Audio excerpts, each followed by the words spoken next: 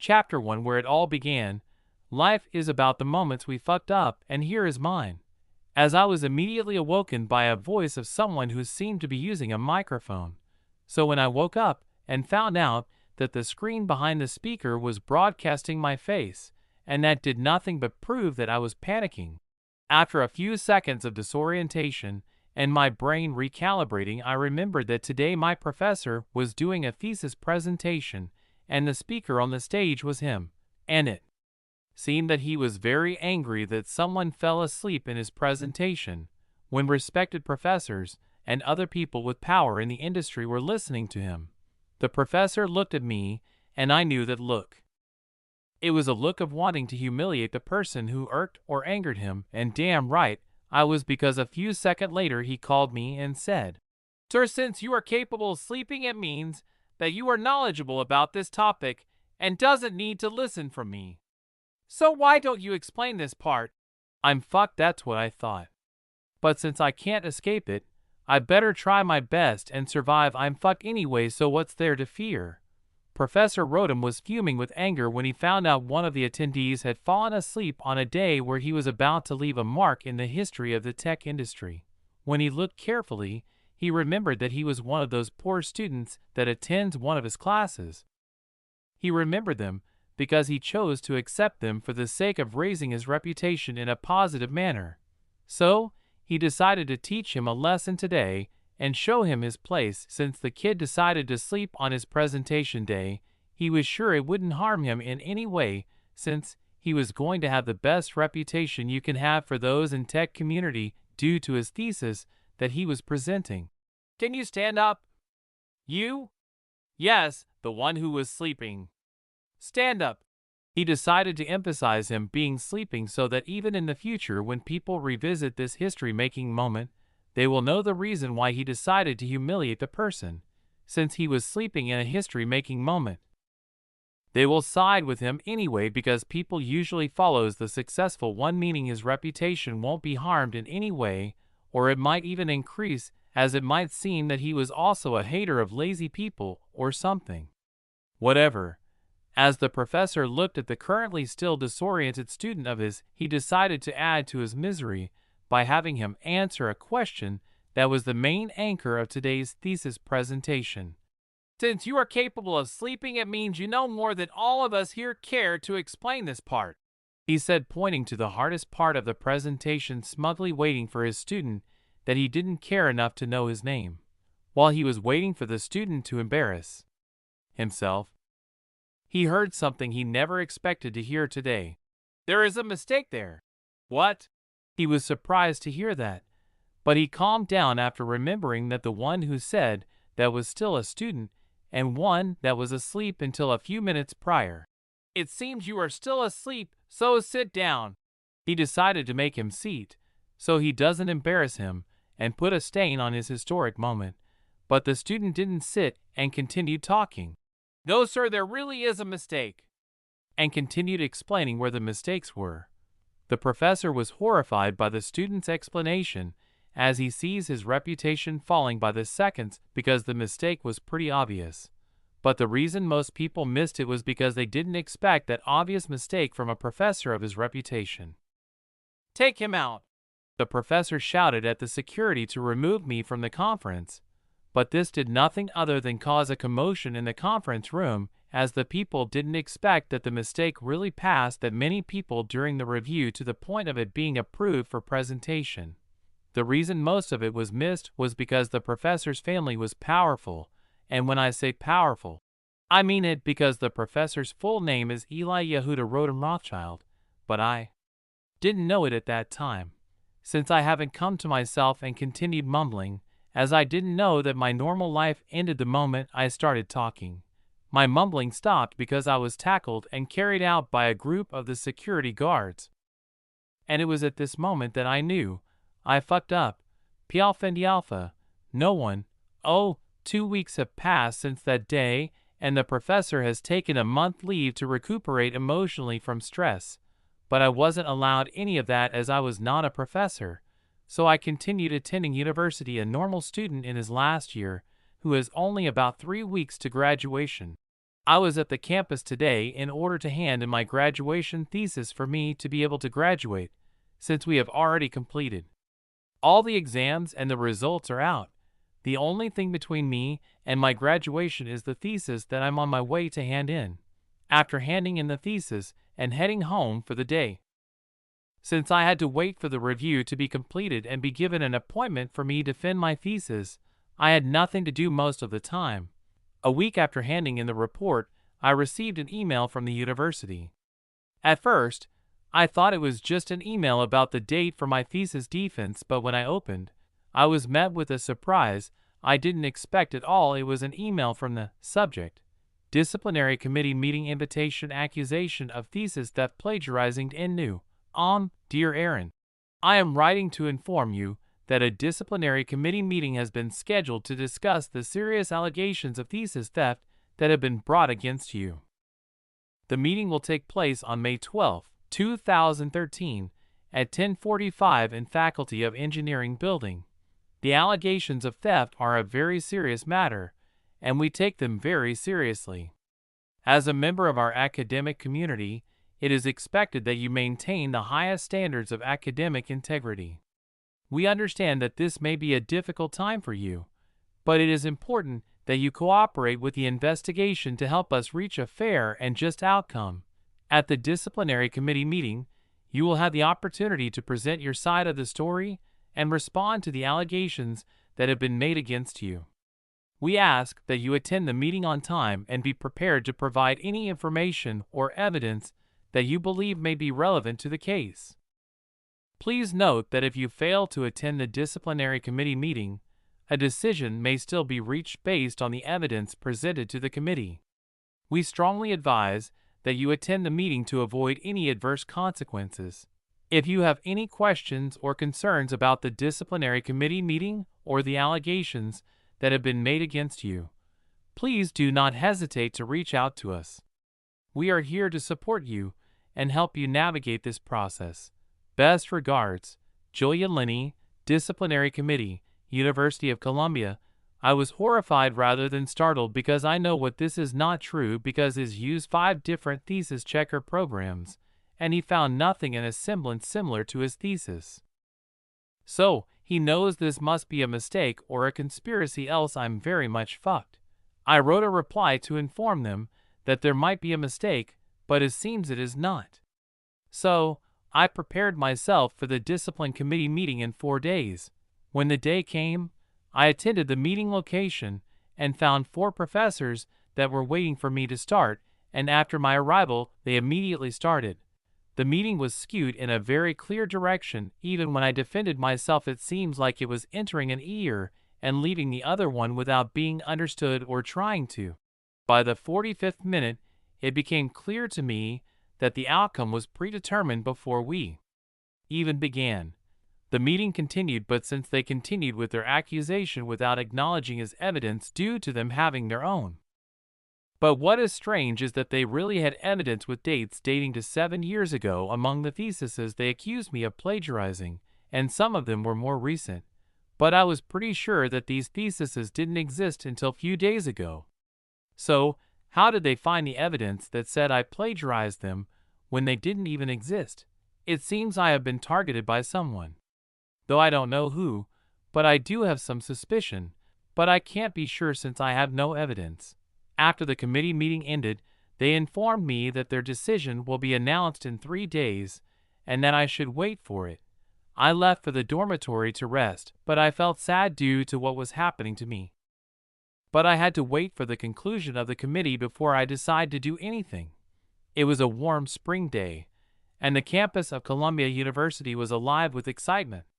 Families and friends had gathered to celebrate the graduation of the class of 2010 that's graduating in 2013, and among the sea of gowns and hats was Aaron, a young man brimming with anger, sadness, and disappointment. As he took his place among the crowd and looking at his friends in gown and hats, Aaron couldn't help but reflect on the journey that had brought him to this moment. It had been 4 years since he first stepped foot on campus, filled with hope and determination to make the most of his university experience. And now, here he was, on the brink of a new chapter in his life, with an expulsion notice in hand and the brutal world waiting for him. Aaron couldn't help but shake in anger when he remembered how he was denied graduation on the day of graduation, since they kept postponing the announcement of their decision until the day before the graduation day only then was. Chapter 2, where it is going. As the graduation ceremony came to a close, Aaron trudged back to his dormitory for the collection of his things. Since he was expelled, he had to leave the school ground within 1 week, although he repealed their verdict. They denied his appeal and informed him that he wasn't going to be allowed to repeal again due to the conclusive evidence they had. So, he shouldn't waste their time and begin preparing himself and leave the campus grounds before he was forced out of it. With his heart heavy with disappointment and frustration, he left the university all alone, since he lost almost all his friends after the accusation was announced. His 2 remaining friends couldn't see him up because they had to attend the mandatory meeting for graduates. The rest of his friends abandoned him the moment the information was leaked, which was weird in itself. When he arrived at his home, he found his parents waiting for him, waiting to hear about the full story from him with details, since they only heard the short side of it. But as soon as they saw the expression on his face, they knew that it was going to take a very long time to listen to the whole story. Tears streaming down his face, Aaron told his parents about what had happened in excruciating detail about what happened. He explained how he had been denied graduation by the university, and then expelled from the university for something he didn't even do, although his parents have heard the short form of the story. But his parents still listened in focus and utter disbelief, unable to comprehend how their son could have been treated so unjustly. After they completed listening to his explanation, despite the sadness and anger they felt for their son's sake, they asked, "So what do you plan to do now?" Aaron sighed and answered, "I really don't know where to start really, as I can't appeal it again in the university. The only way for me to be able to do anything other than suing them. But I know that we can't really afford it." His parents felt embarrassed when they heard that but couldn't refute him because it was mostly true. But they knew that he wasn't saying this to shame them or anything, but to only inform them that his only path was also closed due to their financial situation. "So, I have to start looking for a part-time job since I don't have a diploma, and most of the jobs I could have in my field need it," answered Aaron, looking like he has given up the idea of trying to return to university. "Also, I most likely won't have the job, because for some reason it has been leaked out that I have plagiarized my thesis, so I have a negative reputation in the industry," answered Aaron, while trying to prevent himself to curse in front of his parents and his little brother, who was oblivious of what was happening. Aaron's parents were hard-working individuals who had sacrificed a lot to give their son the best education possible. However, despite their best efforts, they were struggling to make ends meet, and they simply didn't have the financial means to help their son with his legal battle. Aaron's mind was about to be overwhelmed from guilt after he saw his parents saddened for him, but just as he was about to console them and assure them that this isn't much of a problem, he heard a notification on his phone informing him that he received an email. So he opened to read it, and oh God, he almost had a heart attack because, "Dear Aaron, I regret to inform you that as a result of your expulsion from Columbia University in your final year, you are required to repay the scholarship funds you have received. We understand that this is a difficult and challenging situation, but it is a necessary step in order to maintain the integrity of our scholarship program. We have determined that the total amount of your scholarship funds that were disbursed for the academic year will need to be repaid in full.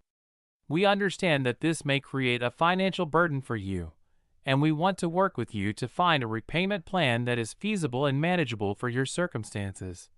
Please contact our office as soon as possible to discuss repayment options and to begin the process of returning the scholarship funds.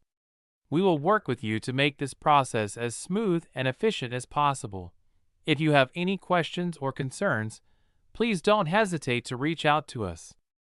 We are here to support you and help you through this difficult time. Sincerely, Stephen Brock, Scholarship Program Coordinator. His parents were scared when they saw his face pale. "Aaron, what wrong?" asked his mother.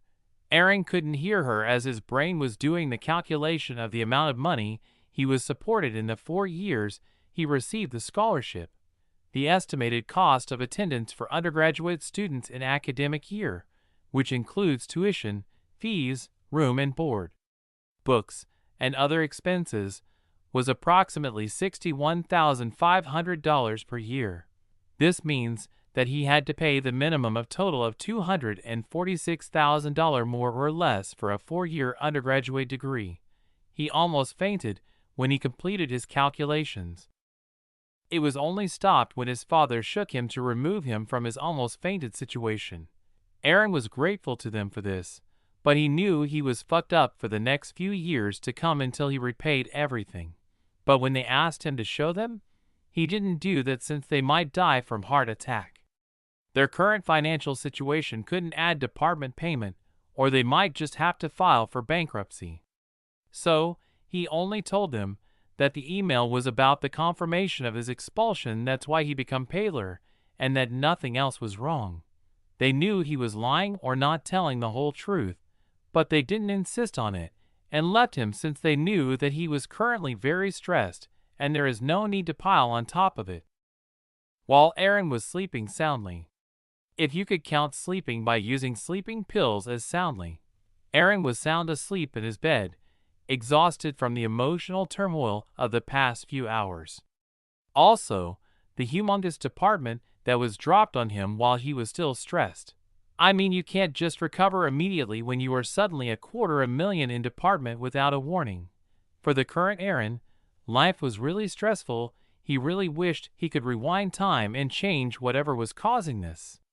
That was if he knew what caused it, but he will find it, and when he finds it, he will. A strange object suddenly appeared in the space.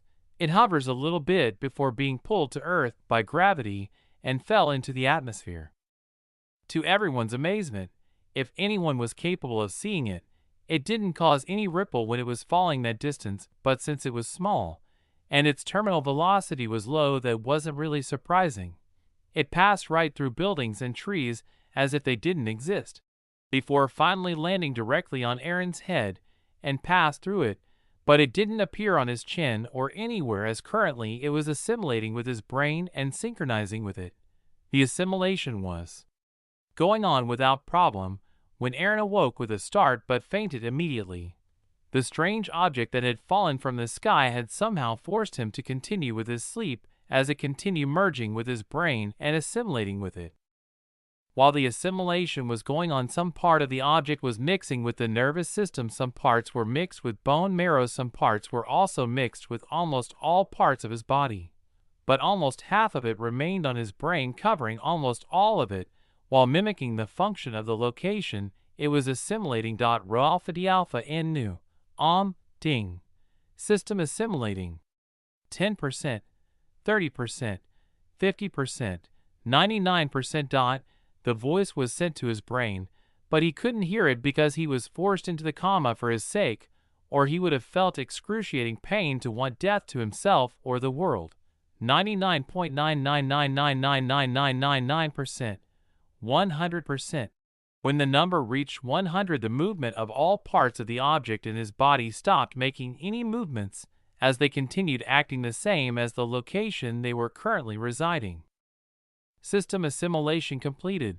This also was sent to him, but he didn't hear it too. Examining and analyzing host's body. Analysis compelled. Examining and analyzing host's existing environment. Analysis error.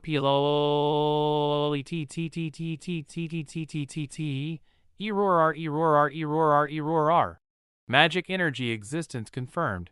P alpha and D alpha no 10 user's body and similar current existing life in planet not evolved for magic use.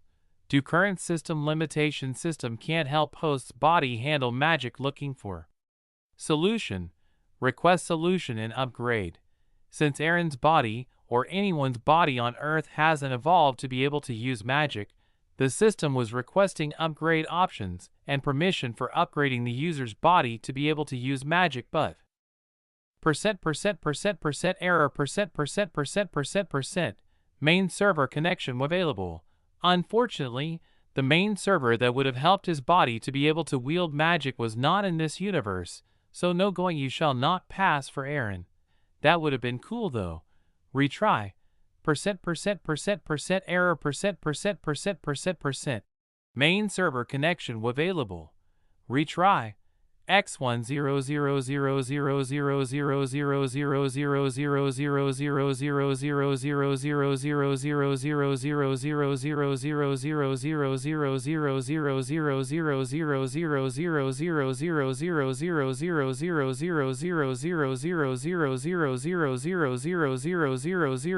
Times requested. Man, that piece of shit was persistent like damn. I mean, if you try something a billion times and it fails, just give up, man. Have some dignity. Activating missing server protocol for upgrade. Oh, looks like someone smart made this, thank God. Request solution and upgrade from embedded local system. Request approved due to reason #EU8475 NDAKUMJ DLSJ 748/263615831554 BCSL. Update. 10%. 75%. 100%. Solution found. Runic codex found suitable for the user. Since Aaron's body wasn't capable of using magic, the system chose the only way Aaron could be capable of affecting things with magic, which was runes.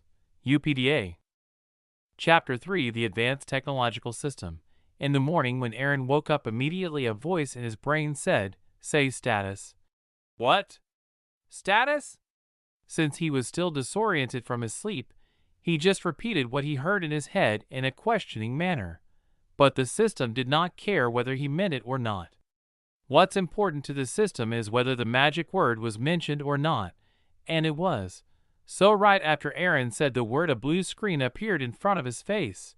Status, name, Aaron Michael, age, 22, height, 1.89 meters, system class, Runemaster, shop, search, SP amount, 100,000, quest, daily quest, ways to get stronger, 100 push-ups, 0 out of 100, 100 crunches, 0/100, 100 squat, 0 out of 100, 10 kilometers running, 0 out of 10, rewards, 100 SP. Just as he was about to express his fear of a random screen suddenly appearing in front of his face, a large amount of information started being crammed into his brain, and it overwhelmed him to the point he forgot to express the fear. After the information was completed being crammed into his head, the information started being assimilated with his mind till it reached to the point that it was as if he knew the information to the last of its detail for years. After everything was done, he immediately calmed down and he started revising the new knowledge. First was how the system works. The system had a massive amount of knowledge in almost every field he could have thought of. But for him to get access to the knowledge, he needed to buy them using system points, SP. In order to buy them all, he needed to do was search what he wanted, and the system will give a list and their prices. After choosing what he wanted and paying for it, it will be assimilated into his brain for him to fully understand it and be able to immediately use it. Currently, there are only 2 ways to earn system points. One is the obvious one, which is to complete quests given by the system. But currently, he only had 1 quest on the quest window, and from the information that was transferred to him, he could tell that it might be his only quest in a very long time. Unless he does something unexpected or deemed worthy enough by the system standard for him to get another quest. Another way for him to get system points is by applying the knowledge he got from the system and using it to create something useful, in which it will be analyzed and graded by the system. Depending on the grade, he will be given points by the system as a reward. All the analyzing, grading, and rewarding of points will be done in the background so as not to constantly annoy him. But he could ask the system to show him his grades for him to use it as a way to evaluate his products. The system was using this in order to encourage him to innovate and see real-time rewards for it in a form of SP. But the system wasn't as brutal as you all think. It made sure that he doesn't start with 0 SP by awarding 100,000 SP as starter pack to prevent him wasting long time to earn points to a system he doesn't know its importance. Ralph the Alpha and new. Another thing from the new information is the system's origin, but when he tries to think about it at all he sees is random letters and voices he couldn't understand. So, he gave up trying to know about it until later when he has more time and was used to the system. The last thing in the information given to him was about Ringmaster, but only the meaning was given, and nothing more, which puzzled him more because on the panel it was listed as his class. Since his body hasn't evolved for magic use, and the system couldn't connect to the main server, all it could give him was a portion of powers of a Ringmaster, which was to inscribe runes on objects in order to influence the object's behavior or give them properties. He could inscribe a firewood to have a cold properties, and then the fire that will burn from it will be cold, but the information on how to use runes and other detail about it were not given to him. Only the short explanation was provided, as he was really curious and wanted more information about it. Unfortunately, that was also left for later. After spending about 30 minutes accepting his current reality, he left his bed and went to the bathroom to refresh himself and prepare for the day. When he left his room after cleaning himself, he headed to the dining table in order to join his family for breakfast, and that's when he saw his mother have swollen eyes. This hurt him, as he knew that her mother must have not slept and spent a significant amount of time crying for her to have swollen eyes. Since he knew the reason, nothing but anger arose in him, as he vowed to not make his family live through the same situation again, and to also find what or who was the cause of his unfair expulsion in order to exact his revenge 100-fold for making his mother cry. He ate his breakfast quietly and didn't bring up the topic because it seems like his mother was trying to hide it from him. After breakfast, he went back to his room because he had some deep thinking to do, plan to make, a future to plan, and a department to pay. But he has to start from somewhere at least. 7 hours later, he left his room wearing jogging clothes as he had a quest to complete. During the time he spent in his room, he was looking at maybe the most important feature that came with the system shop. Pialf and Alpha. No one. When he started poking around in the shop, he found different branches of knowledge filled with every technology he could think. The only thing separating him and the knowledge was system points. What he had compared to what he wanted to buy from the system was close to almost nothing. So, after spending few hours and sorting things based on price, he managed to find something he could currently use in order to start earning money and get out of his massive department. Bug Zapper. Description: it is a program that its main purpose of use is to find weakness in any program and propose a solution of the problem in a way that is easier, professional, and efficient for the user. History: it started being used in the year 2134 by Umbrella Corporation in order to ensure its system security. It was released for the public use in the year 2200 by bipedal intelligent organisms, human, located in the Orion arm of the Milky Way galaxy, 25,000 light-years from the galactic center. Solar System's coordinates: right ascension, 17 hours, 45 minutes, 40.04 seconds. Declination, minus 29 degrees, 0 minutes, 28.1 seconds. Price, 100,000 SP. He chose this because he could use this as a way to earn money faster and repay his department, so that he doesn't cause his parent to have a heart attack if they later learned about it. Also, it was easy for him to think of ways to use it because it was a knowledge about what he was studying as his major in university. So the barrier of entry for him was as low as it could possibly get. After deciding what the direction he wanted to go, he bought the knowledge and started having the headache of his life as the knowledge was being downloaded and assimilated into his brain, being made ready for his use. but he fainted, so all those went pretty unnoticeable for him. When he woke up, he realized that he had a whole new knowledge that went deep on how he can make the program. He could also just use small parts of the program's code and apply it to other places, as it gave him a comprehensive knowledge about everything related to the subject. So, it was worth the headache he had before fainting, is what he though. As he looked at his current amount of SP remaining, which was 0 SP, he felt sad that he didn't have an infinity amount of them, where he could have just learned whatever fancied him and his plans without having to plan anything to the last detail in order to conserve SP. So, he stood up, changed his clothes, and went for a run, as he had a daily quest to complete.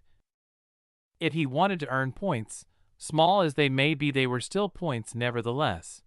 And so his journey with the system started with him running to complete One Punch Man's workout, and someone was in for a face slapping of their life, only if they knew it. X3. Chapter 4. First step. Aaron rose from the ground, his breaths ragged and labored after a series of push-ups on the grassy expanse of the park. As he steadied his breathing, he began to jog, his movements smooth and effortless as he moved across the verdant landscape. With each stride, he felt his muscles come to life, his feet pounding the soft earth with a steady rhythm. The morning sun shining down on him, casting long shadows as he ran through the open spaces, his senses alive to the sights and sounds around him. Despite the challenge of the workout he had just completed, the figure pressed on, pushing himself harder and harder with each passing moment. His breathing grew deeper and more measured, his body working in perfect harmony as he ran with the power and grace of an athlete in his prime. This continued until a screen appeared in front of him. That's when he knew that his training has came to an end. Ding! Quest complete, reward 100 SP. After taking a few deep breaths, he looked at his current SP numbers that showed that he only had managed to get 400 SP, knowing that even the cheapest thing on the system shop costs about 85,000 SP. That means he will be running for a very long time, or he needs to use the system-taught knowledge very well to compensate for the little points he gets from the daily quest. When he returned home, he found his mother watching TV. "Are you done with your exercise?" asked Aaron's mother while fiddling with the remote. "Yeah, today took longer than usual because I rested halfway through my jogging. Not that I'm against it, but why did you start doing these exercises?" "I needed to do something to vent out my stress, or I might go crazy by overthinking. That's why I chose to start doing exercise, because when I'm tired, I can't think complicated topics, so it saves me from some depressing thoughts," answered Aaron, half of the truth and not telling the other half, as that was because it was a quest. "Okay, you know that you can confide in me, right?" said Aaron's mother softly to show that she really cares about his son. "Of course, Mom. I know that," smiled Aaron, knowing that he has a place to depend and a family to depend on, and this is the last bump he needed to make him decide to begin with his first step on his long journey for his and his family's better future. Aaron could be seen sitting on his chair after he came out of the bathroom. He was thinking on how to use the knowledge he got from the system. The reason he didn't copy the program word for word from the system is because the system was way too ahead of its time, that it would be useless in the current internet infrastructure. He needed to dumb the current program down in order for it to be able to word on the existing programs and sites. That's why it took him a week to decide on his approach on how to dumb the program while still keeping its ability intact. You can think of it like how translation works, as the program given by the system was designed to check programs that were written in the year 2100 and later. He needed to translate the system for it to be able to work on programs that were written before that. And so his work began. He started writing his program slowly, and while making sure his program is capable of finding all sorts of weaknesses that can be exploited by others, and being capable of listing them out in an understandable manner. Rho alpha d alpha inu, while its first function is game breaking by itself. The second function of the program is the one that will be among the best ways he could use to double his income than he could have gotten by only finding the weaknesses of the program. It took him 2 weeks to complete the program, but those 2 weeks did not go quietly, because when he replied to the email from the scholarship department, they said that he needed to visit them for a meeting so that they could talk on the plan of payment. But when he replied to them that currently he wasn't capable of visiting them for the meeting, they sent him different plans from which he could choose one of them for him to begin his repayment. The choices were 1. Lump sum payment, 2. Installment plan, 3. Income-driven repayment plan, but each of them was difficult to him for a different reason. When it comes to lump sum payment, he didn't have even a fifth of it for him to be able to choose this option even if he wanted. The installment plan was difficult in its own way because he will be paying it in part over a long period of time, but this also comes with its challenges, since the interest option that they gave him was way too high for him to accept. As for the third option, he couldn't choose this because he didn't have any income for him to choose this plan. So he was between the rock, the hard place, and the tough place.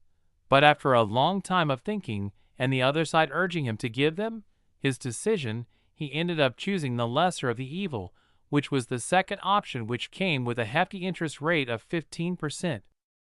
What made him think that someone could be attempting to bankrupt him? Because when he signed the scholarship contract, there was a section that was there in case of repayment being of the grant being needed to be repaid. The university has the liberty of choosing the interest of the payment plan, which will be between 2, 5%, and 15% yearly. But when he asked about this provision, he was told that even if repayment was going to be needed, the amount of interest that they usually chose is always under 5%.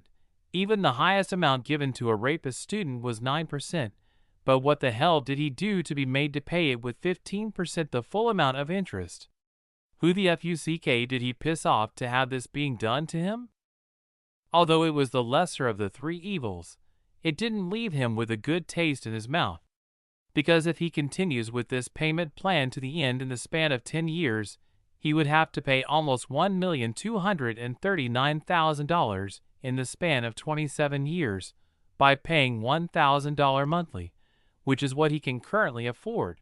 $1,239,000, that's the total amount of money that he will have to pay due to the interest rate that will be accumulated for the period of 27 years.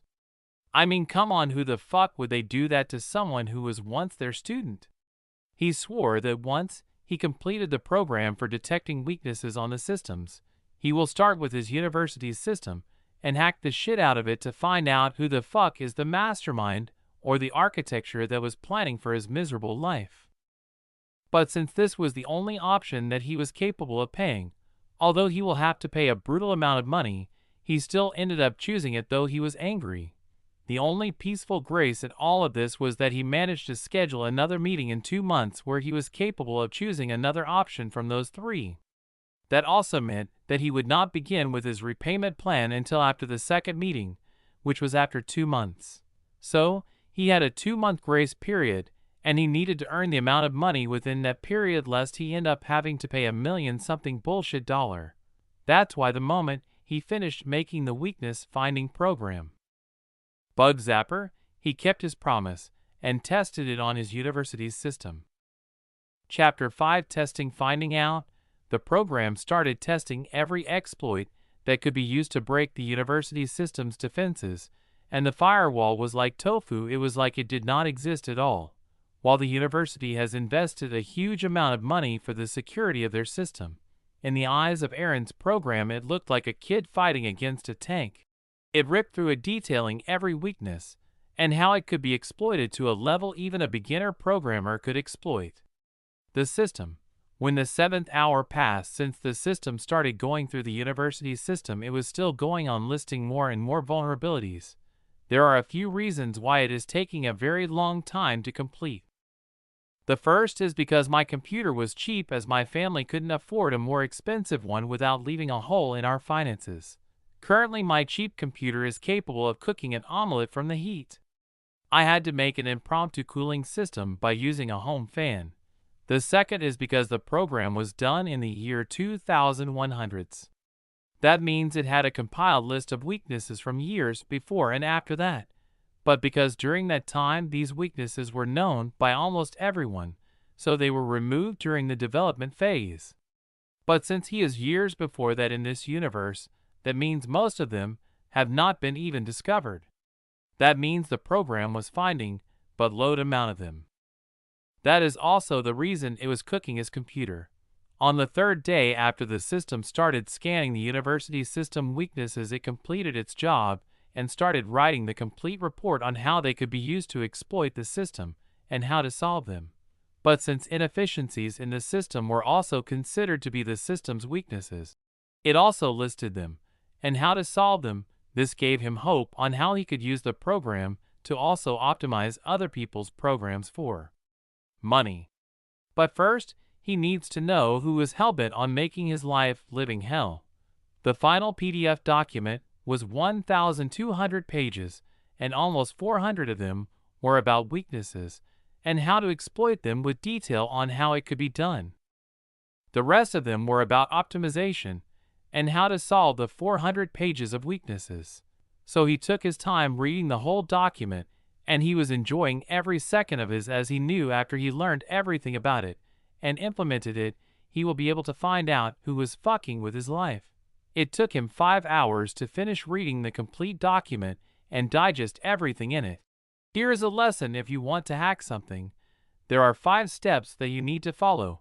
The first step is reconnaissance. In this step, all you do is collect information about the target. It may include identifying the target, finding out the target's IP address range, network, DNS records.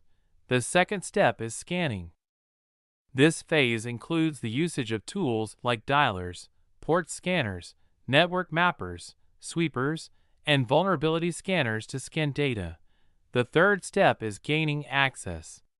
In this phase, the hacker designs the blueprint of the network of the target with the help of data collected during Phase 1 and Phase 2. The hacker has finished enumerating and scanning the network and now decides that they have some options to gain access to the network. The fourth step is maintaining access. Once a hacker has gained access, they want to keep that access for future exploitation and attacks. Once the hacker owns the system, they can use it as a base to launch additional attacks. The fifth and last step is clearing tracks. Once access is gained and privileges have been escalated, the hacker seeks to cover their tracks. This includes clearing out sent emails, clearing server logs, temp files, etc. The hacker will also look for indications of the email provider alerting the user or possible unauthorized logins under their account.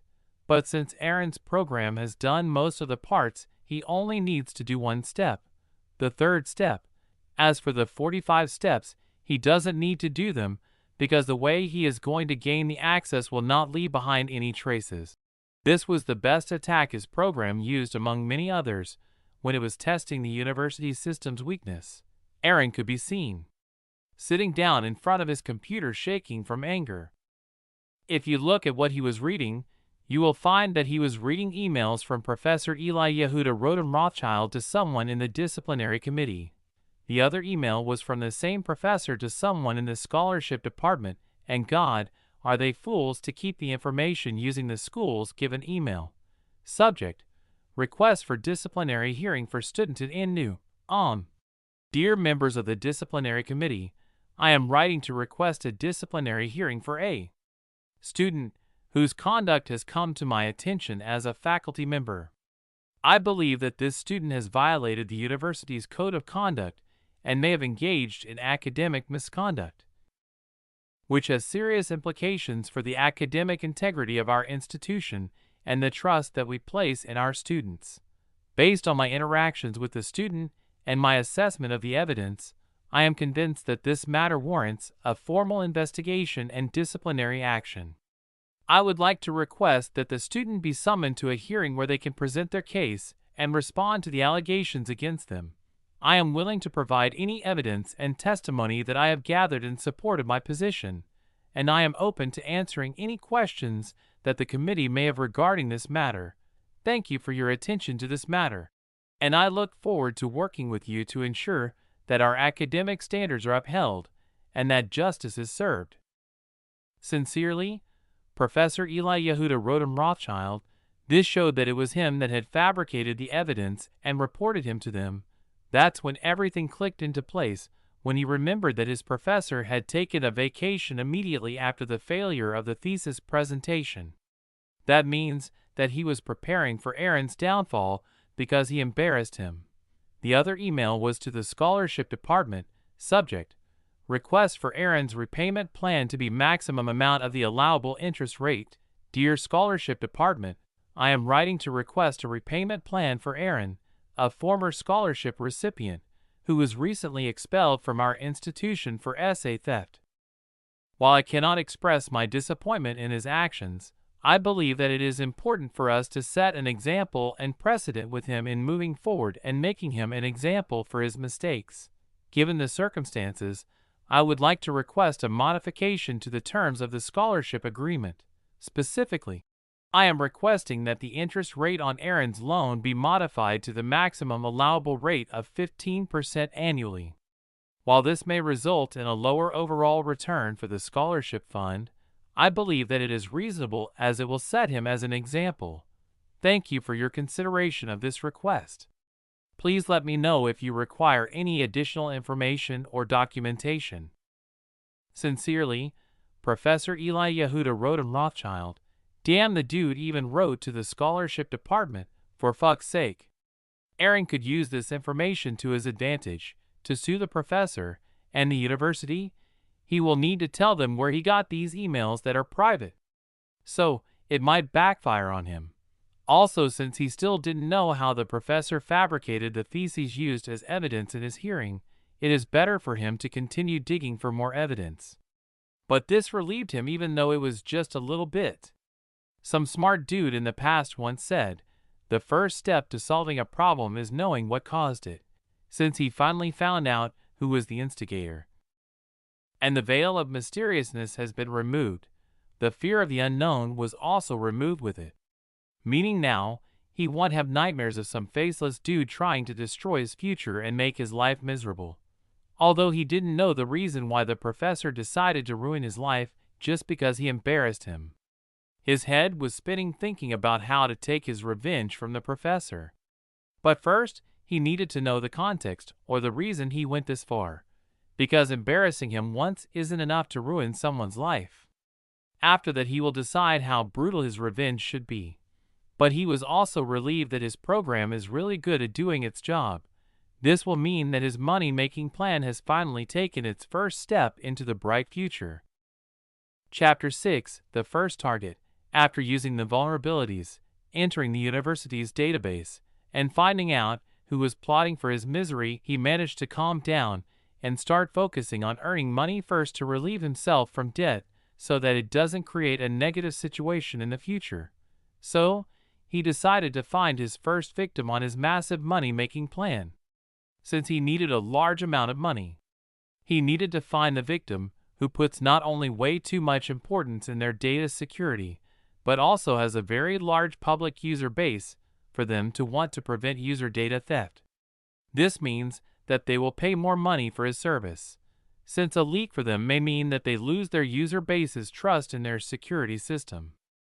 So, he decided to focus on social media sites, since they fit perfectly in all of his criterias, and he started investigating them and gathering all the needed detail before he made a choice on which one to choose. And these are what he found after a few hours of research. As of today, May 28, 2013, Facebook's market valuation stands at approximately $63 billion, with 1.11 billion monthly active users. YouTube's market valuation remains undisclosed, but the platform has reported 1 billion unique monthly visitors. Qzone, owned by Chinese technology giant Tencent, has approximately 597 million registered users as of May 2013, but its market valuation is currently unknown. Sina Weibo's market valuation stands at approximately $3.3 billion, with 500 million registered users. Although Google had amassed more than 500 million registered users by December 2012, the social media platform's market valuation is currently unknown. Twitter's market valuation remains undisclosed. With 200 million monthly active users, LinkedIn went public in May 2011 and has grown to over 225 million registered users as of today, with a market valuation of approximately $20.5 billion. Instagram in April 2012, Facebook acquired Instagram for $1 billion. Its market valuation is included in Facebook's overall valuation, with 100 million monthly active users. Yahoo announced its acquisition of Tumblr for $1.1 billion. Its market valuation is likely around that amount, with 300 million monthly active users. Vine's market valuation remains undisclosed, with 13 million registered users. Vine had been acquired by Twitter in October 2012. That was what he found out about their user data from the data and their valuation in the market up to this month. Since his computer is shitty, he can only choose one of the companies to do that, because it will take about a week to complete. Since he will upgrade it immediately the moment he gets money. That's why he decided to go with the company that has the most money currently and can pay him immediately without beating around the bush too much. So he chose Facebook, as they have the most amount of users and the highest valuation among them.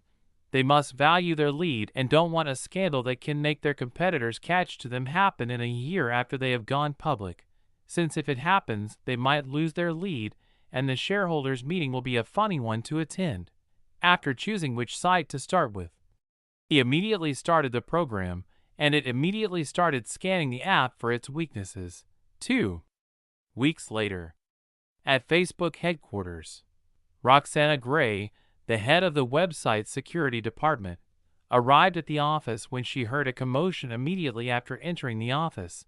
The moment she opened the door, everyone turned at her, and one of them asked her, "Ma'am, why aren't you answering your phone? It was on silent mode, but why? Is there something urgent, or what?" "Yes, ma'am.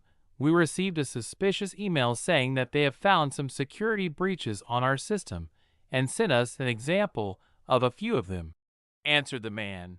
When she heard that, she immediately said, "Meeting room in 10 minutes," and left for her office to calm herself down and prepare for the meeting. Conference room.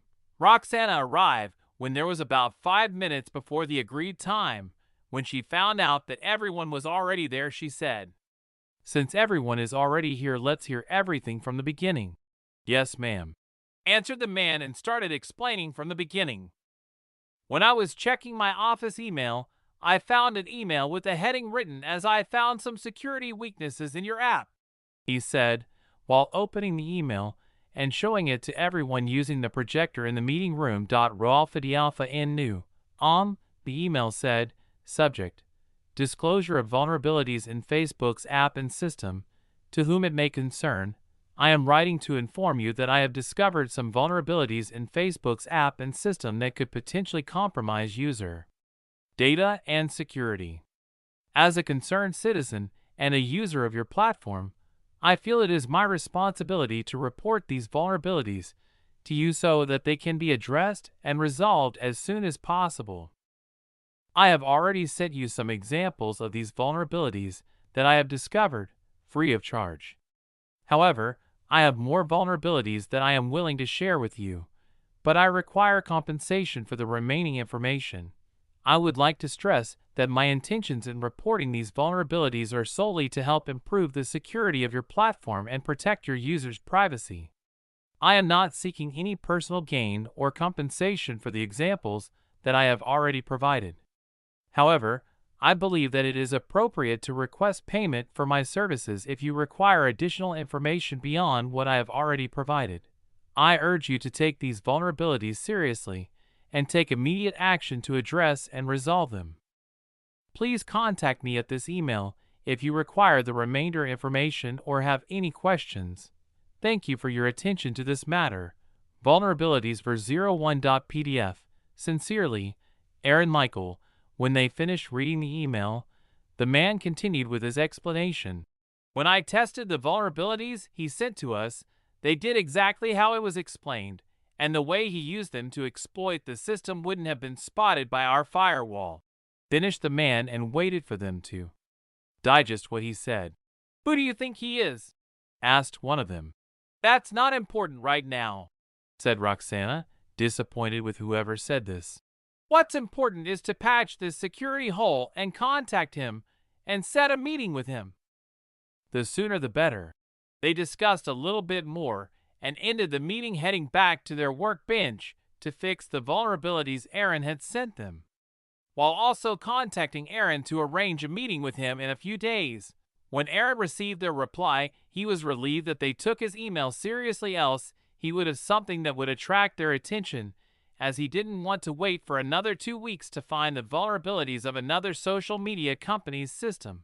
After a back and forth between him and Facebook, they agreed to a meeting in their office, while he will be on an all-expense-paid trip for a meeting with them next week, since they expected his visit to last more than 3 days, due to payments negotiation that will also be taking place on their meeting.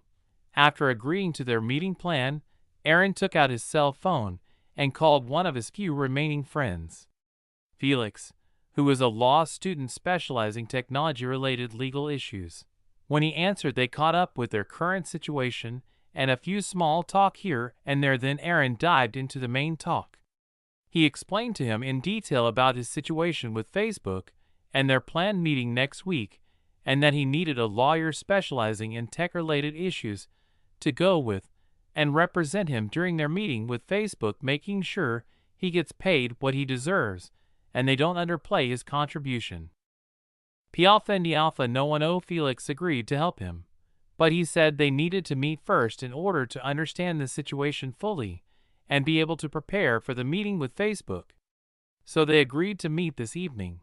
After Aaron finished the phone call, he got up and changed his clothes to his jogging ones, since he needed to complete his daily quest to earn some SP, as currently only has 26,600 SP.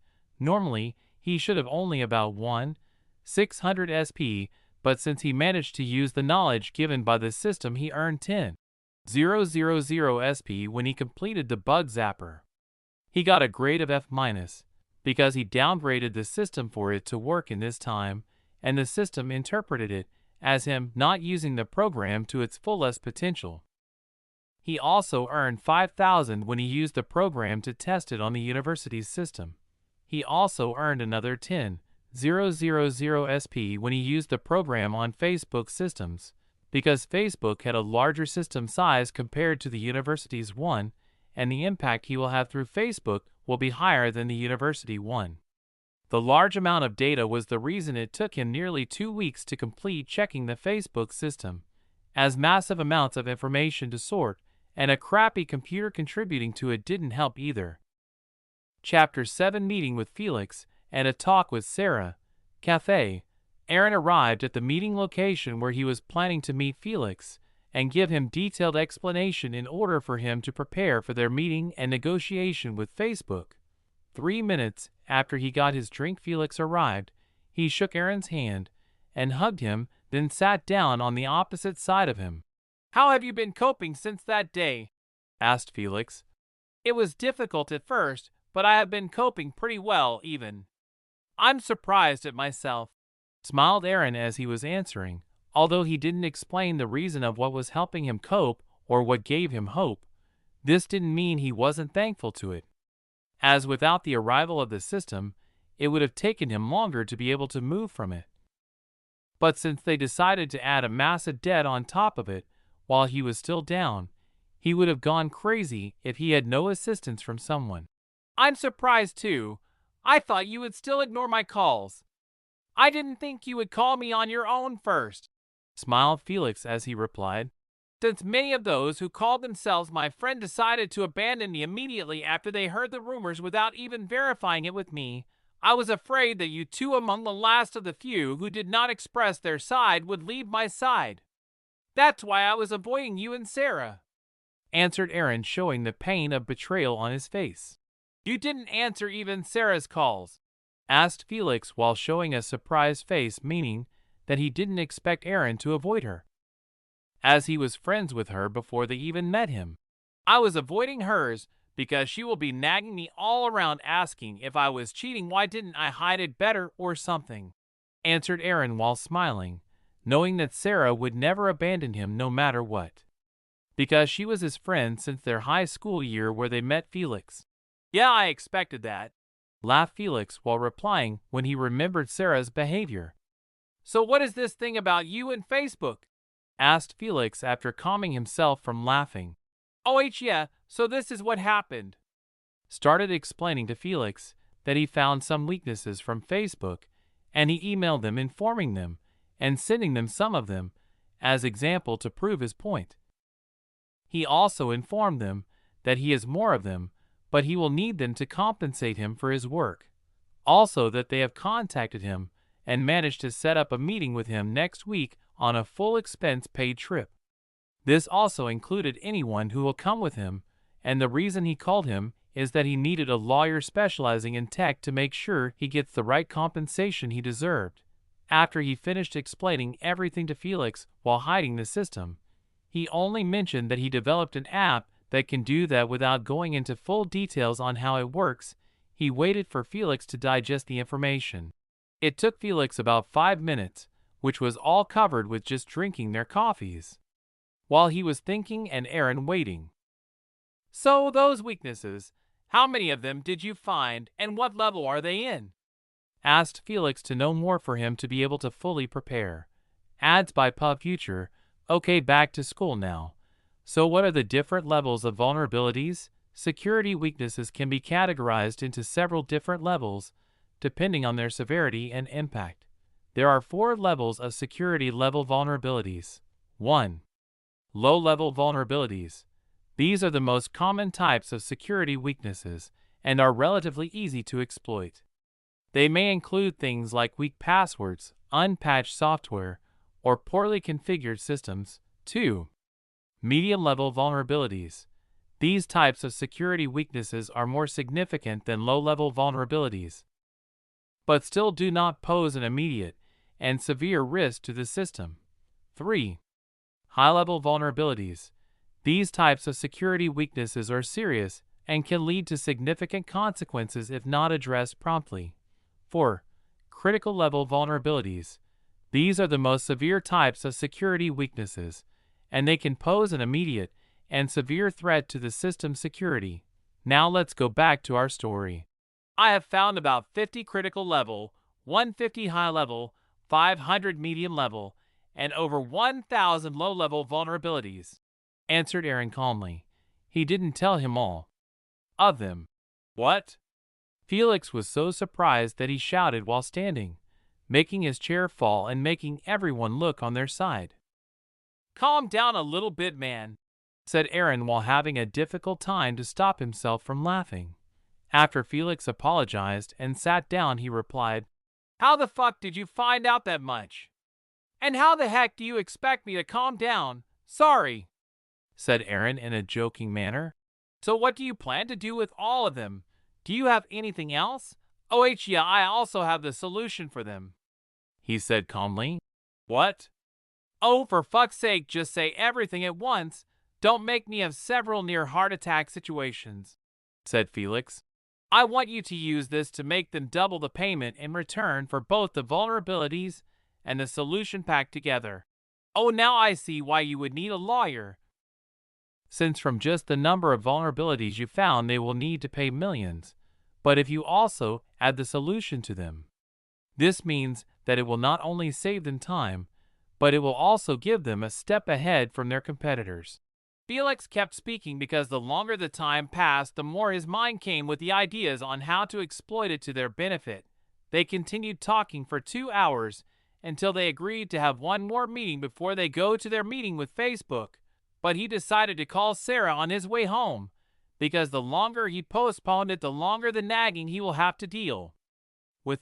Aaron dialed Sarah's number nervously, expecting her not to pick it in a fit of anger.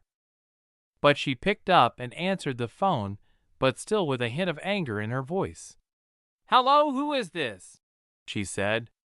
Acting as if she didn't know her, P Alpha and D Alpha no one O Aaron replied. "Hi, Sarah. It's Aaron. I know you know it's me, and I wanted to apologize for not answering your call. When I got dismissed from the university, I was really struggling to cope with the situation, and I ended up not answering anyone's calls. I'm really sorry for not being there for you when you needed me," he continued. "I also wanted to mention that I lost many friends during that time. It was really tough to deal with, especially because they didn't even try to verify what was going on before abandoning me. Now that I've had some time to think about it, I realized that ghosting you and everyone else was a real dick move. I'm sorry for hurting you, and I hope you can forgive me." Sarah was initially taken aback by Aaron's apology, as he expected him to reply to the banter, as he usually did when he had a problem. But after a moment of silence, she softened. "Sorry for answering like that. Also, thank you for apologizing, Aaron. I was really worried about you when you didn't answer my calls, and I had some idea of what was going on, and I didn't know that there would be people who would abandon you. It hurt that you didn't reach out, but I understand that you are going through a really tough time. So how are you coping, and are you fine?" Aaron sighed with relief, grateful for Sarah's understanding. "I really appreciate your kindness, Sarah. It was a dark time for me, and I'm already getting back on my feet one step at a time. Aaron, I'm here for you, you know that, right?" Sarah replied, her tone warming up. "Yeah, I know that you are always on my side. It's just that I didn't want to stress you while dealing with your graduation and other things." The two chatted for a while longer, catching up on each other's lives and making plans to meet up soon after the meeting with Facebook. Aaron felt a weight lifted off his shoulders as he reconnected with a friend who had stood by him during difficult times in the past. And he knew that he had made the right decision to reach out now to reconnect and apologize. After the call, he rushed home to have dinner with his family, clean himself, help his younger brother in his homework, put him to sleep, going back to his room, spend some time thinking about the future and falling asleep as he dreamt a bright future ahead for him, his family, and friends who remained on his side. Chapter 8 Deal with Facebook and Future Plans. The air in the meeting room was tense as the group of 8 sat in their respective positions, each side almost mirroring the other. On one side of the long conference table sat Aaron, his friend and lawyer Felix, and a laptop in front of him displaying a folder labeled "Sensitive Information" on the screen, with a USB flash drive inserted in the computer. On the other side sat 6 individuals, including Roxanne, head of security at Facebook, and 5 other people, 3 of whom were lawyers, and 2 from the Facebook site security department. Aaron fidgeted in his seat, his eyes darting nervously from the screen to the faces of the people sitting across from him. As both sides prepared to engage in a high-stakes discussion and negotiation, the sound of shuffling papers and clearing throats broke the silence as the meeting began, and Aaron braced himself for what was to come. He took a deep breath, steadying himself as he prepared to share his findings with the group. It was going to be a long day. "This is going to take a long time," Aaron sighed, while focusing on presenting them an example, "and after the payment agreement, he will give them the rest. Here are a few new examples of your system's vulnerabilities," said while projecting his screen to the wall using a projector. "We have already tested the ones you sent to us last time, so there is no need to try to show us more." "Just tell us how many more you have," Roxanne said when he was about to start showing a few more examples. "Even better for me, as it reduces my stress trying to explain things." Aaron immediately moved to answer her question. "I currently have more than 1,700 vulnerabilities in your system," answered immediately. "Oh my God," said Roxanne under her breath when she heard the answer. She had expected maybe 10 or more since he had already sent 3 of them, but what she heard meant that it was more than she would have ever guessed even in her wildest imagination. But Aaron didn't care about that and continued. "In that, there are about 50 critical level, 150 high level, 500 medium level, and over 1,000 low-level vulnerabilities. Continued explaining calmly. When the Facebook security guys heard that the total number of critical and high-level vulnerabilities is over 200, they knew that they need to almost overhaul their entire system to remove these weaknesses, and it would take a very long time. But not only that, it would take a large amount of money. From just fast calculation, Roxanne determined that they will need to invest almost $250 million, and it will take months to finish this since most of these vulnerabilities are new, and they will have to invent the solutions themselves. But just as she was about to fall into despair, a light of hope shined on her as Aaron said, "I also have their solution, but I can only provide it to you if my compensation is doubled, and those fees will be negotiated with my lawyer here," while pointing at Felix. A sigh of relief came out of Roxana's when she heard those words from Aaron. She really wanted to hire him into his team, but she knew that he wouldn't want to work for someone when he could earn more from working alone. What followed next was the negotiation part, which was between Felix and the 3 Facebook lawyers, since every lawyer wants to get the best deal for his client, because their payment depends on how much they win or how much they save for their clients. This back and forth continued for 2 days. They had agreed on the price, but they couldn't come to an agreement when it came to some of the NDA clauses, but they managed to come to terms and signed an agreement.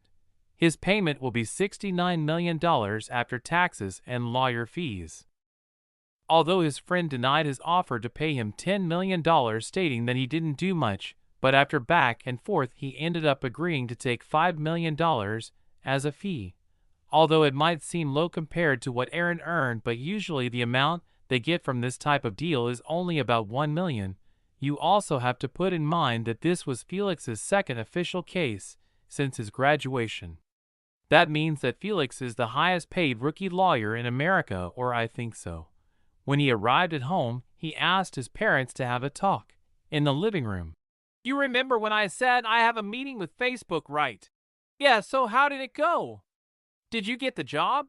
asked his mother with enthusiasm. "No, I wasn't there for a job meeting. I was there because I found some weaknesses in their app and went to meet them to talk about payment issues," explained Aaron at a level they could understand. "So did they agree to pay you?" asked his father, expecting them to not want to pay his son. Raw Fidialpha in new. "No, they agreed to pay me. We have already signed a contract, and they will forward the payment invoice tomorrow." He stopped to take a breath and continue. "So, since the money is enough, I wanted to ask you if you want to move." "House," said Aaron, and started waiting for the answer. His mother answered, "Don't you need that money for yourself? Why would you want to immediately buy a house now? You don't have to worry about money not being enough. They paid me enough to buy a house and more. Shouldn't you use the money to start a business or something? You will need a source of income for the time this money finishes." His mother continued being against it while his father shook his head up and down, showing that he agrees with his mother. "Mom, they paid me more than $5 million, so you don't have to worry about money shortage for a period of time," he countered. He had to lower the amount given to him, or else they will think he is being scammed, lest they take him for a fool. "What? What did you do for them to pay you that much? Are you sure it's not a scam?" asked his father with a look of worry, afraid that his son was being conned. "No, Dad, you don't have to worry about it being a scam. I went there with a lawyer, and we signed a contract, so they can't scam me even if they want, because I can sue them. If there was a lawyer with you, then it's okay. But since it is your money, it's up to you on how you spend it. But don't spend it recklessly like those lottery winners, understood?" said his father with a serious expression. Although he felt proud of his son, he didn't want to show it, lest it gets on his son's head. "Yes, you don't have to worry about that. Then I'm going forward with buying a house then. Your money is your choice, but just be careful like your father said," finished Aaron's mother while showing pride on her son. They then continued to have small talk about how his visit went and many small topics until time for dinner came and they all went to eat. 2 days later, Aaron was currently staring at his phone On the screen, it showed his bank account statement, which was $69,027. This is the first time his bank account exceeded the $1,000 mark. Now that he had already received the money, he needed to plan on how to use it very well in order for it to propel him into greatness. He didn't pay the school debt immediately, because he was afraid that it would tip the professor that something good might have happened to him, and since he didn't know how powerful the professor's connections were, he decided to wait for the second meeting about payment negotiation plans in order to do that. So, his first current plan was, buy a good house and car for his family, transfer his younger brother to a good school, upgrade his computer into a personal server's computer, meet Sarah, make his father quit his job, and do what he wants. Since he is rich, start a business that can use the program, Bug Zapper, to its full potential, and earn loads of money for him to invest into his future business endeavors. He had more than 5 things he needed to do, but he was happy to do them because if someone told him that his life will start changing 3 days after he was unreasonably expelled from his university 2 days before his graduation and got $250,000 of student debt out of nowhere. So his current life was pretty good in his eyes. This doesn't mean that he was not angry at what happened to him. The reason he postponed his investigation revenge planning is because he needed to be in a stable position so that he can plan it peacefully and meticulously. Chapter 9 New House. Back to work. Aaron and his family completed moving into their new house by the 4th week after their talk that night. After he bought the house, he also bought 2 cars for his family to use for their use. His parents are very happy, as they now don't have to worry about rent and other miscellaneous things. When he showed the house to his parents, they asked him to buy a normal one because it was very expensive. He managed to make them agree when he told them that he chose this house because it will make it easier for his younger brother to have access to better schools around here. The house was a 6-bedroom with a ground, an upper floor, and a basement. They were currently using only 3 rooms. 1 for his parents, 1 for him, 1 for his younger brother, and the rest was for guests and other things. As for the basement, it was his for use, and he was using it as a location for his home server. Since normal servers are noisy and create too much heat, he needed to soundproof the entire basement. Also, because they generate too much heat, he also installed cooling for the entire basement, and a vent that can redirect the heat so that it doesn't make the heat head to the house. But all those were overkill because the server he bought was quite a quiet one. It contained dual Intel Xeon processors, with a terabyte of RAM and 10 2TB SAS hard drives and RAID 10 for storage. For those who don't understand those jargons, it means he can run multiple virtual machines, host his own websites, and even set up his own cloud storage system. And with a 10 gigabit Ethernet network card and the Adaptec RAID controller, he can transfer data at lightning-fast speeds. It's like having his own personal data center right here in his basement. But he will only be using it for running Bug Zapper on multiple virtual machines at once. He will be accessing all of this in his workroom upstairs by using the 10 gigabit Ethernet network connection. He also connected his house with cable connection of the highest speed he could buy, which provided download speeds of up to 505 megabits per second and upload speeds of up to 100 megabits per second. For 2013, that was really fast. This means he was capable of doing everything while sitting in his workroom. After he and his family finished moving to the new house and moving his brother to the new school, they started to get used to their new life. Aaron decided to give both his father and mother $1 million for their use, since he asked them to quit their demanding jobs and enjoy their lives. Approximately 1 month after his deal with Facebook, he finally finished moving, handling few small problems he finally had. Time to start meaning more money using Bug Zapper, but all that had to wait for him to finish jogging. Ding! Quest complete. Rewards 100 SP. Total 29,600 SP. Aaron stopped running after he finished his quest. He was tired, but not like when he started doing the quest the first time, but now he was getting fit and started getting used to the system. He was expecting for the system to upgrade the Quest very soon. Aaron could be seen sitting in his workroom in front of his new computer connected to his home server. He started working for the first time in a long time. Since he upgraded his computer system to the latest specs, he could run multiple virtual machines at once, meaning he could check multiple programs at once. So he started looking at which social media companies he should check next. But since he already investigated when he chose Facebook, he chose Google and their products. That means he will take a look at YouTube, Google, and the Google site itself. He chose them at once in order to be able to sell it to them at once for a high price. After choosing his next victims, he fired up the programs, and he started it in multiple virtual machines and just waited for the machine to do its magic, and the waiting game began. While the machine was doing its magic, he went downstairs to play and spend time with his younger brother. Since they were new to the area, he only managed to make a few friends in the neighborhood. Aaron opened his eyes, waking up from his sleep due to the annoying alarm on his right side of the bed. He then felt someone squirm and, after a short adjustment moment, he remembered that it was his younger brother who had fallen asleep on his bed after watching a movie together last night. Aaron turned off the alarm so as not to wake his brother up, then headed to the bathroom to wash his face and prepare himself for his morning exercise routine. After 10 minutes of preparation, he headed out of the house and started with his jogging. After he finished his morning exercise routine, he was surprised that the normal quest complete was followed by a new notification. Ding! Ralpha di Alpha Na. On milestone achieved. Reward 10,000 SP. Quest update. Ding! New quest. Daily quest. Ways to get stronger. 250 push-ups. 0/250. Pub future ads. 250 crunches. 0/250. 250 squat. 0/250.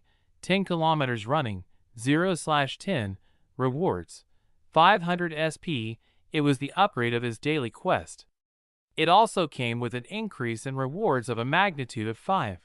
This made Aaron happy because it means that the more he gets stronger, the more his rewards become. Meaning that there might come a time where he can earn 100,000 SP per daily quest. Although he might need to run to the moon and back for that, but who says we can't have hope? Right? So, anyway, there is hope at least. After he returned, he cleaned himself, ate breakfast, and headed to his workroom. When he entered and started checking his computer to look at how the process went, he found out that the process had been completed 3 hours ago, and it also completed writing the reports for the 3 apps. So, he started to look through the 3 documents, and it took him a little longer since they were really long. After approximately 5 hours, he finally managed to complete reading through all of the files. He discovered that many of the critical security breaches are near the same as Facebook, but with Google they were more harmful if it was used negatively. For example, there is a critical security breach that makes any account security on Google products almost obsolete. Another critical breach gives him access to any person's Android device. This means that currently he was no different than any admin of Google. It's the opposite actually, he had more access than any admin for Google. Aaron kept finding more and more weaknesses that kept getting worse and worse, meaning that he could make Google lose half its market share if he wanted. Being able to do that means that Google will pay them enough to make them have no thought of causing harm to them. Since he managed to find a good exploit, he needed to exploit it for his use. He started by accessing Google servers to get access to their email depository. When he managed to access them, he searched his professor's email, and when he found it, he proceeded to initiate downloading all of his email to his home server. Since his download speed was fast, 500 MB, it will take about 20 hours to complete its download. Because he needed to make sure no one is suspicious of what he is doing, he needed to make the emails he was downloading act just like normal emails being sent. So he set a limit on how many of them can be downloaded at once. Although he won't be leaving behind any traces, Downloading something from a server means that anyone looking at the server's memory usage while it is happening can discover that a massive amount of data was being downloaded to somewhere they cannot trace back to. But after he completes downloading what he wanted, he can delete its history from the server's memory, making it seem like he was never there. That is the reason he had to limit the download amount at once. And the waiting game began, with the anticipation of getting more information about how his professor planned for his fall. But while the download was going on in the background, he started using the waiting time to do something with the same importance or more. So, he started using the breach he found in Android to access the professor's phone. He managed to find the phone because he had the professor's phone number, since it was given to everyone in his class in order to contact him in case it was needed, but no one does that because he doesn't answer the numbers. He didn't register himself, so it was useless to him until now. After he got access to the phone, he started downloading everything he can from the phone as well. But this will have to take longer because he needed to make the download speed slow enough that the phone doesn't overheat or make his internet too slow, so that it doesn't make the professor suspicious of his device. He teaches computer engineering, so if he gets suspicious it is game over. He will just factory reset the phone completely just to free himself from doubts. Chapter 10, Planning for the Future. 59, 600 SP, that is the current amount of SP that he had, after the computer completed checking for weaknesses from the 3 apps. I hope I can get all the answers when I'm done with this, thought Aaron while he was waiting for the emails and phone info that was being downloaded. So, while he was waiting for the download to complete, he decided to move to Apple's iOS. So he opened one of his virtual machines and started the app after he selected Apple as the next system to search. As the program started doing its things, he opened the shop in order to prepare for his plan, so that he knows how much he needed to collect for his next project. When he went to the technology section, a limitlessly long list appeared. Shop, quantum computing, artificial general intelligence, fusion energy, nanotechnology, universal printer, space elevators, anti-aging technology, bioprinting, terraforming, force fields, quantum computing, quantum encryption. The list goes on, and it overwhelms him. Ads by PubFuture. But as he was looking at the endless list, something finally clicked on his head. He needed to write everything himself. For example, when he bought Bug Zapper from the system taught him how to make something like so, had to code it by himself, which took him days in front of a computer to complete it. Ralph the Alpha on the reason it took so long was because he needed to code every function to the last one, using the current existing programming language, which was very inefficient. The original program was written in a very advanced tech, but when he had to rewrite it, he needed to write them with current existing programming languages, so it took him a long time. So, he was reminded that he needed an efficient programming language that he could use to program everything that he will learn from the system. The efficiency will not only save him time, but also make him avoid many programming language weaknesses that were being discovered by his Bug Zapper day and night. It will also increase the efficiency of his programs, and because that will also increase his program's efficiency. So he searched for programming languages from the shop. And God, a list did it show. Arctron, a programming language designed for controlling drones and other autonomous vehicles in extreme environments, with features for real-time data processing and adaptive decision-making. CryoScript, a language designed for use in cryogenic computing, with features for managing the temperature and energy requirements of hardware. Echo, a language designed for use in acoustic computing, with features for processing and analyzing sound waves to create interactive interfaces. Hyperion, a language designed for creating immersive virtual and augmented reality experiences, with features for real-time rendering and advanced physics simulations. Omega, a language designed for use in quantum computing, with features for managing and manipulating qubits and quantum algorithms. Prism, a language designed for use in bioinformatics, with features for processing and analyzing large-scale biological data sets. Sentinel, a language designed for use in cybersecurity, with features for threat detection, network analysis, and anomaly detection. Terraform, a language designed for creating complex simulations of ecosystems, with features for modeling environmental processes and interactions between organisms. Vertex, a language designed for creating complex mathematical models and simulations, with features for handling large-scale data sets and advanced algorithms. Zenith, a language designed for creating artificial intelligence and machine learning systems, with features for managing large-scale data sets and training neural networks. The list goes and goes almost endlessly, but every language has a specific use, so he decided to make it more simple for him to choose. That's when he decided the listing to be listed from max to min by price range. That's when some weird programming languages that he couldn't even use currently due to its knowledge being very expensive to even think about buying it. Arcanum, a programming language that uses runic symbols to create magical spells that can control technology and manipulate data. RuneScript, a language that uses runic symbols as a form of syntax, with features for creating complex algorithms and managing large-scale data sets. WYRD, a language that uses ancient Nordic runes to create spells and incantations that can manipulate data and control machines.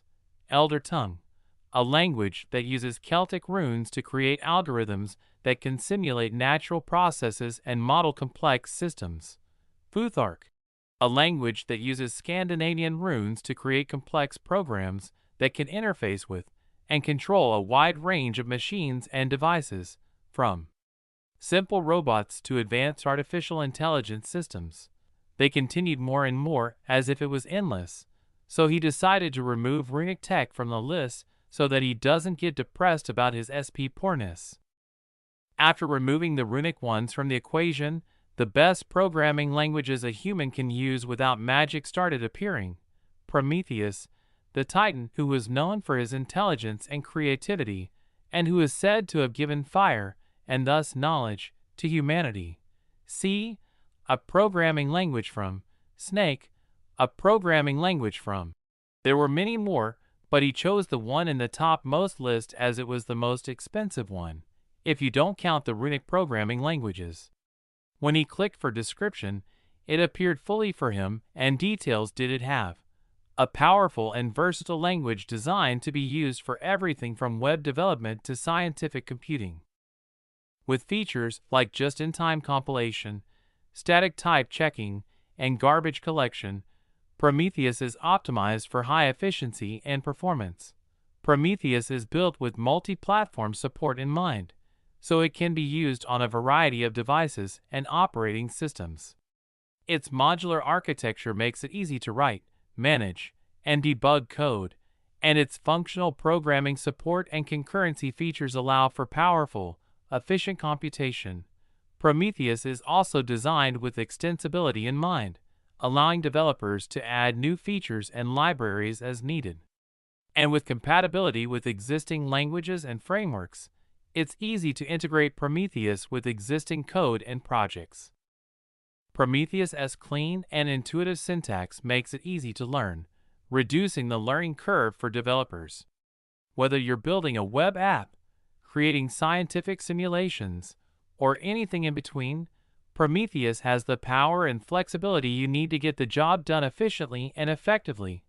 Price frowny face $150,000. He was surprised by the price of it because it was way too cheap for its benefits. That was when he remembered that the system was there to help him.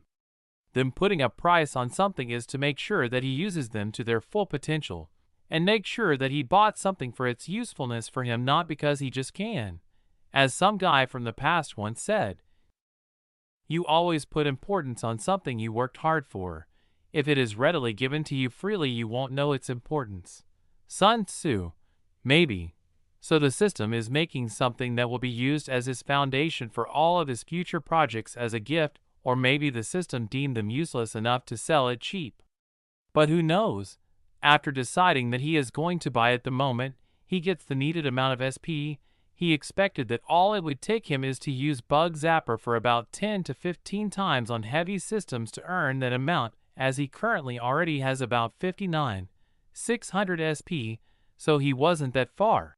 After deciding his next path, he closed the store and continued doing his work of reading the email that had already been downloaded by his computer.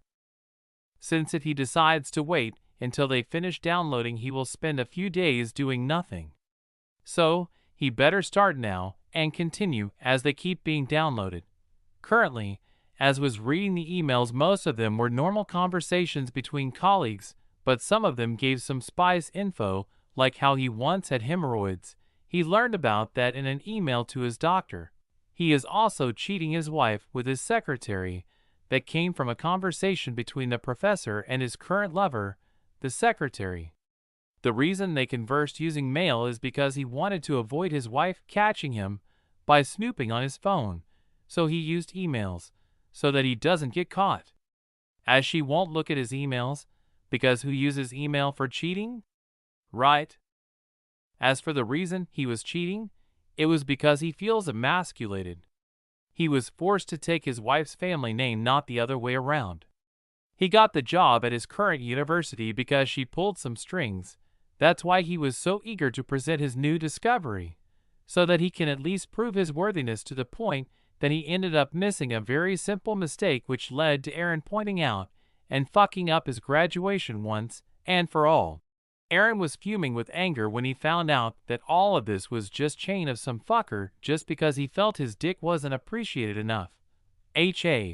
Although he was shaking with anger, he had to calm himself down and continue with his reading of emails, as he needed as much information as possible.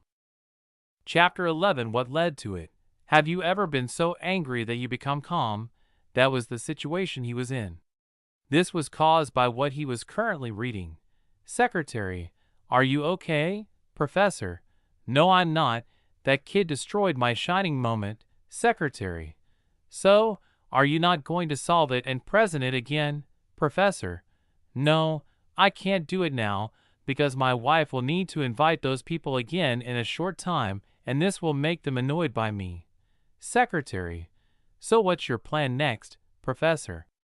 Secretary: you said that was the only way for you to be accepted to her family. Professor: I will need to find another way for that. Secretary: which is? Professor: not important now. But first, I need to deal with that fucker student. Secretary: oh. So what are going to do with him, Professor? I looked at his university information, and it seems that he is graduating in 3 weeks. So, I'm going to mess with graduation. I'm going to make sure he can't graduate from anywhere or get a job in any reputable company. Secretary: isn't that too harsh? Professor: no, I need to burn him to soothe my anger, else I might go crazy. This was the conversation between the professor and the secretary she was cheating his wife with. After a week of investigation, here is what he found out. The professor's insecurity caused him to want to stand on his own without his wife's support. Hence the new invention. But when the day of presentation came, he found out that it was his wife's prestige, and her invitation was what made all those reputable people in the technology business attend his presentation. He was emasculated and wanted to vent it on someone. So, when he found out Aaron was sleeping during his presentation, he chose to vent his anger by watching him embarrass himself. But when Aaron pointed out a dumb mistake he made, he lost his last chance to prove himself in front of his wife's family. In other words, he felt dickless. So he decided to destroy Aaron's life, because he was the reason for his shame, and he thought that by destroying his life, he can be ashamed less or know that there is someone miserable than him. So, he hired someone to do a background investigation on Aaron, and when he found out that he comes from a low-income family, and he was only able to study at the university only due to the scholarship he won, meant that he could destroy his life without having to worry about a retaliation from Aaron. So he paid the background investigator to fabricate his thesis by making similar ones, and making them seem like they were their years before Aaron even knew the meaning of the word thesis. After that, he requested to be added to the thesis review committee, and then, when he was reviewing thesis and arrived at Aaron's thesis, that's when he revealed that he had already read a similar thesis before nearly word for word.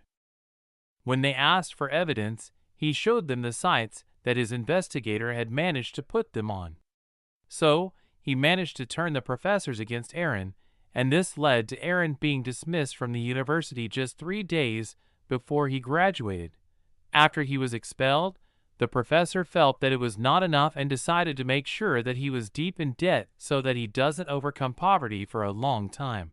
Hence, he decided to write a message to the scholarship department and ask them to increase his interest rate for his repayment to the maximum amount of the agreed terms, which was 15%.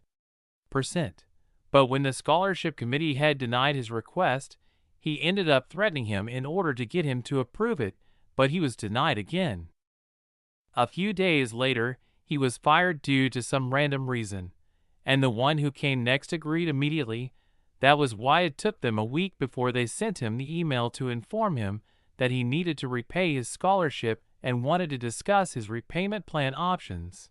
So, currently the people in his revenge list are the professor, the private investigator, and the new head of the scholarship committee. But he knew that he needed to slowly plan his revenge and make it so that they don't know who is the one messing with their lives. As they said, revenge is the dish best served cold. Sun Tzu. For the sake of wanting to know fully about his enemies, he ended up using the weaknesses from Google, Android, Apple, and Microsoft, meaning that he was currently able to earn himself money from all of these companies by reporting it and have them in return for a fair compensation. So, he decided to contact Felix. "Hello, my dearest customer." A voice came from the other side of the phone. "Am I just a customer to you now?" answered Aaron in a voice that hinted that he was hiding his cry sarcastically. "You see, in my law firm I'm currently their golden poster, you know," Felix continued, jokingly. "Then rejoice, as I have a new job for you," he said in a Dr. Fate's deep voice. "You already found another victim?" "Wow, that's fast," replied Felix, as he was really surprised.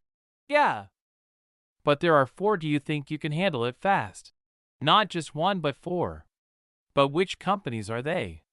Now he was not only surprised, but was also awed by his speed of working, because only a month and a half passed from their previous meeting with Facebook, YouTube, their parent company Google, Android, and Apple. "You think you can handle it?" "No, I can't handle it alone. I might need some help from my senior lawyers from the firm." "Is it all right if I do that?" replied Felix. "You are my lawyer, so what is your advice?" asked Aaron. "As your lawyer and friend, I advise you to allow me to seek help from my seniors, as this will make the process faster, and it might even make them pay more than our previous deal with Facebook." Felix explained his reasoning why. "Okay, I leave it up to you. When will you guys be able to finish it?" asked Aaron. "It will take about 1 month to complete all of these companies if you want to have the best price." "It's okay, you don't have to hurry, just make sure you get the best compensation you can," replied Aaron. "Okay, I will.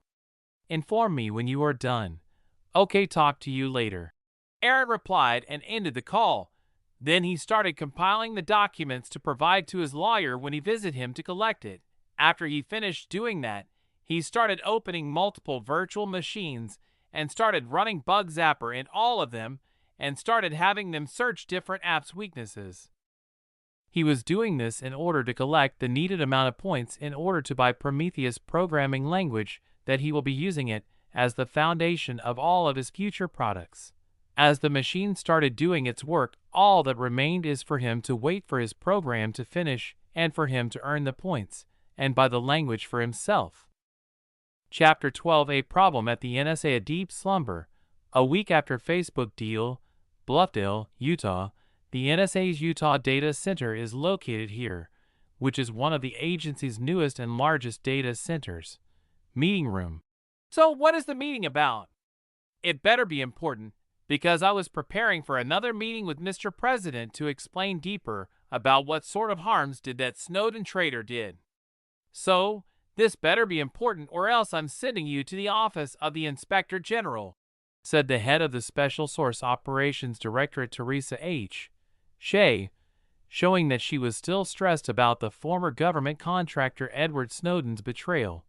She had to visit the White House for like 3 times in a week just to explain the fucking same thing.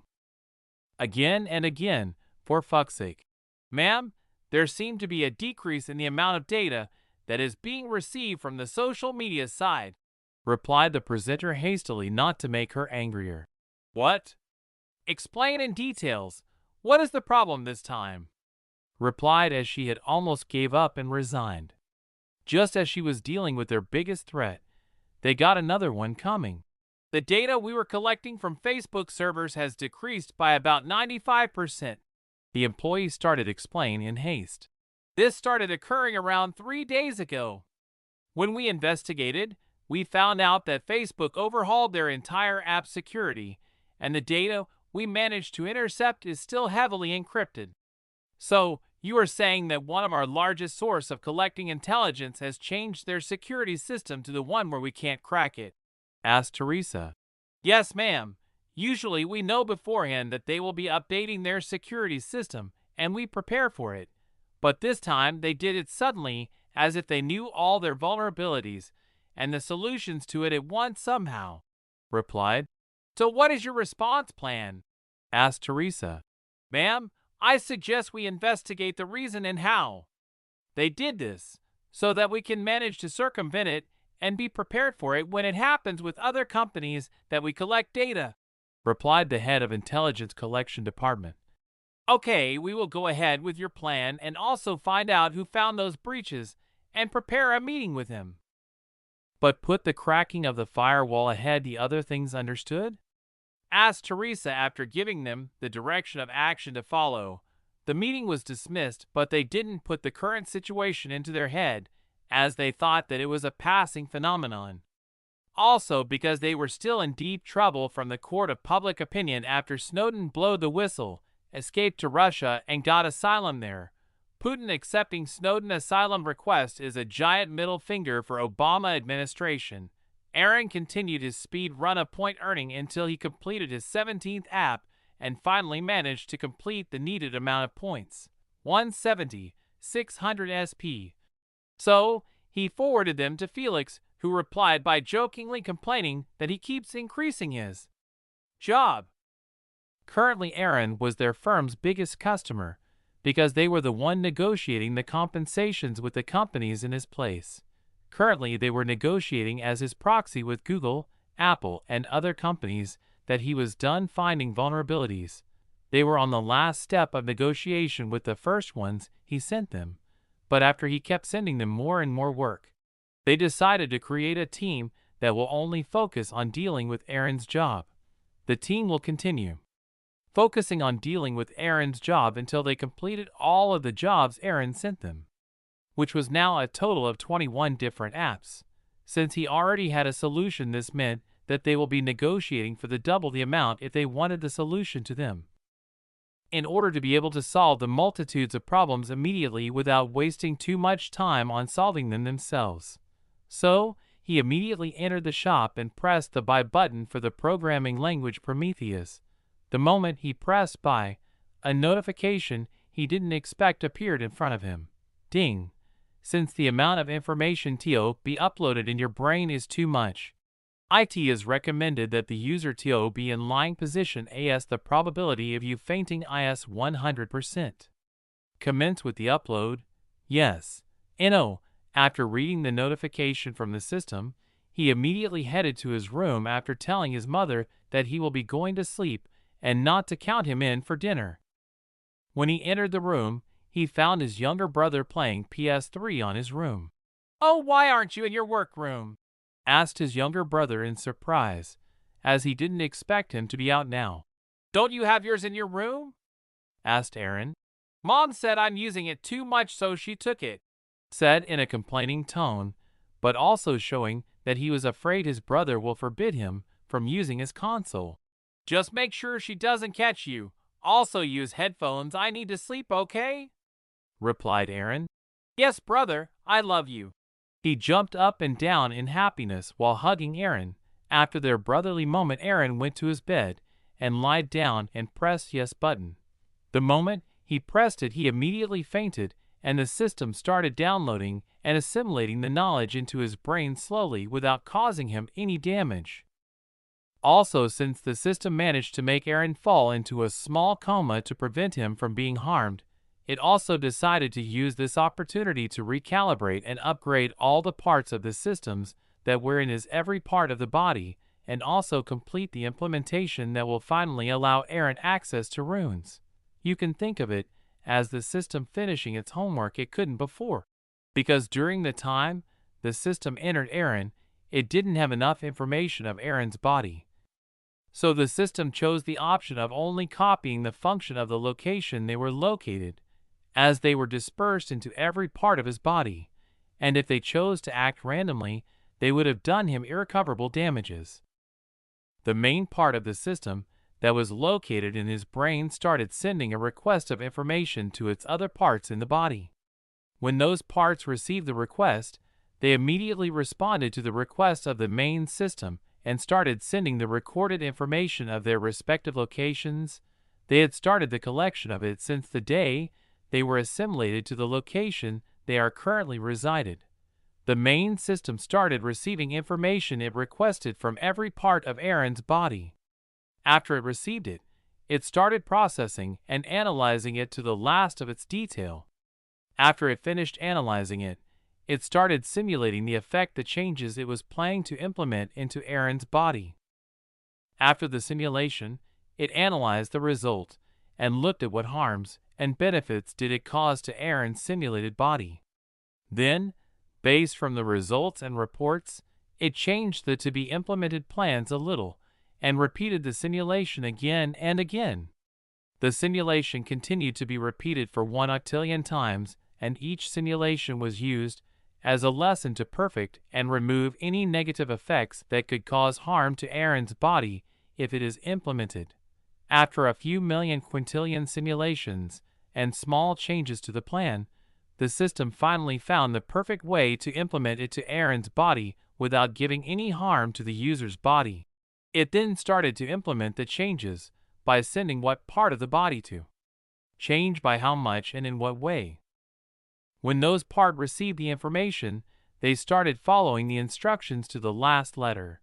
If anyone was capable of seeing what's going on in Aaron's body, they will discover that something like blood vessels were being formed, but the strange thing about it is that they were gold in color. Also, they were empty with nothing in them. They continued being formed all over his body, but also following parallel to all blood vessels, because it used them as a guiding map to reach and cover all over Aaron's body. When the changes reached to his heart, it started beating faster than normal while it was being covered by a golden light. The golden light started getting dimmer and dimmer, as it was used as ink for the writing of runic letters smaller than atoms. The small letters started forming runic sentences that were being written and started to cover all of his heart. Now, I don't take you guys for stupid people, but you have to image the amount of runic lines that needed to be written in order to cover his whole heart, while the runic letters being the size of an atom. So here is the answer. An adult heart measures about 12 centimeters in length by 8 to 9 centimeters in width at the broadest part. If we assume that your heart is a sphere with a diameter of 9 centimeters, then its circumference would be about 28.27 centimeters. Atoms are extremely small, typically around 100 picometers across. A picometer is 1/trillionth of a meter. That means one atom is about 0.0000000001 meters wide. To find out how many atoms can fit around your heart, we need to divide the circumference of your heart by the width of one atom. That would give us 28.27/0.000000001 equals 2827000000000. That means you can write about 282 billion runic letters around your heart if they are the size of atoms. Sun Tzu. The system continued with the writing of the runic sentences all around his heart until his whole heart started shining golden. But that happened only for a short period of time as it returned to its normal color and stopped beating for about 10 seconds. Then the runic lines that covered all of his heart lit up and the heart started beating again, but this time not only blood, but also a golden liquid started coming from it and started moving through the newly constructed golden vessels. The liquid continued to pour out of the heart and continued filling the golden vessels until they were full. Then the heart stopped generating this liquid and returned to its normal job of pumping blood. But this time, the golden liquid was also being pumped just like how normal blood was being pumped by the heart. The 282 billion runic letters that were forming complex equations and runic sentences around Aaron's heart was acting as the heart for the golden liquid, doing everything from generating any lost golden liquid to regulating its amount, and much more that Aaron will discover them in the future after he manages to buy its knowledge from the system and learns how to use them to their fullest potential. Currently, we don't even know the name of the golden liquid. We can only consider it as a fancy but useless golden liquid until system tells us about it. Chapter 13, Waking Up. Although the golden liquid wasn't active, it was slowly strengthening every part it was passing through. That meant that he was being strengthened every part of the body, as when the golden vessels were being made, they just run parallel to all blood vessels. The first changes were being done to the brain, as first golden liquid streams started arriving to it. This was followed by every organ. As for every round the liquid does around the body, the changes were being made. Although the changes were minuscule, they will be accumulating over time until his body is strong enough to be able to handle it when it is time to activate the golden liquid. But that is all for later. Morning. When Aaron woke up, it was already morning. This meant that he was asleep for more than 15 hours. He didn't feel the heaviness he should be feeling if you sleep for a long time. Contrary to it, he was feeling stuff like either he goes to take a shit or he will explode kind of stuffed. So he immediately jumped from the bed and hurried to the toilet like his life was depending on it, because to the current him it really depended on it. When he arrived and sat on the toilet seat, he let it go Elsa style. What the fuck was that?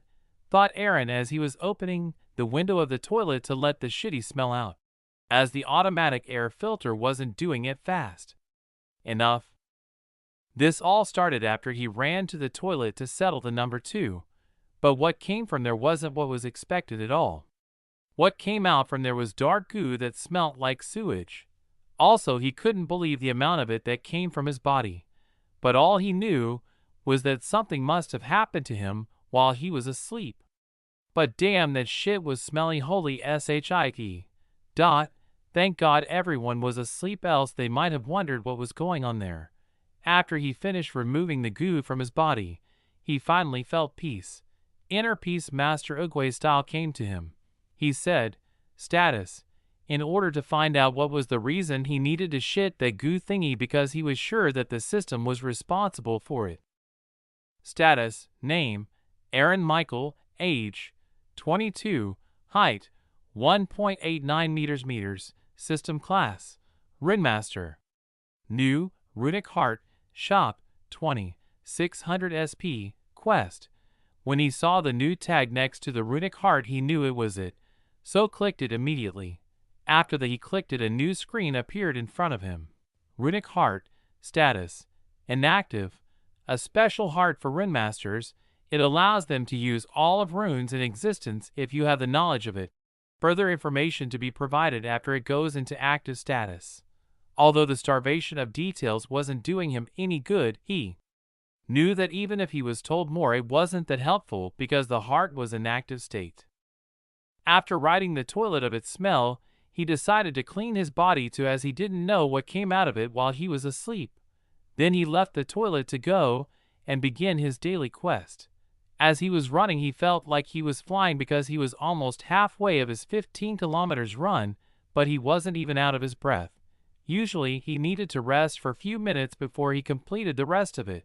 But today he continued until he finished without even resting, and he wasn't that tired, so he decided to continue and complete the rest of exercises before he returned home and went to prepare himself some food as he was feeling hungry, and he hasn't eaten since yesterday. After cleaning himself again and eating to his full, he finally was ready to return to his office and continue with his plan. He sat in front of his computer as he was checking the knowledge of Prometheus programming language in his head. The moment he thought about it, a large amount of knowledge was brought ahead with every detail on how to use it and how to build it. This meant that the moment he completed the making of the language, he will also be the most knowledgeable about it, as every detail about it was all in his head. Aaron took a deep breath, his eyes fixed on the blank screen in front of him. His head has already mapped out every detail of the new programming language. He knew exactly what it was supposed to do and how it was supposed to work.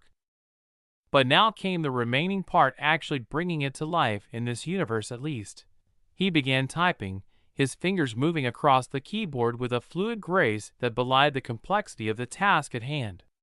Lines of code flowed onto the screen, each one building on the last as the structure of the language slowly took shape. As he worked, Aaron's mind was a blur of algorithms and data structures. He had to make sure that every aspect of the language was perfectly written as was needed, that every feature was written as it was in his mind. Hour after hour, he typed tirelessly, his fingers flying across the keyboard as he wrote and wrote the code, checking it again and again until everything was just like it was. Finally, after what felt like an eternity, Aaron leaned back in his chair and gazed at the screen. There it was, the code that would bring the new programming language to the universe. He pressed a button, and the code began to compile.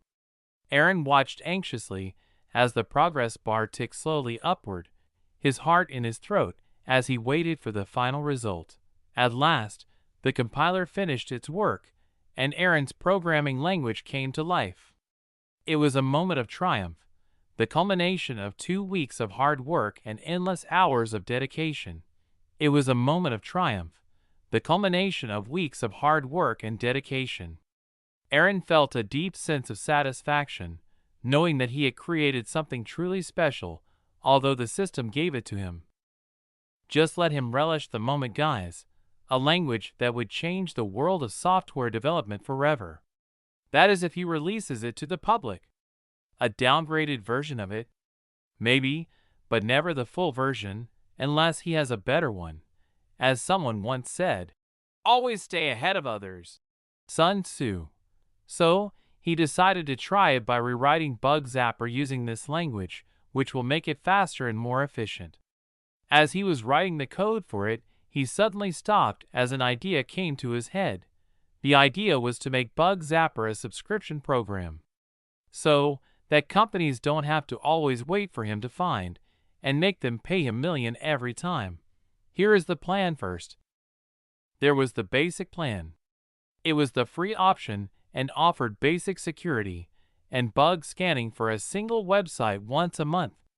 It was just enough to show the program's importance and usefulness, but not enough to make them continue to use the free version. The second plan was the Plus plan. It included advanced security features, the ability to scan up to 5 times a month, and also giving the solutions, which could be useful if your business or website is small. The third plan was the Pro plan. It included everything in the Plus plan, but also offered daily website scanning and a faster response time from customer support. The daily scans are for added protection. The fourth plan was the Elite plan. It included all the features of the Pro plan, but also added more frequent scans, vulnerability checks. Finally, there was the Enterprise plan. This was the most comprehensive plan, offering all the features of the Elite plan, plus priority support and customizable reporting.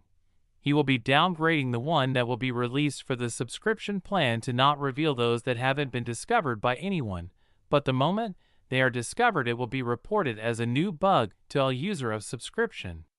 This will emphasize the importance of having and maintaining the subscription. Companies can have access to an upgraded version of the program that is on public by using the enterprise plan. But this has to be negotiated with him or his company that he will create, and its price will vary depending on the company's demand. Bug Zapper Subscription Plan, Stage 1. Free Basic Plan. Access to a limited number of bug fixes. Can report 5 bugs per month. Community support available. Limited customer support. Stage 2. Starter $25 per month. Access to more bug fixes than the free plan. Can report 25 bugs per month. Priority customer support. Access to community support. Stage 3. Intermediate $50 per month. Access to even more bug fixes. Can report 50 bugs per month. Priority customer support. Access to community support.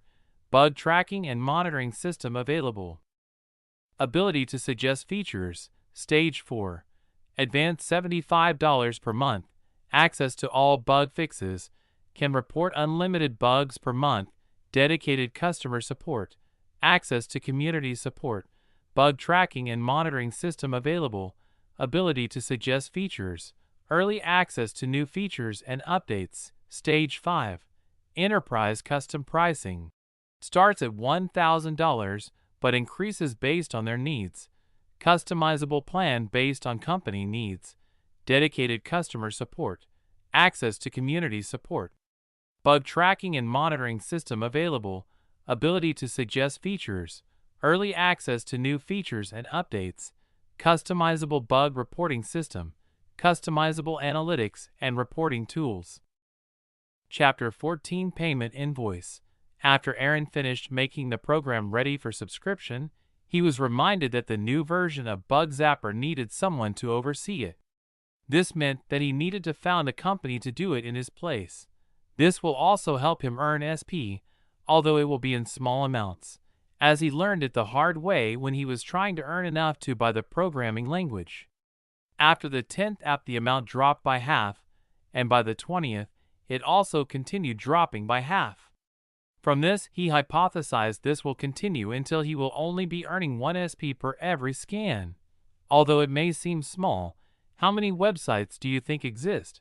That means although the amount will be small, the quantities will be compensating for it. His current plan was to make it popular enough for every website to use it at least once a month.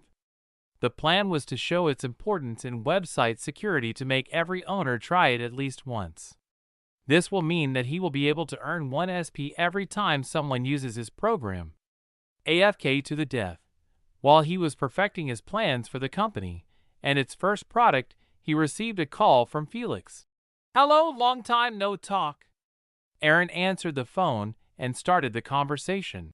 "You gave us too much work that I didn't have enough rest time to think of contacting others for the past month," replied in a complaining but happy tone. "So, why did you call me?"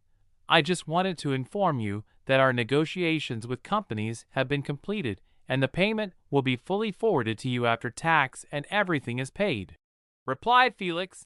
"Finally, it took you guys very long," continued Aaron with his fake complaint. "You gave us too much work, so we even had to make a team to deal with your job.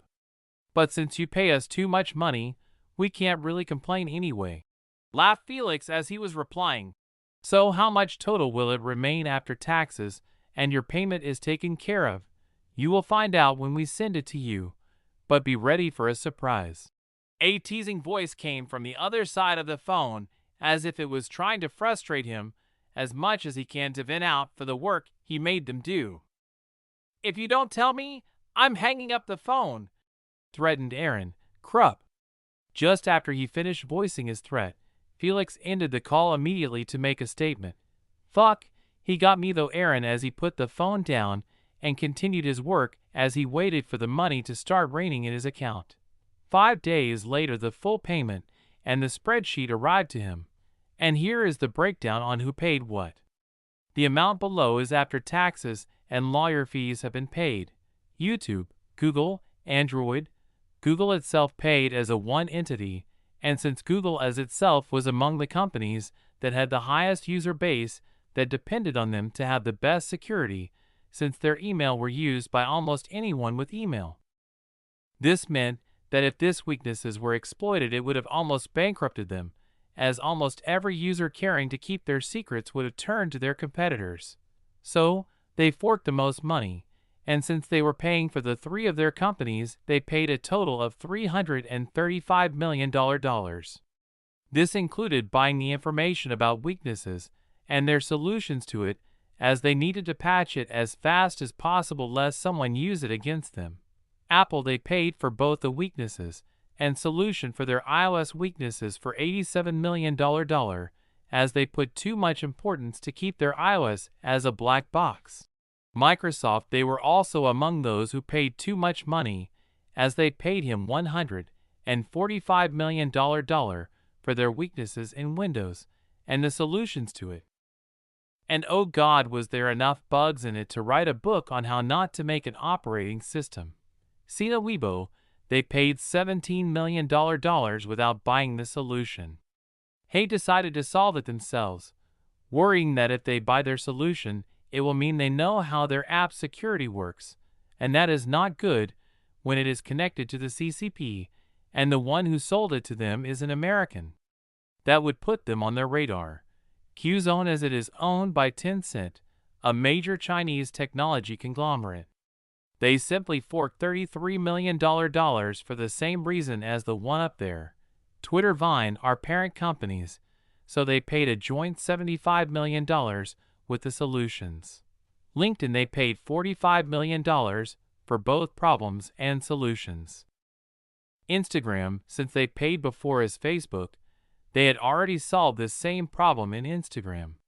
So, they only managed to negotiate the remaining ones that didn't exist in those found and sold to Facebook before. So, they paid only $25 million for both the problem and solution. Tumblr, they paid only $10 million because they didn't buy the solution to it. The remaining four paid a total of $39 million as they were small social media sites. This brings the total of the money to $811 million, and this was after taxes and fees. If he didn't pay tax and lawyer fees, he would have more than $900 million, but brother IRS would be having a field day with him, and he wasn't ready for them. This meant he was almost a billionaire.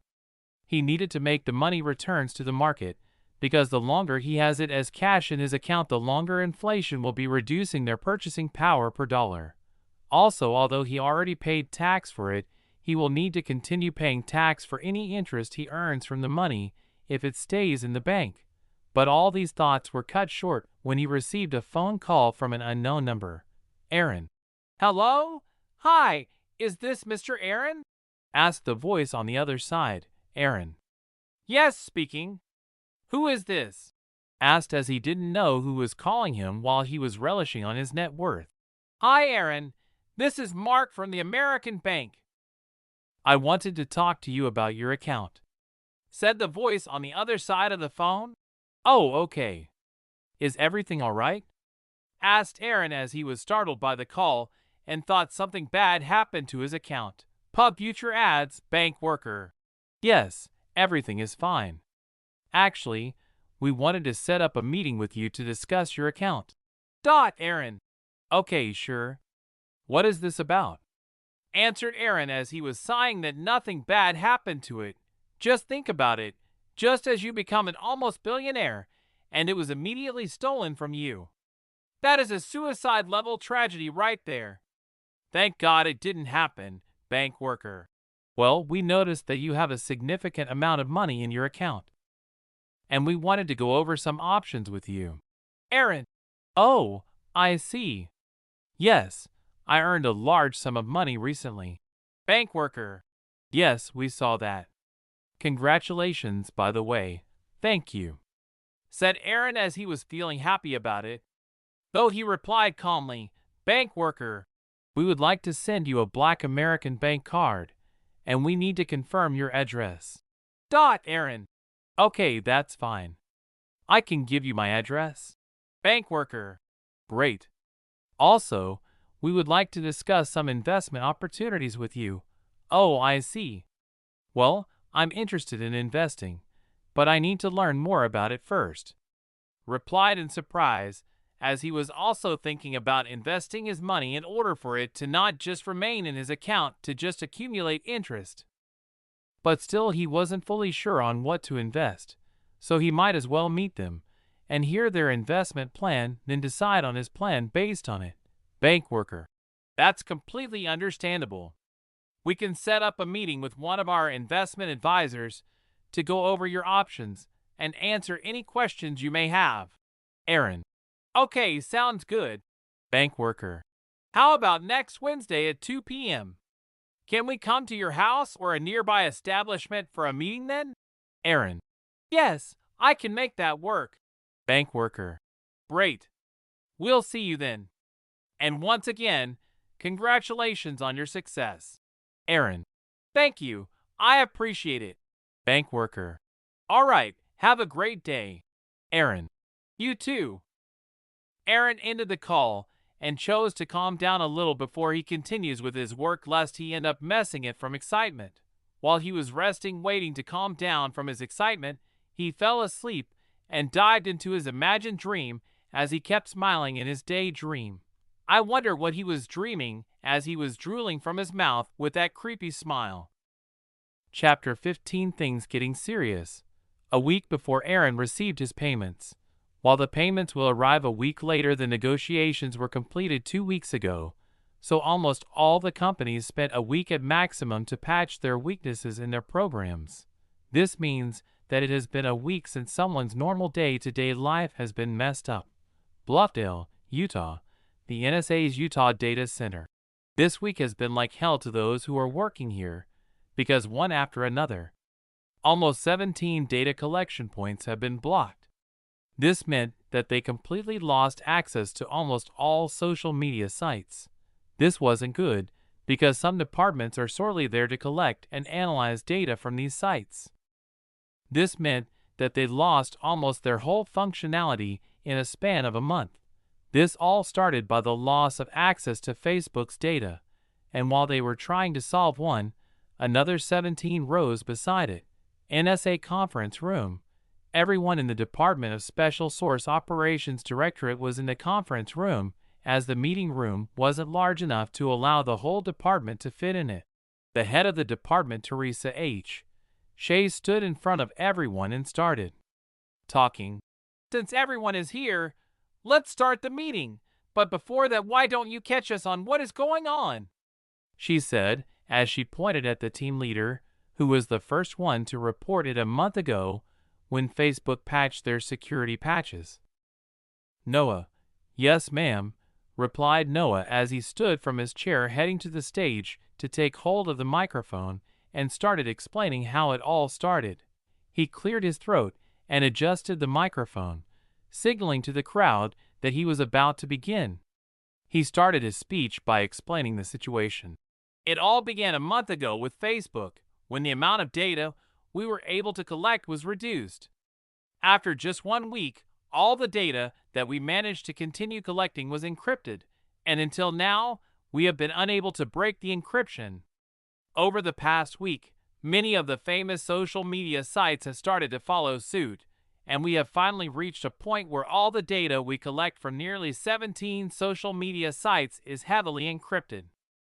Just as he was about to continue, someone from the crowd interrupted and asked, "Is it Russia?" He paused for a moment and then responded by saying that we had initially thought that it was Russia. However, after conducting a joint investigation with the FBI, we discovered that some of the known Russian agents in the U.S. were also trying to find out who was behind the encryption. This seemed to be a problem to them too.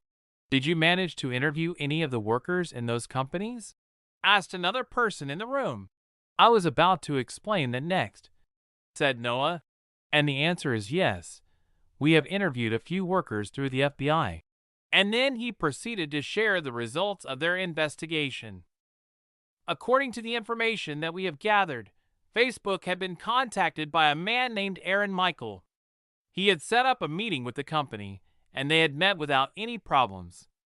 And when they investigated his background after their meeting, they discovered that he was a former student of Columbia University who was in his last year. He took a breath and continued.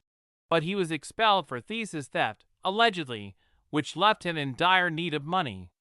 Since he was unable to get a job without a diploma, and he was left with massive student debt, he turned to bug hunting and discovered that he was really good at it. "So he is not a spy?" asked someone. "Yep, from our investigation, he is American. And so are his parents. No criminal record, and there is nothing indicating him being a sleeper agent." And after having interviews with the remaining companies that are in similar situations, our estimation is that he had earned more than $900 million from it. And with that, Noah finished his reporting. The revelation left the people in the room stunned. It was hard to believe that one person could earn so much wealth in such a short period of time, a month, without diving into illegal activities. Pialpha and Alpha Noano. Then Noah moved to answer the questions from the crowd, giving as much information as he could. When he finished his explanation and answered almost all their questions, he returned to his seat and waited for their head of department to give them a direction to follow. Roalfa Dialpha and Nu, "Now that everyone is up to date, let's continue with our meeting," said Teresa. The meeting continued for a little longer, with some giving their ideas on how to proceed, while others were more focused on how they would be cracking the encryption by using the powerful supercomputer in the campus. "So our next plan is to break the inscription in the next month, and if we can't do that, we will have a meeting with Aaron." Dismissed. After giving them the next step to follow, he dismissed them. Then he called Noah. "Yes, ma'am," replied Noah as he answered her call. "Noah, tell the FBI to continue keeping an eye on this Aaron, and if foreign agents try to harm him, they should take him into their custody, okay?" said Teresa seriously. "Yes, ma'am." Noah replied immediately and left to contact them. A week after he received payment, he spent most of the last week optimizing Bug Zapper to be ready for consumer use, as he was planning for it to be his SP farm. After he finished dealing with it, he decided to focus on what to name the company that will be used to roll out the app to consumers. Since the name of a company has to be memorable, he decided to go with Greek mythology names. He would have gone with Prometheus, but that was already taken by his programming language, and it will be difficult for people to pronounce it, that he went with Gaia. In Greek mythology, Gaia is the goddess of the earth. She is often seen as the mother of all life and is associated with fertility, agriculture, and the harvest. According to the myth, Gaia emerged from the chaos at the beginning of time and gave birth to Uranus, the sky god, and the mountains. She is also considered to be the mother of the Titans, the Cyclopes, and many other creatures in Greek mythology. Gaia is often depicted as a nurturing figure who provides sustenance and protection to all living things on Earth.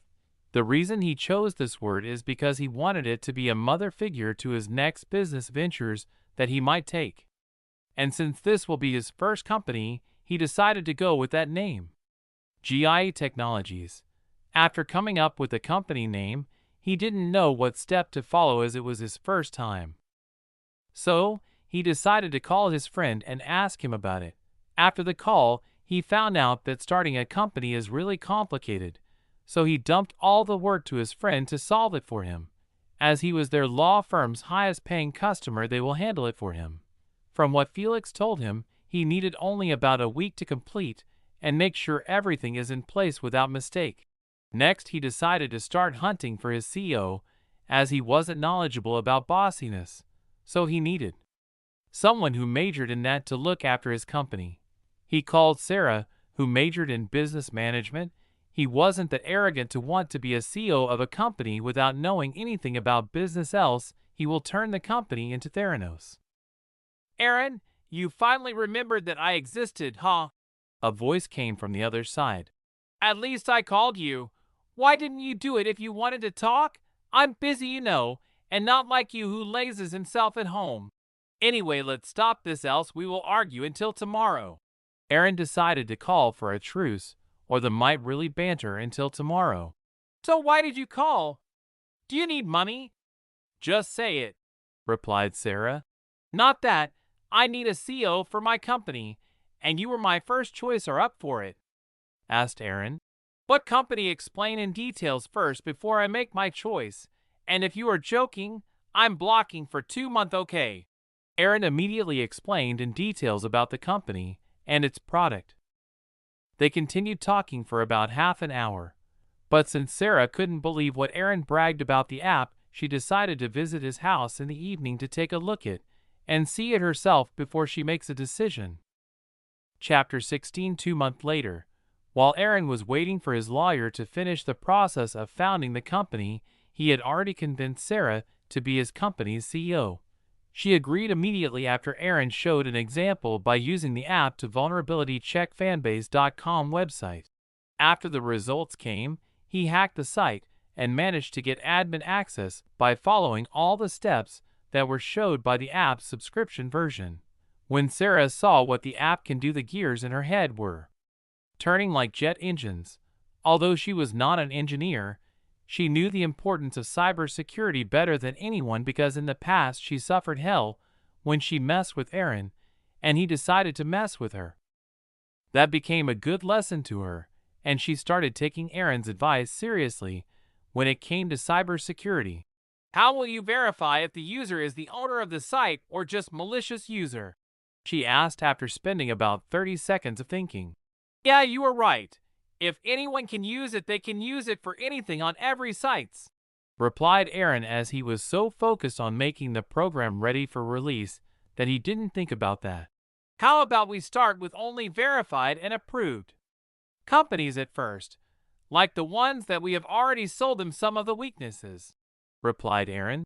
"We can also lock those companies' account to only be able to check their apps only," added Sarah. "How about we also make it possible for others to apply for subscription, but they need approved credential for it?" Aaron also added, while hiding being happy for hiring Sarah as his CEO, as just before they even started working she already helped him avoid a giant lawsuit that would have made him stay away from computer for life. "What are the credentials going to be?" asked Sarah. "We can think about that later, but first we need to make it accessible for the government institutions to protect their systems, or else we will be fucked if someone used it to attack them while they are not ready for it," replied Aaron. "Ralpha Dialpha na, Are they not going to be using it against the people they suspect?" asked Sarah, worried that it might be bad for the company image if it allows the government to be able to have access to all sites without warrant or anything. "We will also be locking it to only their systems, so that they can't use it to infringe on other sites. That way we won't be choosing sides," Aaron added and continued. "First we need to have a talk with them. Then when they are fully prepared we can start releasing it to the public. This way it will cause as little harms as possible," finished Aaron. They continued talking about how they could make the possible negative impact as much as possible. This led to them having continuous meetings for the remainder of the week until when Felix contacted them to inform them that he had completed the registry of the company. That's when Aaron was reminded how long it took for the law firm to complete the negotiations with the companies. This meant that it will take longer for his company to be able to complete the negotiations with the government. He decided to make a bold move and buy the entire law firm, so that he could have them work solely for his company and protect its interests. He decided to acquire the law firm because it specialized in tech-related cases, meaning that all the lawyers working there are either specialists when it comes to tech-related laws or are on their way to becoming that. But first, he needed to do some capital infusion to his new company. That way he could make his new company capable buying the law firm for it to be able to focus solely on the company. After he infused $550 million in the company for it to buy the law firm at the price of $300 million. $100 million was for the company to create a new and latest data center for him to use it for his next planned project. And the remaining $150 million for the company to start the hiring process. 2 months later, it took Sarah a month to finally finish making everything ready and for them to start operation. The reason it took that long is because she was dealing with 2 massive projects at once, the acquisition of the law firm and the hiring and training of new employees. As for the server farm for new product development, she decided to postpone it a little until everything is stabilized and in order. During the 2 months, she managed to complete the acquisition before she completed the hiring process. So, while she continued hiring, she went forward and made the law firm start the process of contacting and beginning of the negotiations with the government institutes. Alpha in New. Currently, the law firm was already in the middle of the negotiations with CIA, FBI, and police. But while they were negotiating with them, they received a contact from the place they were not expecting at all. The FNG NSA contacted them for cooperation on their security system. The reason Sarah left them out is because she didn't expect them to accept working with a new up-and-coming company. What she didn't know was that they were the first to know about them, since they were already keeping a lookout on Aaron and his family. So, the moment Sarah and the company contacted the FBI and other agencies for meetings and negotiations, the NSA learned about it at the same time as them, and after learning about the product their company was introducing, they immediately connected the dots and found out this was the program that was causing them a hellish life for more than 4 months. And they still haven't solved it yet. Their negotiations with the NSA was smoother than a hot knife through butter. This seemed weird to Sarah because the other agencies kept prolonging the negotiations for some weird reasons. So, they managed to complete their negotiations with the NSA first even though they came last. They agreed to pay a trial fee of $15 million for a period of a month in order to test the program before they fully commit to it. And right after that, an order from the top came for all the agencies to postpone their negotiations for a month. This was when Sarah found out the reason why it took them too long than expected when they were negotiating with other agencies except the NSA. This meant that they were ordered to wait for the NSA to completely evaluate the program and comb through it for any Trojans and other malwares that could be used to harm the state, its infrastructure, or its citizens. So, she had to wait for their evaluation to be completed and be greenlit before they continued their negotiations with the other agencies. So, since one of the two things she was currently focusing on came to unexpected halt, she decided to start the currently postponed project, the server farm project. From Aaron's specifications about the project, he wanted her to invest at least $100 million of the remaining budget into the project.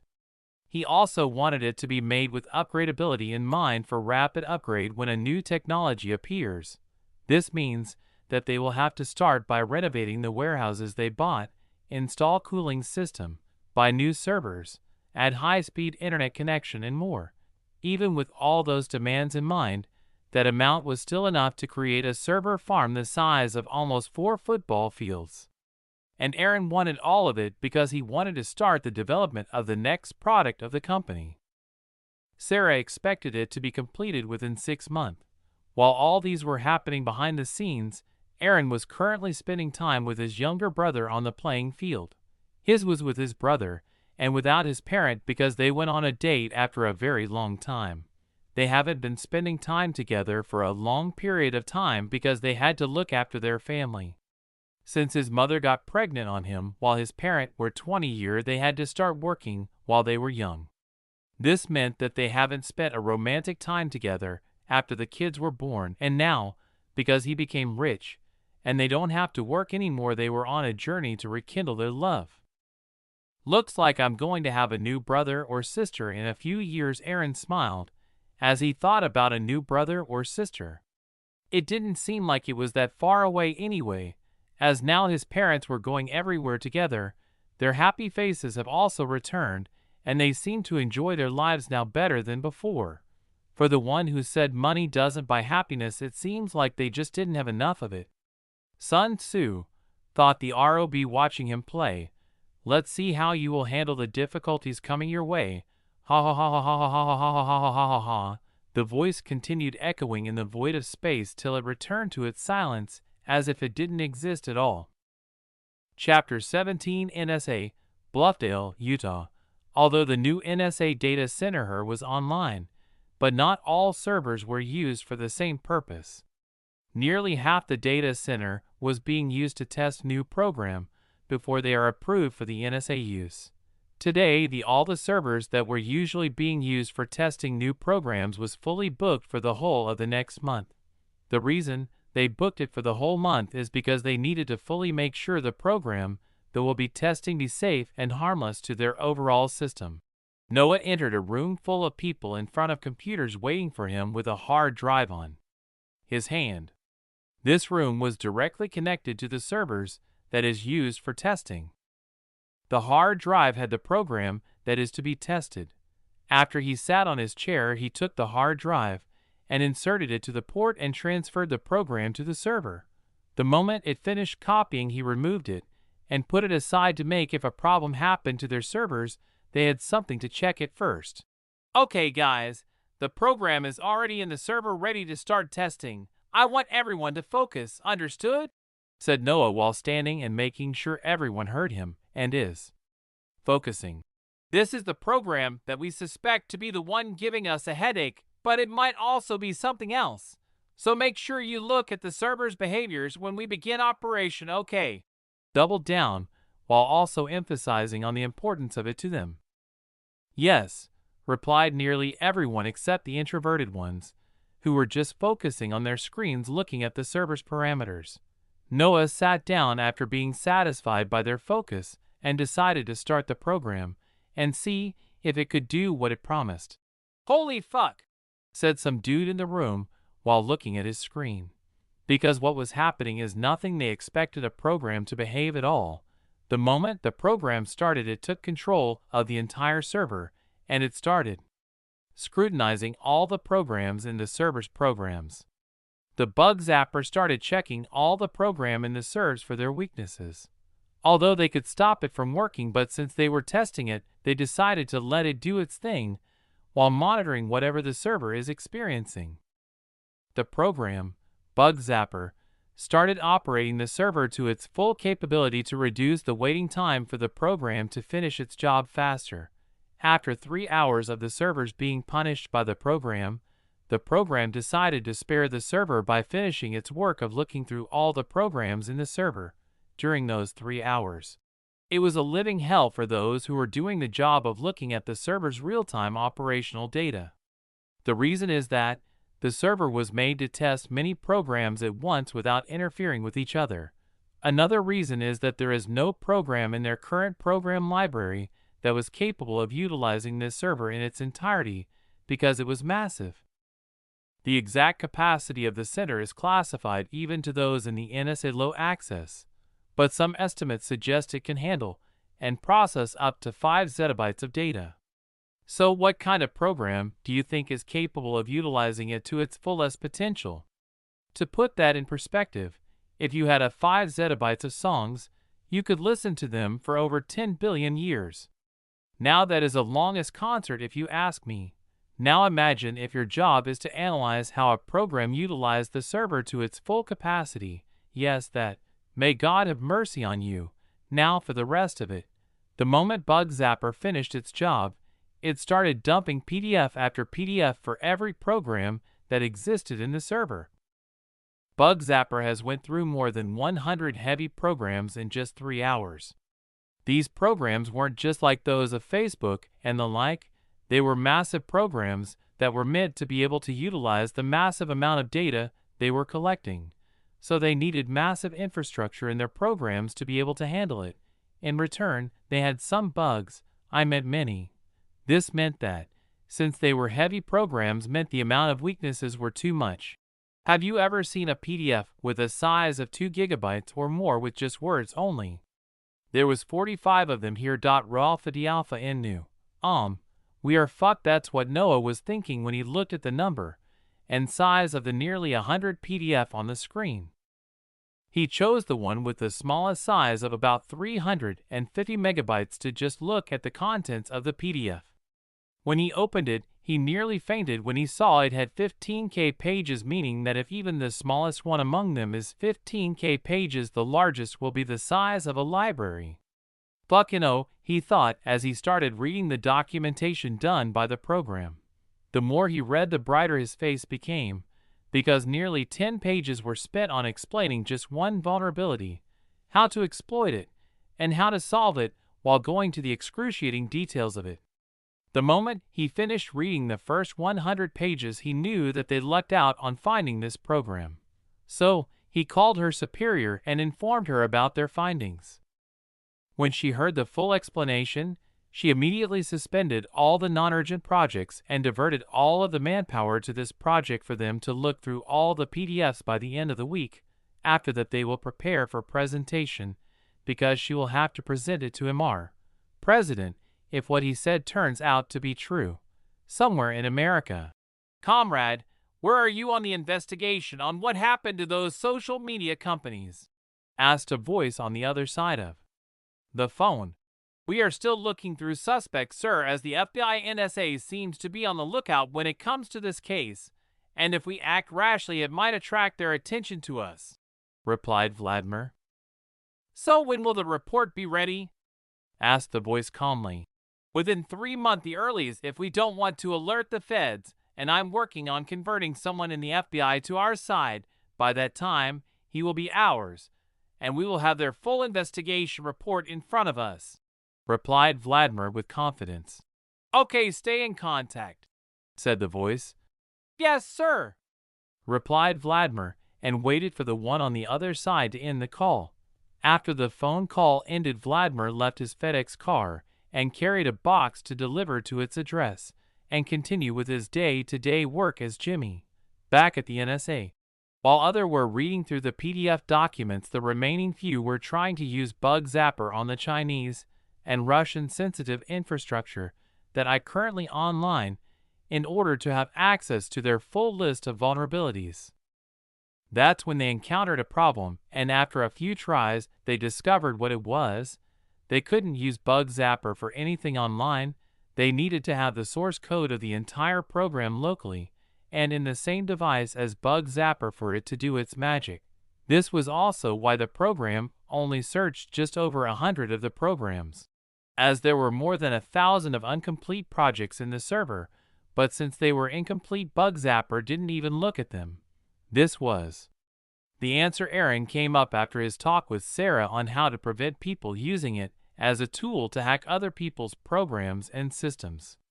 While the original Bug Zapper could do its magic without having to be in the same device and only needing just the internet connection, the one that he was going to release commercially, which an example of it is in the NSA's hand, can't, making it a tad more difficult to exploit the program to harm others.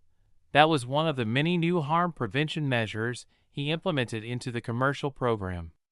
This can also be used as an advertisement method to reduce the fear of companies having their websites being breached by everyone, and if a breach happened nonetheless, it could also be used to help narrow down the suspects in a much easier fashion than if it could be done through online from the other side of the globe.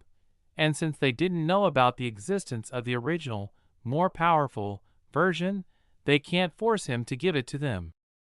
This will help Aaron by reducing the scrutiny he will receive from the government if they thought that is all they could get from him. And also, since the program was written using the Prometheus, it will take them discovering the language to be able to hack it, and even if they discover the language, they will have to pass through the robust security measures Aaron put throughout the way to get access to the divine scripture source code. Chapter 18, POTUS getting informed. 2 weeks later, White House. In the Oval Room, the National Security Committee was in a meeting to hear about the findings of their investigation on the app. Usually things such as these are handled by their respective departments, and if the respective department project needed something outside their operative jurisdiction, they all just have to settle it between them. But today's meeting was set due to the insistence of the D&I director, as he said it was capable of changing one of the branches in their current warfare. Hence the meeting was settled. Sir, after our short testing of the app, we managed to discover more than 1 million weaknesses on the current NSA systems and programs in our test servers, said James Clapper, Director of National Intelligence, who is also the head of intelligence community. He received a report and presentation from the NSA and he deemed it important for the national security of their country. When we installed the program in our test servers, it started looking at the weaknesses of all the programs in the servers, and after that it listed them, showed us how to find them, and how to solve them. We followed the explanation of the program to the last letter. And after that we failed to hack even the less secure program we had. If we implement it through the military, and all our government online infrastructure could secure without having to worry about Russian, Chinese, and other countries' hacking attempts, meaning we can focus on only developing programs without having to put too much time on the security of it. We can just run it through the bug zapper, and it will show us its weaknesses, and if we close them it will be secure enough, meaning we can redirect the funding to the development of other things. Finished his explanation while others were listening attentively. Have you tried to see if we could use it to hack adversary nations? Asked Obama after digesting the information given to him. When we tried that, the program couldn't do it because it needed the source code of the program to do it, so we can't use it for offensive purposes. Unless we have the complete source code of the program we wanted to do it, replied the James. How fast and how much do we need to implement it to all our sensitive infrastructure? Asked Chuck Hagel, Secretary of Defense. We estimate that it will take about 2 months, but for the price of the program, we need to negotiate with the company that made the program. But we need to come to decisions fast because the company was preparing for commercial release of this program, and they decided to inform us so that it doesn't negatively impact us if it was released without our preparation. Answered James and continued. But if we want to implement it to our entire sensitive infrastructure, we would need to pay them at least $10 billion. Finished talking James. What if we share the cost with our NATO allies?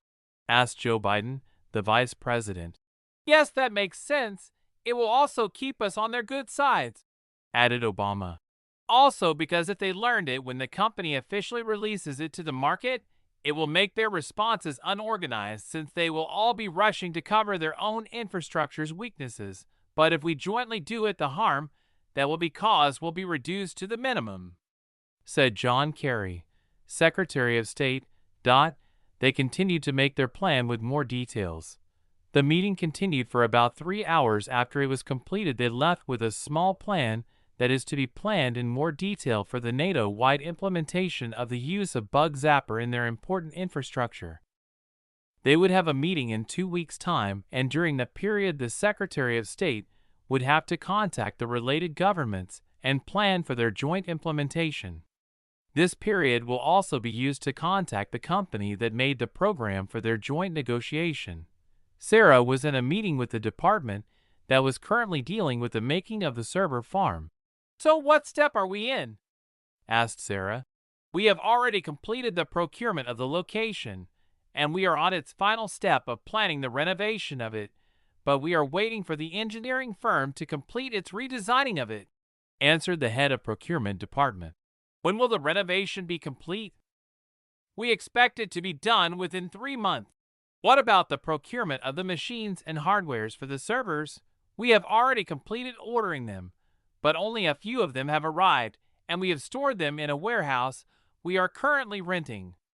For those that haven't arrived, we are expecting them to be delivered within the month, answered Dave, the head of procurement department.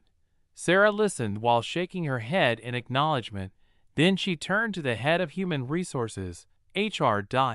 What about hiring? Is it going as planned? She asked. We are currently having problems when it comes to hiring experienced workers, since we don't have any positive reputation or any product in the industries, replied the head of HR. For now, just focus on hiring graduates that we can teach. We will start getting the experienced one when we release our program to the market, replied Sarah by giving directions to the head of HR. Yes, ma'am.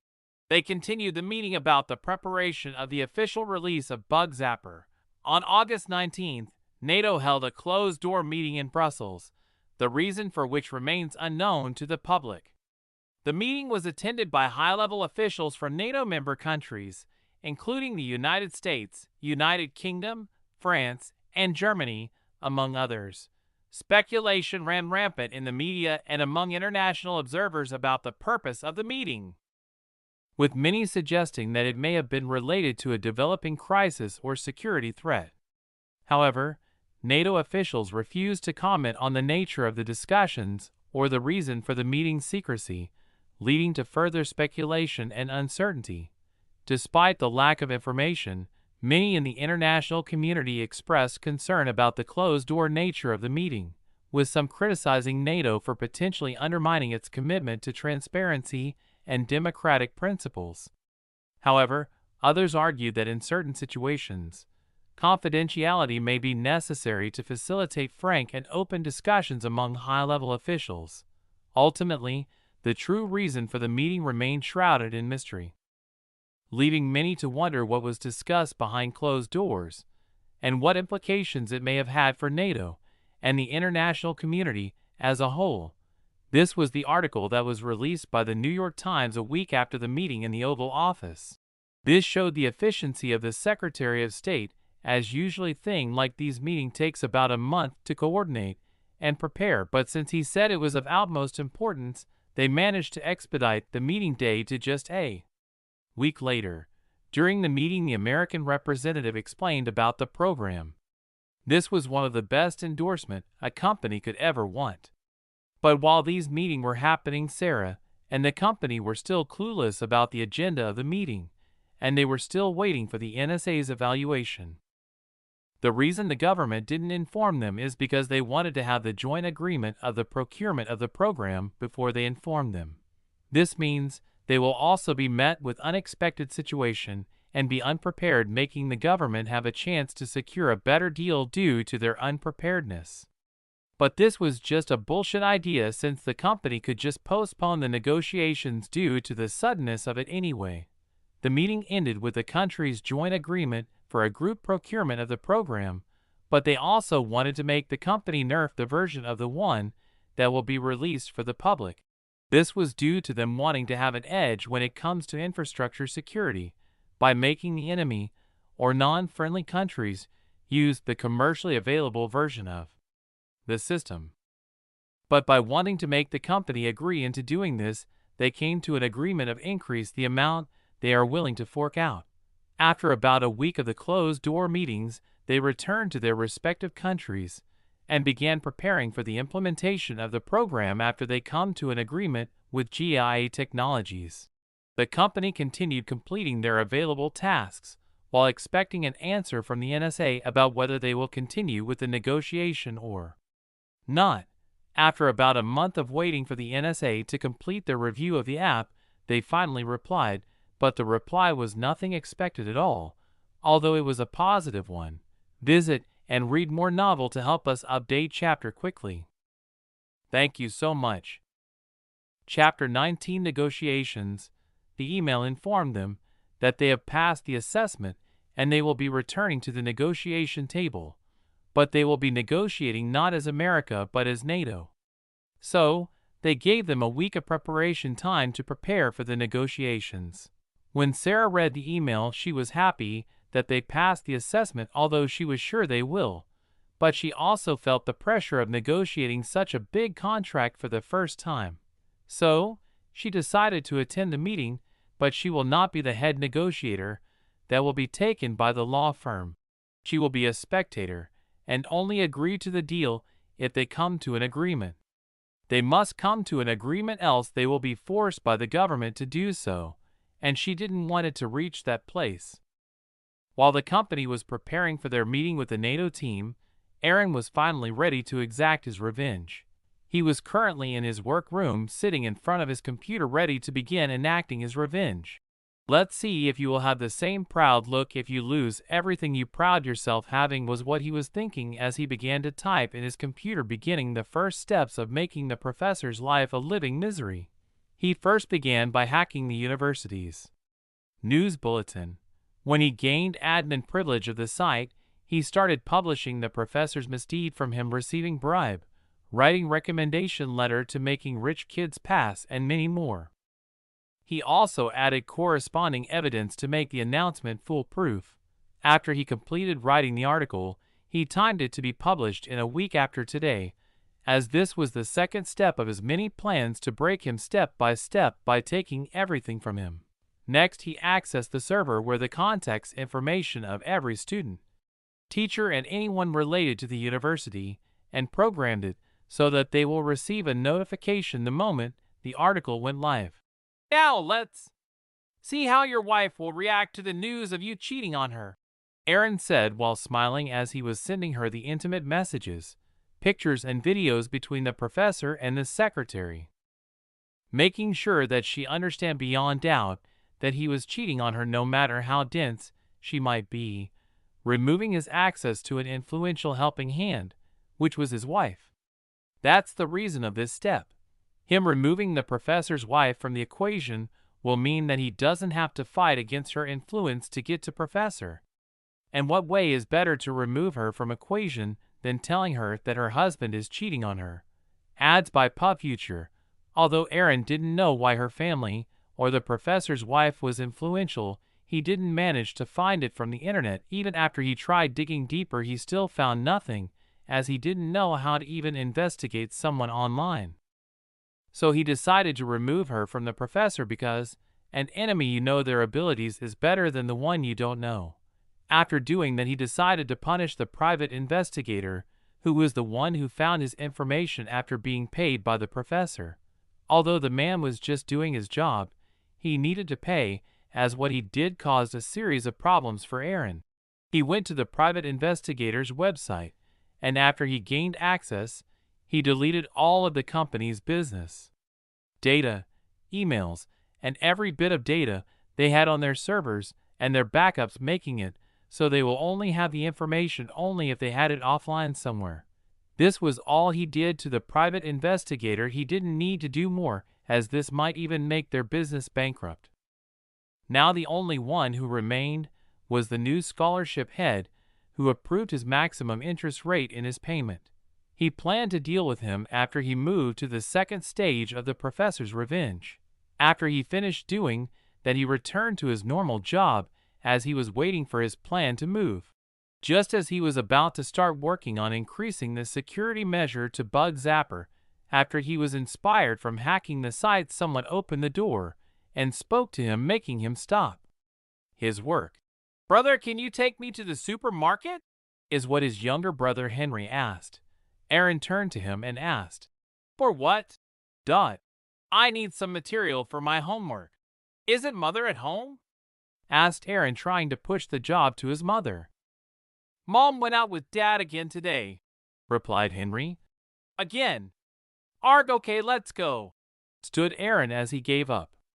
Although he was happy about their parents spending time together, they were too euthanasia about it, as if they were trying to compensate for the time they lost when they were looking after them.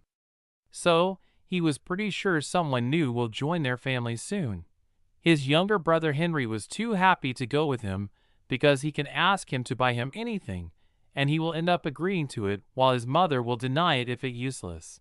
After a short preparation, they went down to the garage and took the car and left for the market to buy homework material. A week after Sarah and the company was informed about the meeting with NATO representatives, the day finally arrived and they could be seen sitting at a conference where each side of the long table was taken by each of them. "Welcome. We really didn't expect the situation to escalate this much," said Sarah as she started the meeting with small talks. "When the U.S. called for an emergency meeting with the NATO members, we also didn't know that there was something this detrimental to our security being prepared for public release," replied the representative of NATO, showing a little bit of displeasure, but he managed to hide it faster before many of the people in the room noticed it. Sarah and the senior law firm member managed to catch it, but they decided to not bring it up. "We would have moved to other allied countries after we implemented it with the U.S. government. By then, we would have someone to point as an example, making it easier to persuade your countries. But who knew that the government became our salesperson?" said Sarah. She was smiling, feeling happy that the government saved them a lot of time. "Now let's get to the main topic, shall we?" said the senior member of the law firm, as he knew if he let them continue to divert the main topic, they might cause some problems before they even begin the negotiations. "Yes, The faster we come to an agreement, the faster we can implement it," agreed the NATO representative and continued. So, after being informed by the U.S. government, we as NATO came to an agreement of buying the right to the program as a group and paying it as one entity for the countries involved. Also, we would like to request for the public version of the program to be less powerful than the one we will receive. As for the price, it can be negotiated if the above conditions are agreed. Sarah shook her head after hearing their demands and replied, "Nerfing the program is technically impossible for now, as the program is a black box technology. It was created using machine learning, meaning it taught itself, so we didn't know how it works as we are still trying to dissect it." Or that is what Aaron told her to tell them if they asked for the same thing. Aaron wanted it to remain the same because he didn't want any country to have any advantage, as it may lead to him being put in danger if they ended up pursuing the original version, meaning the current version, if they release a nerf version to the public.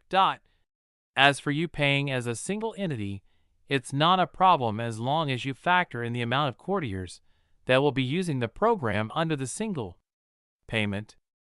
Meaning, we will count every NATO member as a customer and price them according to their infrastructure and add it up to come up with a single price, but since you are our first customer, we will give you a 20% discount for it," added the senior lawyer from the company law firm.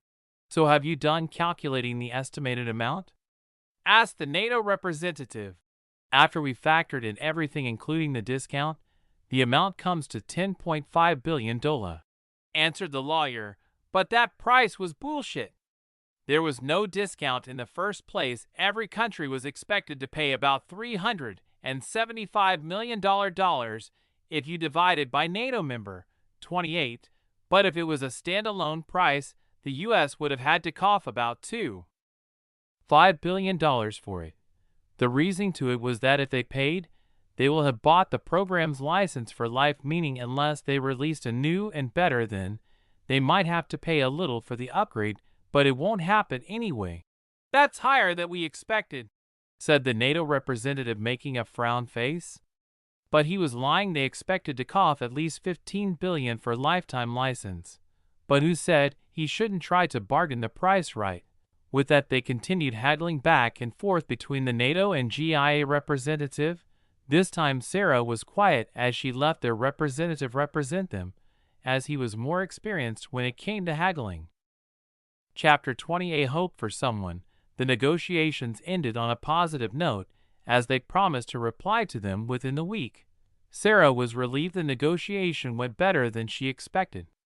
What she didn't know was that NATO by itself was desperate for the program because they were almost always dealing with Chinese, Russian, and many other non-friendly countries' hacking attempts. Them having the program will make the weight of dealing with these problems a little bit easier, and it will help them divert the resources in developing more sophisticated programs that will be helping them. Sarah returned to dealing with her work, as it continued piling even though they haven't released the program yet. Aaron continued completing his daily quest, but last month he suddenly gained a massive amount of SP. This coincided with the day after the NSA took the program for evaluation. At first, he expected the SP amount to continue being reduced if the program continued being used, but since the programs that were tested in the NSA server were massive and from a different category, the system counted them differently from the social media scannings it did before. So, he earned about 150,000 SP in total. Currently, he had a total of 195,600 SP. With the amount he could buy a few cheap things from the system. Although they were deemed worthless by the system, if they are released to the world, they would be deemed a great leap from current technology. While he had the SP amount needed to buy something from the store, he didn't need to rush buying random things from the store. But another reason for it is that he needed to finish his revenge and remove the clot in his heart in order to continue with his life without the anger he felt toward anyone. That was why he finally started his revenge. He was pushing behind in the beginning, in some heavily guarded mansion somewhere. Rena Noga Johannatan Stav Rothschild woke up and found herself alone in the bed. This has become a usual thing to her, as her husband started distancing himself from her for about a few years now.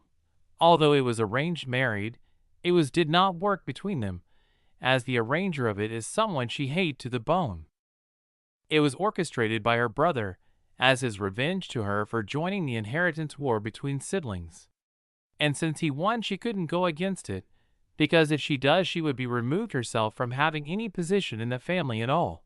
It's old-fashioned, but they keep it as it worked in the past. They expect it to work in the future too. As they said, if it ain't broke, don't fix it. Sun Tzu. She decided to not rebel against it because her chances weren't null yet. This is because although her brother was the next in line, he wasn't the leader of the family yet. This means he can be removed from there.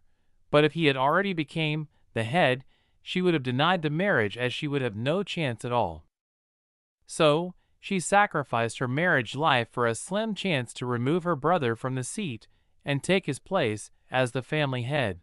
Although she kept trying to find ways to leave the marriage, she couldn't divorce her husband without any reason, as she needed a powerful reason to convince her family to allow it. She even hired some private investigator to find anything that could result in divorce, but she kept receiving nothing from them. She suspected that her brother was the one sabotaging her efforts, but she didn't manage to find the evidence for it. After she finished cleaning herself, she ate breakfast and headed to her workroom.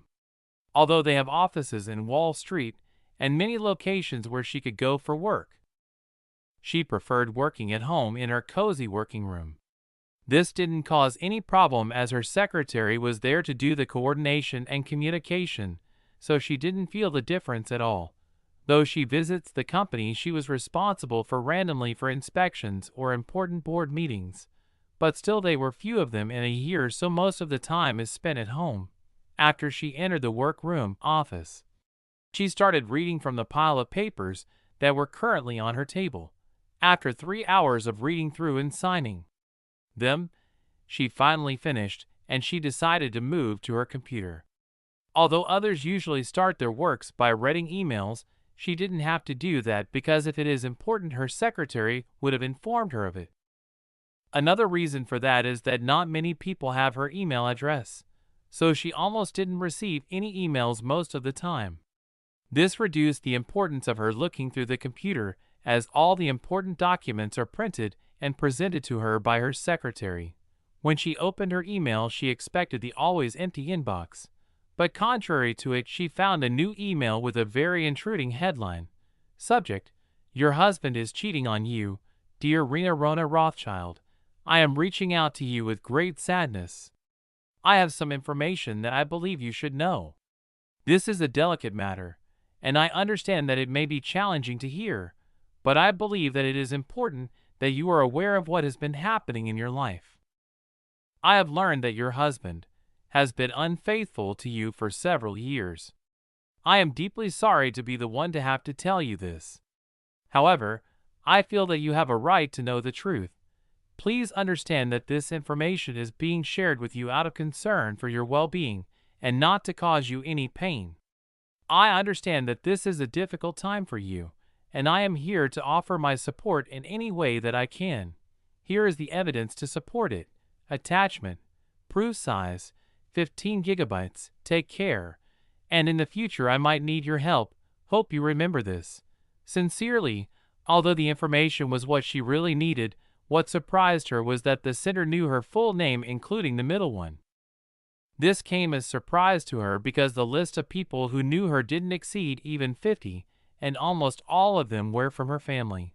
Another reason for being surprised is because she knew that no one from the family will help her finding these evidences, if it meant going against the next head of the family, her brother. Then is he someone outside the family who informed me? But how did he even find my email? She asked herself, as she waited for the attachment file to finish downloading, in order to take a look at the evidence. It doesn't matter anyway, but if the evidence gives me the proof I need, I will help you if you ever ask for it, she said, as she clicked the WinRAR folder. When she was about to click the Move to Folder button, a pop-up appeared written, Upgrade to WinRAR Premium to support us. She clicked X to close it, and continued to click on the Move to Folder button. She waited about 30 seconds for it to be moved to the NE folder. After it completed, she immediately opened the folder to finally look at the evidence. When she opened the folder, she gasped at the amount of different files. Cheating proof.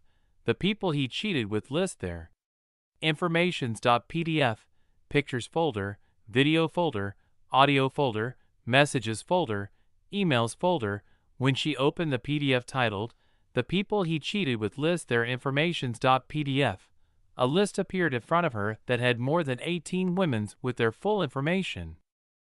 This impressed her, but not too much, as she could find anyone's information as long as she knew his or her name. But something caught her attention. At the beginning of every woman there was a tag number 01. It was different for every woman. So she decided to go to the folder and paste it to the in folder search place. The moment she clicked enter, all the information labeled with number 01 from all the folders appeared in front of her. Number 01 picture 00001.png. Number 01 picture 00002.png. Number 01 picture 00003.png. Number 01 picture 00004.png. Number 01 picture 00005.png. Number 01 picture 00006.png. Number 01 picture 00007.png. Number 01 video 00001.mov. Number 01 video 00002.mov. Number 01 video 00003.mov. Number 01 video 00004.mov. Number 01 video 00005. MOV. Number 01 audio 00001.mp3.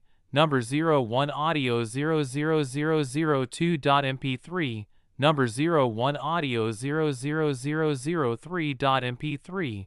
Number 01 audio 00004.mp3. Number 01 audio 00005.mp3. Number 01 messages.pdf. Size 275 MB. Number 01 emails.pdf. Size 547 MB. She tried with the ID of the second woman, and a list with just her evidence appeared. That's when she understood why the folder started with their persona information. With this amount of evidence, I won't have to worry my brother being against it unless he wants to humiliate the family's reputation, she said as she started reading the evidence. She will use this evidence as a reason for her seeking a divorce. If they deny it, although they won't, she will just threaten to release it to the public and just humiliate the family. She was rich, but even she didn't have a premium winner. I wonder how the company stayed alive. Chapter 21. A bad day for someone. Although it has been months, Professor Rotem was still trying to regain his reputation in the circle. It wasn't working because her wife stopped helping her. "That bitch, if it wasn't for her brother, I would have slapped the shit out of her," shouted Rotem in his office as he reached the tipping point. Although he shouted that, but he knew the moment he rose his hand to her, he is considered dead. "I mean, you can't divorce me even if you want. It's not like I wanted to marry you anyway. Your fucking brother forced me. F-U-C-K," he continued shouting. His secretary, also a cheating partner, entered the room due to hearing him shouting from the outside. "What's wrong with you? Why are shouting from nowhere? You are attracting too much attention," said the secretary. "It's my office, so who cares?" The secretary rolled her eyes in a giving up way and said, "They still think that you are still traumatized from the presentation." Rotem released a sigh then said, "I could have moved away from it, but that bitch doesn't want to help me." "But why did she even help you in the first place?" she asked. "I don't know why, but now that I think about it, it seems like she knew about the mistake in the thesis. And she wanted to embarrass me in front of those reputable people in the industry to use it as a ground for divorce," said Rotem. As he was contemplating, he became more sure by the second after he realized it. "Why would she do that?" asked the secretary in confusion, as she didn't understand why. As you know, we didn't get married because we loved each other. It was arranged married by her brother, he replied and paused a little. MH. Secretary did this to show that she was listening, and he can continue with his explanation. And since she couldn't deny the marriage, she needed to find legitimate ways to annul the marriage. He continued with his explanation. But since she didn't manage to find evidence of me cheating on her, she decided to go on the route of using my incompetence being a stain in the family as the ground for divorce. Finished explaining as he started getting angrier by the second. You are pretty sloppy in hiding it anyway. So why couldn't she find the evidence? The curious secretary asked. Her brother seems to be blocking her attempts of getting the evidence, he replied while giving her the side eye for calling him sloppy. Okay, it's up to you, but keep your voice down. You are embarrassing yourself to your students and colleagues, the secretary said, and started leaving the office to avoid having him exploding on her, as she really liked the salary for her job and his money. After the secretary left the office, he returned back to doing his jobs. Although he was informed that Aaron has paid his department in full, but after he rehired the private investigator, he didn't manage to find anything much because due to Aaron having too much money in his account, its information was more secured, so he couldn't find any more information about it. So, his conclusion was that he took a private loan with an interest rate a little bit lower than the 15% he made him have. This still made him happy because it meant that he was still in debt and he wasn't going to overcome it anytime soon. The reason he redirected his revenge to Aaron is because he couldn't vent it to his wife, leaving only him as a choice.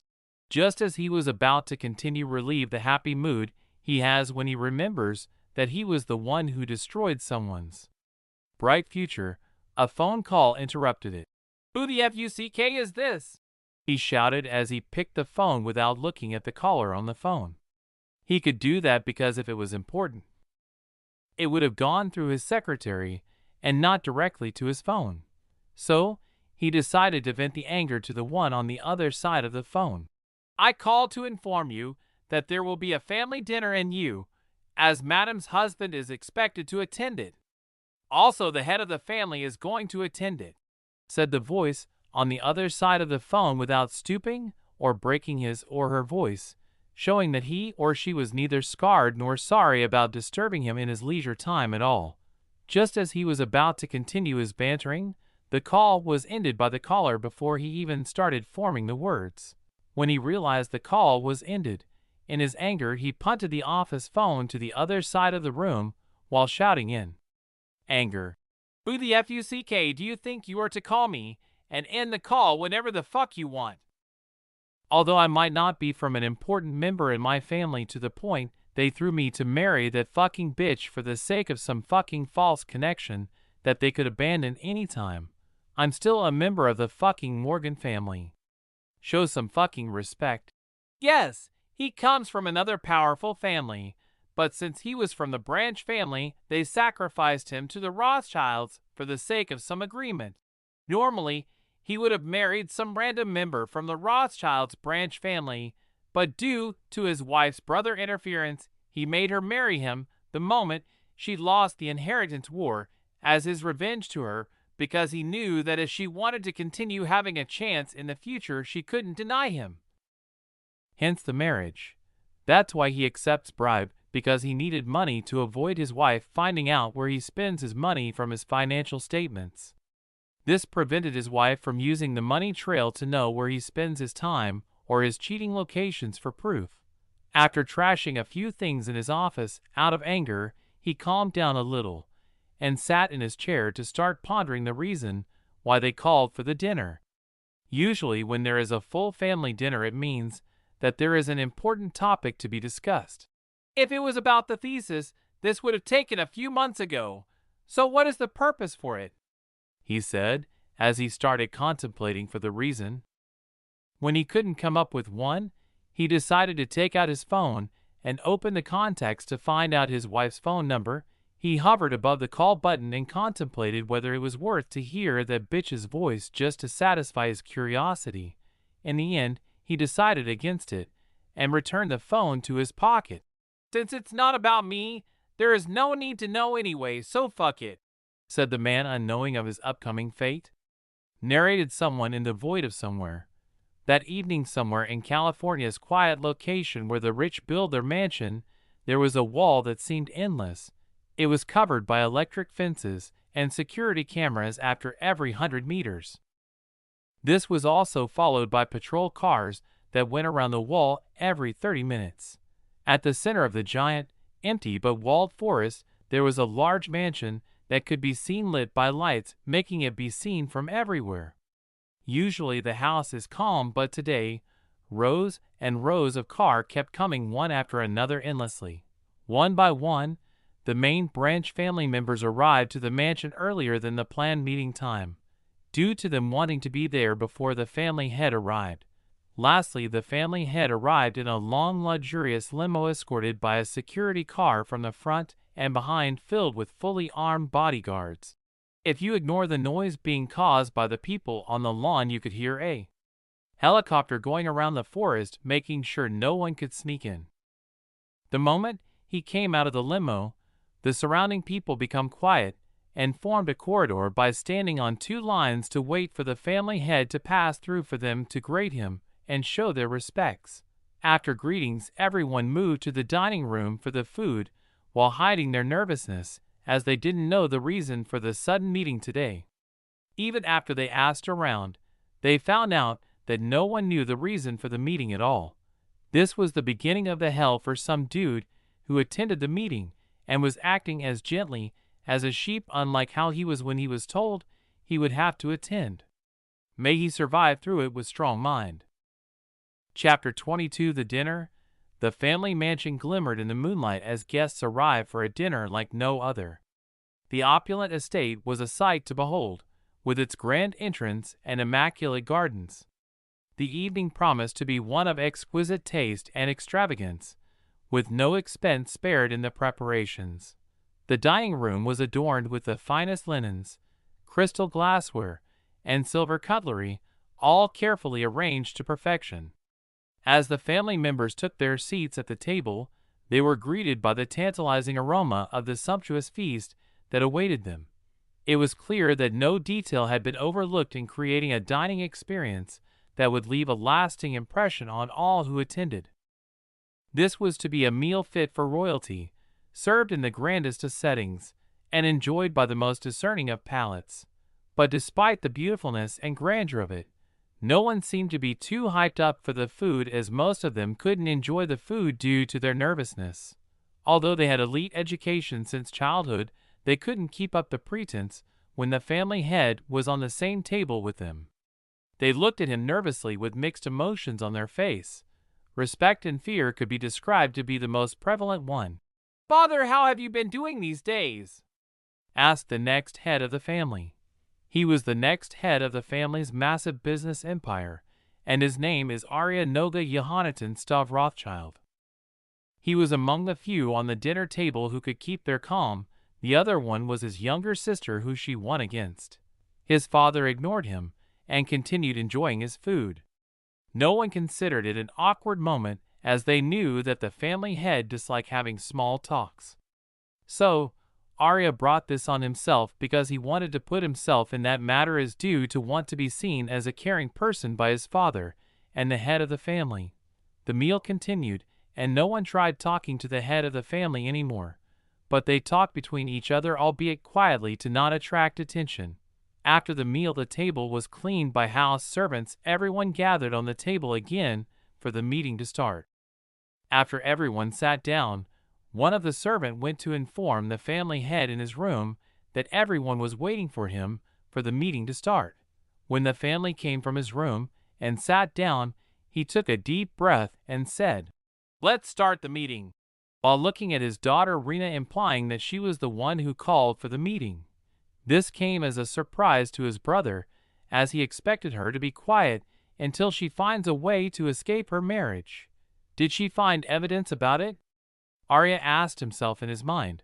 No, she couldn't have found them, as I worked my ass to keep them covered, reassured himself after a few seconds of thinking.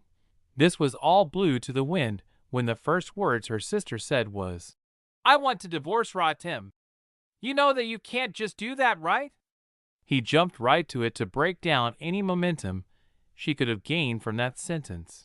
I can, if I have evidence to substantiate it, she replied while focusing on her father and ignoring him. You need to give us evidence before the meeting so that we can prepare for it. His brother cut right in without waiting for his father's reply. Though usually smart, he loses his mind when it comes to arguing with her sister. Hence all these shitty blunders. To give you them for what? So that you can make it seem fake? She replied after getting fed up with him messing with her plan to have her father agree to her presenting her evidence for it. Their father just sat there quietly listening to them bantering. Then he suddenly coughed to shut them up said, while looking at his daughter in a heavy voice. You know that you need to have good evidence to make our family agree to tarnishing our names for the divorce, right? When his brother heard their father saying that, he knew his chances of preventing her from even continuing has failed. Ralph the Alpha Nah. On the reason he made her sister marry Tim is because he knew that in their family, if you want to have a divorce you have to present it to the family, and they need conclusive evidence for them to agree to you divorcing. Because to them having a divorce was a great shame to them, this was why he kept preventing her sister from finding any evidence of his husband's misdeeds. You may ask, why didn't he just threaten Tim to stop him from cheating? If he did that, Tim would have found that his brother was worried about his sister finding out and being too desperate that he would have used it as blackmail material. He couldn't just kill him either, as that would mean a war between families. It doesn't matter how insignificant Tim was to the Morgan family. Just the act of killing him meant that you don't think of them as a threat to you.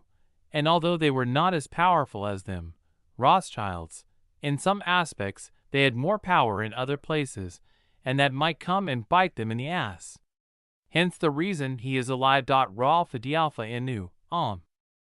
Also it would mean her sister will be free as her husband will be dead. Yes, father, I do know that. That's why I found a concrete evidence to make it so that not only will our reputation not be smeared, but it will also give us a small card against the Morgans, albeit he is not important to them, she said while looking at her husband. Her father nodded, meaning that she can begin the explanation. When she got the confirmation from her father, she turned to one of the servants and nodded, making the servant leave the room and return with a projector. When the servant entered the room with a projector, the other servants went ahead and started helping him set things up. After they finished setting the projector up, she headed to the computer on the table and took out a USB from her pocket and inserted it. Tim's side of view. The food was good, but why the fuck do they have to make me come here every fucking meeting? Even though they won't allow me to talk anyway, thought Tim as he was seated the farthest from the family head. He complained because the seating in these meetings is planned based on their hierarchy on the family. Starting from the family head, followed by Arya, then his wife, and so on. This continued until it reached him, the last one. He was calm because he was sure it was not important to him. But this calmness disappeared the moment the bitch said, I want to divorce Tim. That bitch is uttering nonsense again, he thought, because he knew that although the family knows that they don't even like each other, they can't just divorce due to it. You need reasonable explanation for it to be allowed. And know that they barely allow it even in those circumstances, as you needed concrete evidence to prove it, and he was sure she doesn't have any, because he wasn't caught for years since he started doing it. Looks like this night is going to be a good one for Arya, he thought, due to knowing that she most likely didn't have evidence and her brother would cook her for the mistakes, as he never wastes any opportunity to undermine his sister. His expression remained neutral, but inside it could only be described as euphoria. This was due to the bliss he was having, as he expected the bitch to be shot down for requesting to divorce him and having a chance to see her reaction. He didn't want to divorce her because him marrying her not only elevated his position in his family a little bit higher, but also since he could have everything he is not getting from his wife through other means. He felt that he is not missing on anything other than consummation with the bitch. So he continued watching the show as the Expectation of it nearly busted from him, but he suddenly scrunched his face due to what he was seeing in front of his eyes. FUCK is the first thing that came up in his mind due to what he saw. The gravity of the situation started sinking, becoming darker than a black hole by the second due to the evidence the bitch was providing and the eyes of disgust coming from the family members in the room. Where did that bitch find that information? As his mouth blurted those words, his eyes widened in horror due to his brain understanding what he just said with a little bit of ping. It was at this moment that he knew. He fucked up. The family head turned to him with eyes that said you are fucked now, but he didn't linger his gaze for longer as he turned to the guards, who nodded their heads and headed to him and started to drag him out of the room. He struggled to shout to try to defend himself, but it fell on deaf ears as everyone returned their eyes to the projected material on the screen.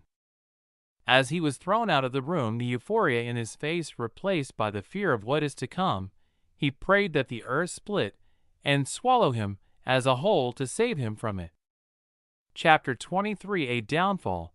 Inside the bedroom, Rot Tim could be seen sitting on the side of the bed with both his hands supporting his head while using the knees and laps as the foundation. He was currently shaking, albeit slowly, as he remembered the last word he heard from his wife's family head.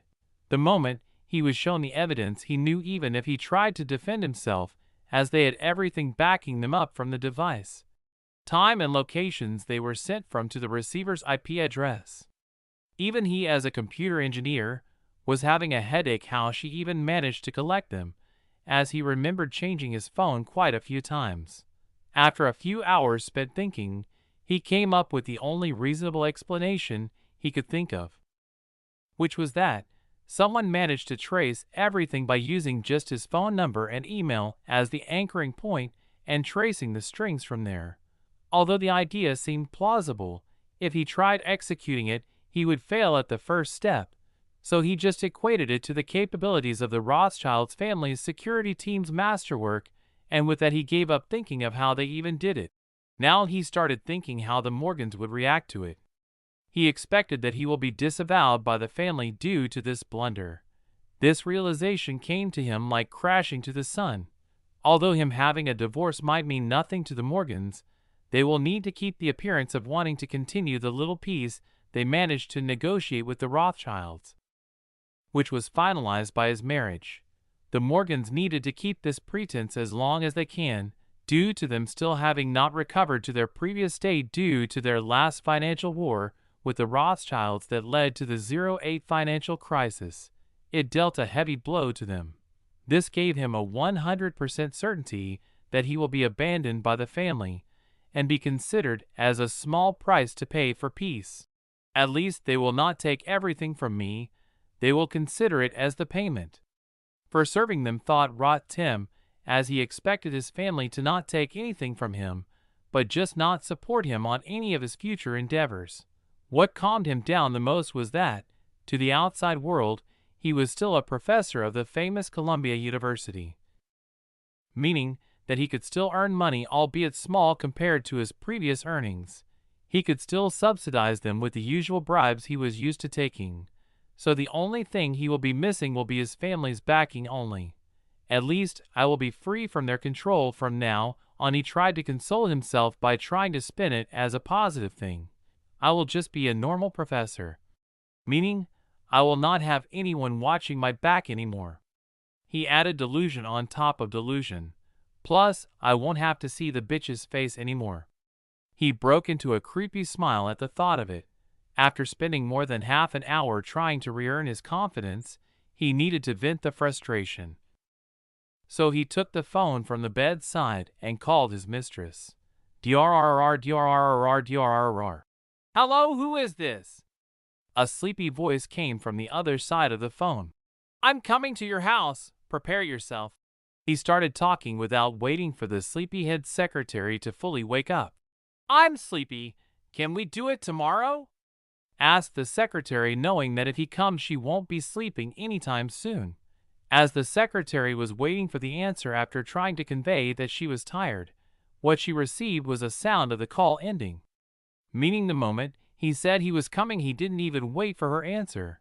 This fucker, thought the secretary as she left the bed and went to the bathroom to prepare to welcome him. But this was followed with some very inventive slurs from her side. He should be thankfully he couldn't hear them, else it might break his mind. They were as deadly as info hazard could be. Somewhere in America, 2 Russians could be seen sitting in an obscured bench in a park. One of them had a dong, while the other one had a beard and could be seen reading a newspaper to attract too much attention. "What did you find out about the NATO's last meeting?" asked the one reading a gazette. "From our moles, we didn't learn too much as it is still confidential, but they managed to find out that a week after the NATO meeting, a team of representatives from NATO arrived in the U.S., replied the other man as he pat the dog, making it shake its tail from happiness. "Doesn't that happen when NATO needs to negotiate with the U.S.? And oh, this time is different. A day after they arrived, they headed to a small company for a meeting with them. What does that company deal with?" asked the bearded man while flipping to the next page in the newspaper. "A short investigation revealed that it deals with technology, but since they haven't still released any product, we couldn't find out for sure what it is. But we found out that a month after they were registered, they contacted the FBI, CIA, and many other agencies for cooperation. This made those agencies have a back and forth between them, but it stopped at once when the NSA made its move." The man stopped to try and remove his dog from him as it was licking his face. He removed the rope from its neck and set it free to go and roam around the park, while he returned to continue with his explanation. "After the NSA intervened, all agencies stopped their meetings at once. This continued until about a month and a half later. There was an emergency NATO meeting. From our mole in the inside, we learned that it was about some security program or something similar to that," he finished explaining to the bearded man. "You suspect that it has something to do with the NATO having emergency meeting?" asked the bearded man. "There is more from where that came from. We also suspect that they are behind the social media security update issue we couldn't solve," added the dog's human. When the bearded man heard the words, he stopped looking at his newspaper and turned to the other man with a look of surprise and asked, "What connects them? You said the company was found for only about 3 months, and that situation is nearly 4 months old. When we investigated the social media companies, we found out there was a law firm that contacted them for their security problems, and after combing through the CCTV's footages, we found out which law firm was it. But by the time we found it, it was already bought by GIA Technology, which is the same company as the one having the meeting with NATO guys. That's where our suspiciousness comes from," explained the man. "Continue keeping an eye on the company. Also find out who the owner is and everything there is to know about the company. Understood?" said the bearded man while closing the newspaper and standing from the anti-homeless bench. Then he left without waiting for an answer. The remaining guy just looked at the direction the bearded man left. Then he called his dog and left for the other side of the road. "Stop, you are hurting me," shouted the secretary in desperation while looking messed up and bruised. The professor wasn't gentle at all. He kept slapping and banging her body to the wall like pillow or something, causing her to have bruises all over her body. "Shut up, you bitch," said Rotem as he slapped the back of her head, making her fall to the floor. He didn't care and continued doing his thing while imagining his ex-wife's face on the secretary, making him fuck her harder like she wanted to break her or something. The secretary begged him to stop, but the more she begged, the more he saw the bitch's face on her, making him go harder than before. This continued for about half an hour, until she started bleeding from down there and fainted. Only then did he come to himself and stopped what he was doing. He just stood and headed to the bathroom while angry, not to himself but to the secretary for dirtying his body with blood and ruining his fun. After he took shower, he just took some money from his wallet and threw it on the bed, making it rain. Then he left without even looking if she was doing all right or not. As he was not done venting, He was heading to whorehouse or something similar to it to continue his venting. 10 minutes after he left, the secretary woke up. She just stayed there for about 5 minutes contemplating why her life was like this. This contemplation continued a little more until she stood from the bed and headed to the watch on the wall that was blinking red if you look at it carefully. She took a long time, his whole body was in too much pain, but she managed to reach it and take it down. Then she returned to her bed. "Hope this will save me from doing this anymore," she said as she shed tears, feeling bad for herself. She opened the back of the watch to remove the flash drive that was inserted there to save the videos. "With this, that man will end my miserable life." She smiled at the thought of not having to give her body to earn something anymore. Although the man said he just needed an evidence to incriminate the scumbag Rot Tim. Nothing beats sexual assaulting and raping your assistant when it comes to destroying someone's life. She smiled at the thought of it. And with that, the final piece of his downfall was completed. What remained was the domino of pieces to start falling. Chapter 20. For the completion of the Jenga tower. It took Rotem 2 days for him to return to his soon-not-to-be home. When he entered the house, he found that his bags had been packed and placed on the opening after the entrance. He knew who could make the servant do this, but since he planned on leaving the house in a week anyway, he decided to leave today, since they already packed his stuffs already. Why waste more time, right? He called for the servants and ordered them to put his luggages in the car. Although the servants complained due to him no longer being a member of the family, they decided to just shut up and done with it. They considered it as a goodbye service. He left the house for the last time and headed to a 3-star hotel to start his stay there for a short time. While he looked for a house that suited his taste, he was happy that he was free, and his 2-day freedom gave him euphoria as he didn't have to worry about anyone anymore.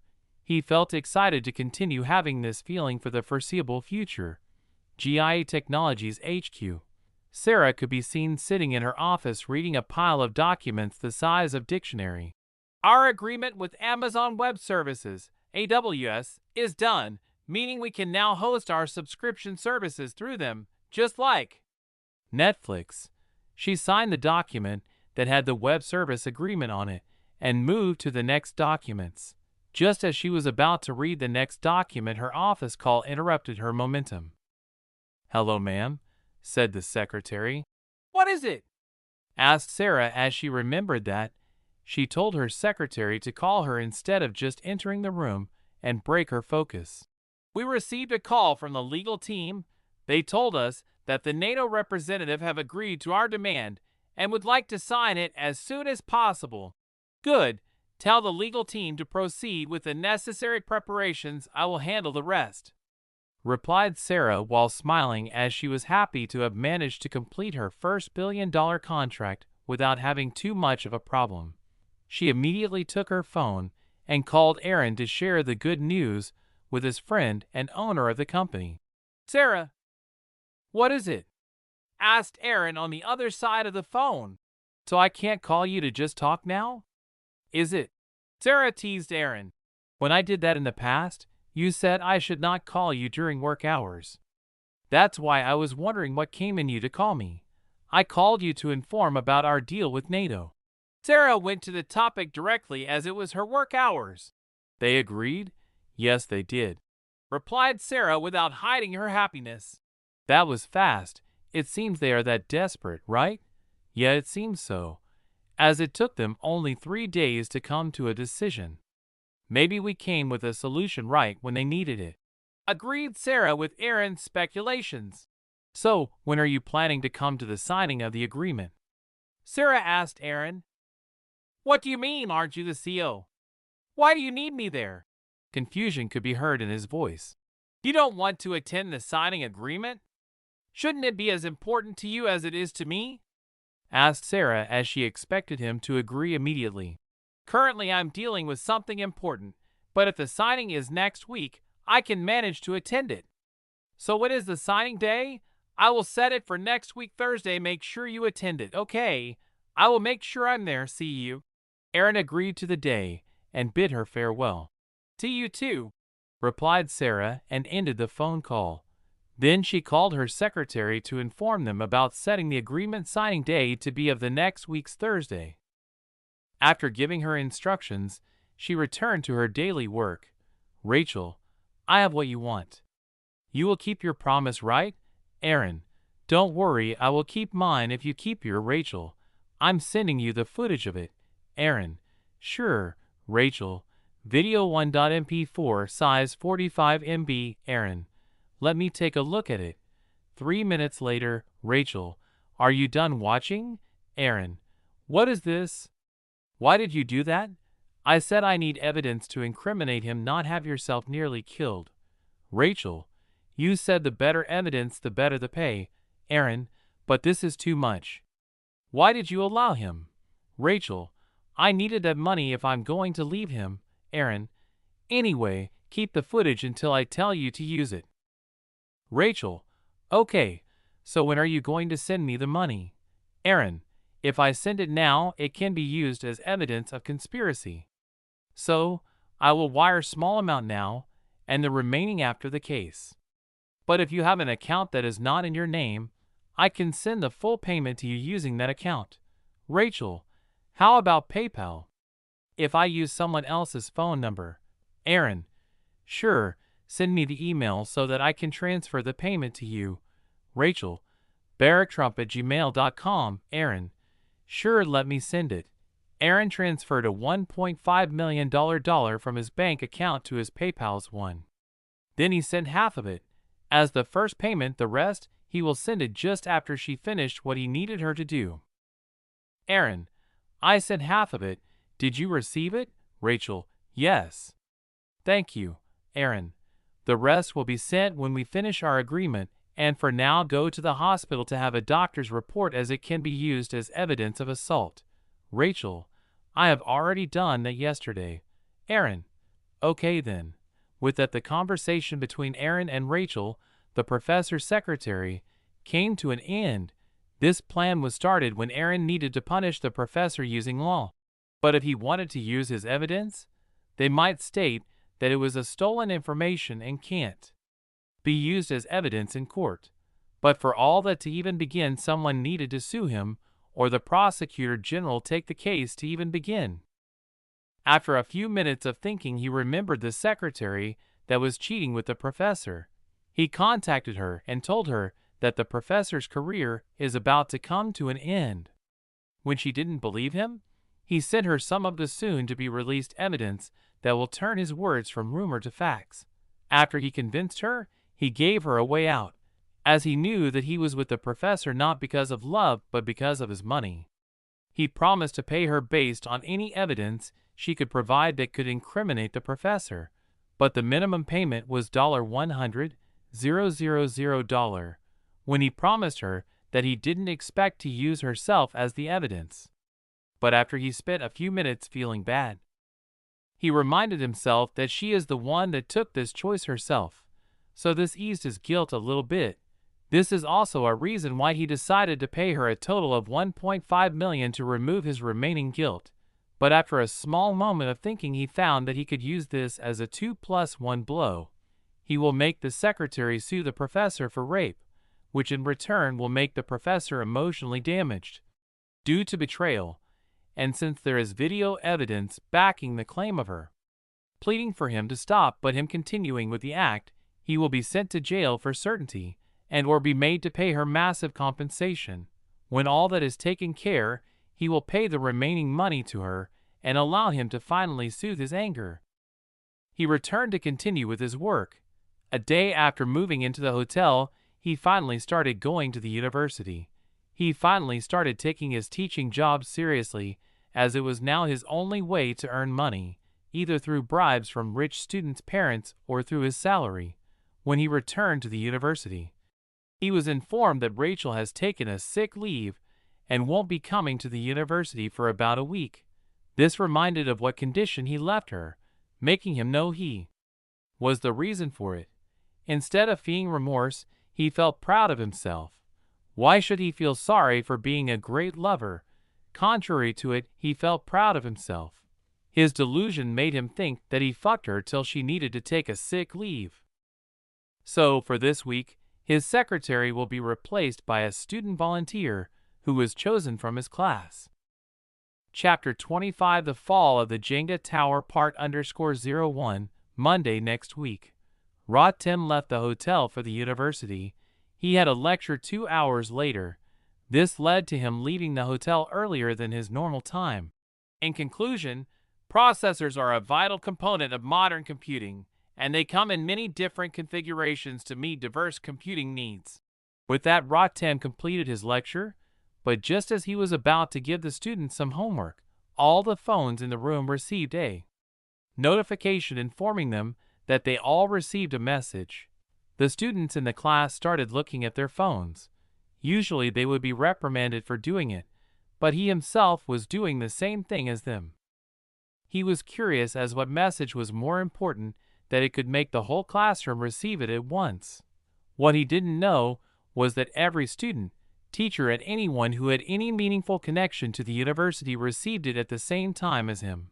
Recently leaked documents have exposed a disturbing case of academic corruption involving Professor Tim, a prominent computer engineering professor at Columbia University, who allegedly accepted bribes in exchange for giving good grades to students. The documents, which can be downloaded from the following link, aradamhasasmaldick.com, provide evidence of financial transactions between Professor Tim and students or their parents, with payments being made in exchange for favorable academic outcomes. This includes giving good grades to students who may not have earned them otherwise, and overlooking academic performance in favor of those who have paid bribes. This type of academic corruption is not only unethical, but can have far-reaching consequences. Students who have paid bribes to receive favorable treatment may not be qualified for the opportunities they have been given, potentially depriving deserving students of those opportunities. This can also impact the reputation of the institution, eroding public trust and undermining the value of academic credentials. In conclusion, the leaked documents detailing academic corruption by Professor Tim, a computer engineering professor at Columbia University, are deeply concerning.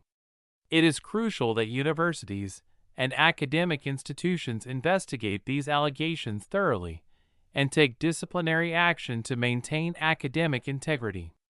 We must all prioritize ethical conduct in all academic endeavors to preserve the value of academic credentials and uphold the trust of the public.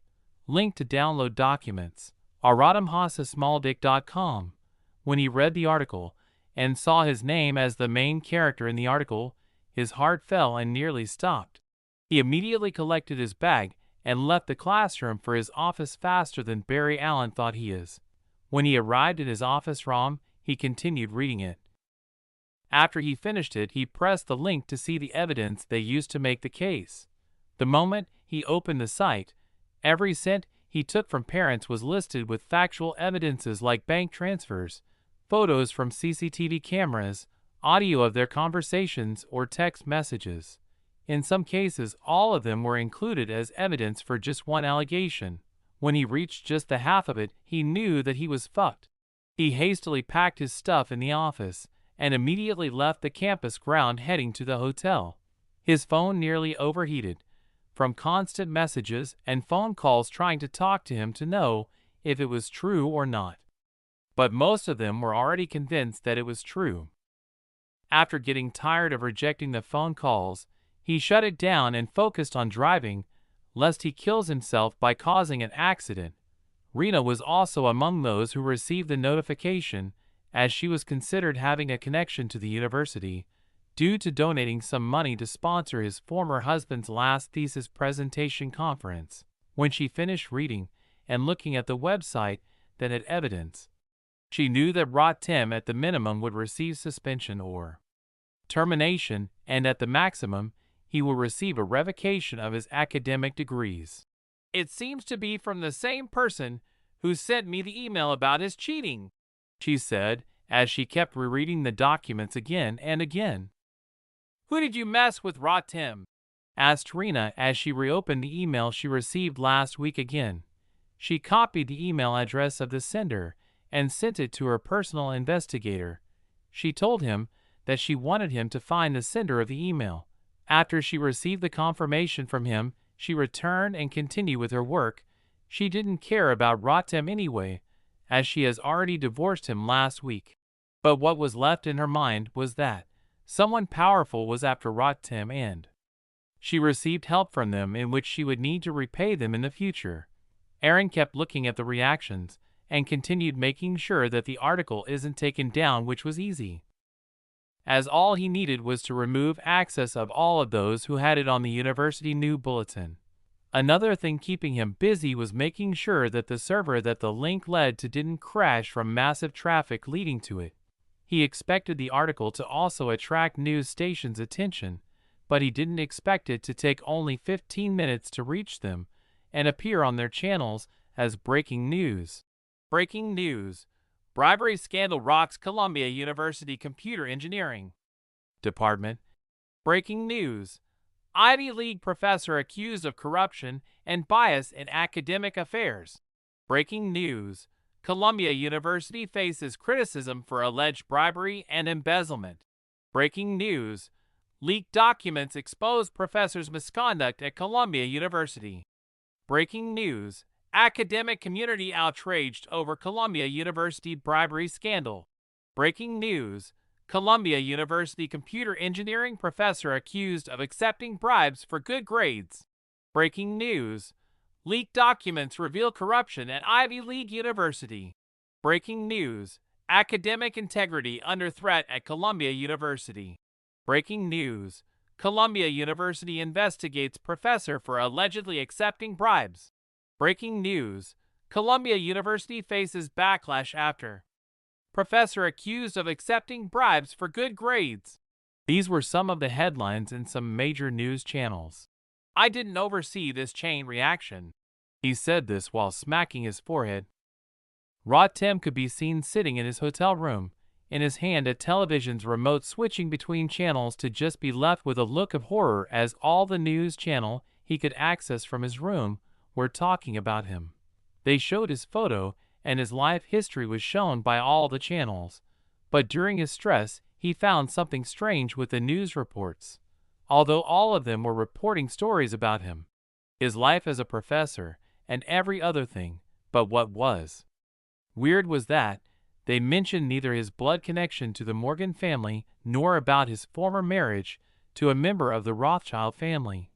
That's when he realized that they are not going to help him at all, but they will just remove any of their association to him. But just as he was about to start thinking on how to minimize damage that could be done to him, a notification with different sound came from his phone. It came with different notification sound, because he set his important contacts notifications to a different tone.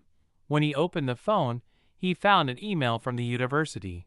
Subject: Notice of unpaid suspension pending investigation. Dear Professor Rodham, I am writing to inform you that effective immediately, you are being placed on unpaid suspension pending an investigation into allegations of academic corruption at Columbia University. As you may be aware, leaked documents have recently come to light that detail financial transactions between you and students or their parents in exchange for favorable academic outcomes, including giving good grades to students who may not have earned them otherwise. The university takes these allegations very seriously, and we have a responsibility to ensure that academic integrity is upheld. As such, we have convened an academy disciplinary committee to investigate these allegations thoroughly. However, during this time, you will be suspended from your duties at the university and will not receive any pay. We understand that this may be a difficult time for you, but we assure you that the investigation will be conducted fairly and impartially. We urge you to cooperate fully with the committee and provide any information that may be relevant to the investigation. Please note that this suspension is without prejudice to the outcome of the investigation. Depending on the findings of the committee, further disciplinary action may be taken. We will keep you informed of any developments in this matter. Thank you for your understanding. Sincerely, on behalf of the Academy Disciplinary Committee at Columbia University. The moment he finished reading, he shouted with his full power, "F-U-C-K," startling the neighbor roommates and receive a response from someone on the corridor. "Shut the fuck up! You don't own the fucking hotel!" "Jackass!" shouted a guy from the corridor as he nearly fainted after being startled by Rodham shouting. Chapter 26: The Fall of the Jenga Tower Part _02 Final Wednesday. On the third day, he received an email about the decision they have come to after their 2 days of their in-depth investigation. This came as a surprise to him, as he expected that they would take more than a month of investigation, and since by that time he would have been out of the public's eye, then the university would at most only terminate his job. But what he got was way more than expected, and the decision came in just 2 days, and it as more brutal. Subject: termination of employment and revocation of academic degree. Dear Professor Rodham, I regret to inform you that after conducting a thorough investigation into the allegations of academic corruption against you, the Academy Disciplinary Committee has decided to terminate your employment at Columbia University, effective immediately. We take academic integrity very seriously, and the evidence presented during the investigation was both compelling and incriminating. The committee found that you have violated the fundamental principles of academic honesty and ethical conduct by accepting bribes and embezzling research funds. Such behavior is not tolerated at our institution.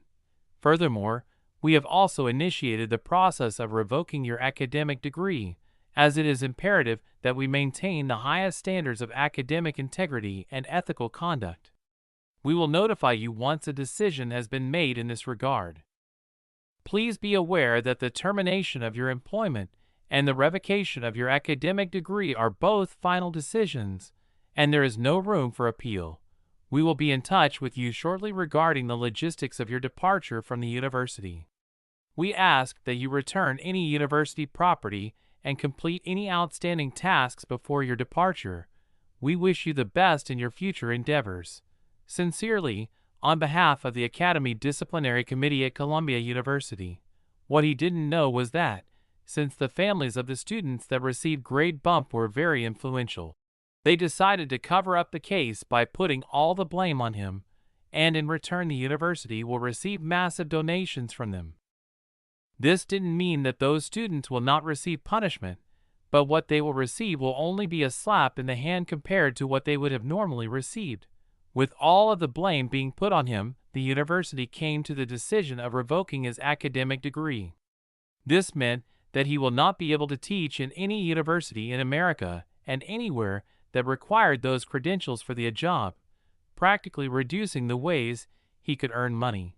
When he came to the realization of it, he fell on his bed and fainted from shock due to the stress his brain received from thinking about his future.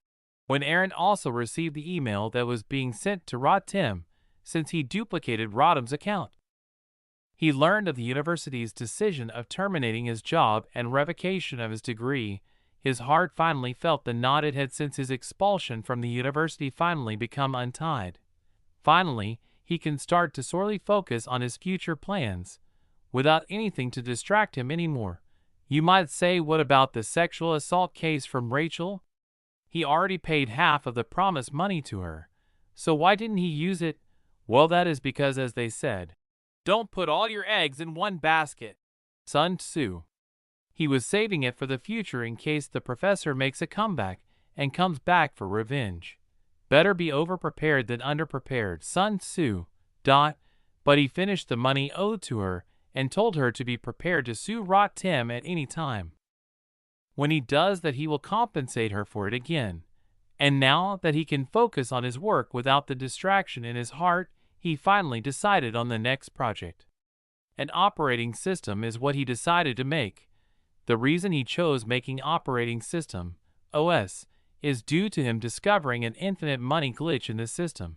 Here is how it works. The system rewards him at the minimum of 1 SP anytime he or someone use something created using the system's knowledge. This meant that, if he created something that many people will use, He will earn the minimum of 1 SP anytime someone downloaded and used the product. But why OS, not a social media site or something else?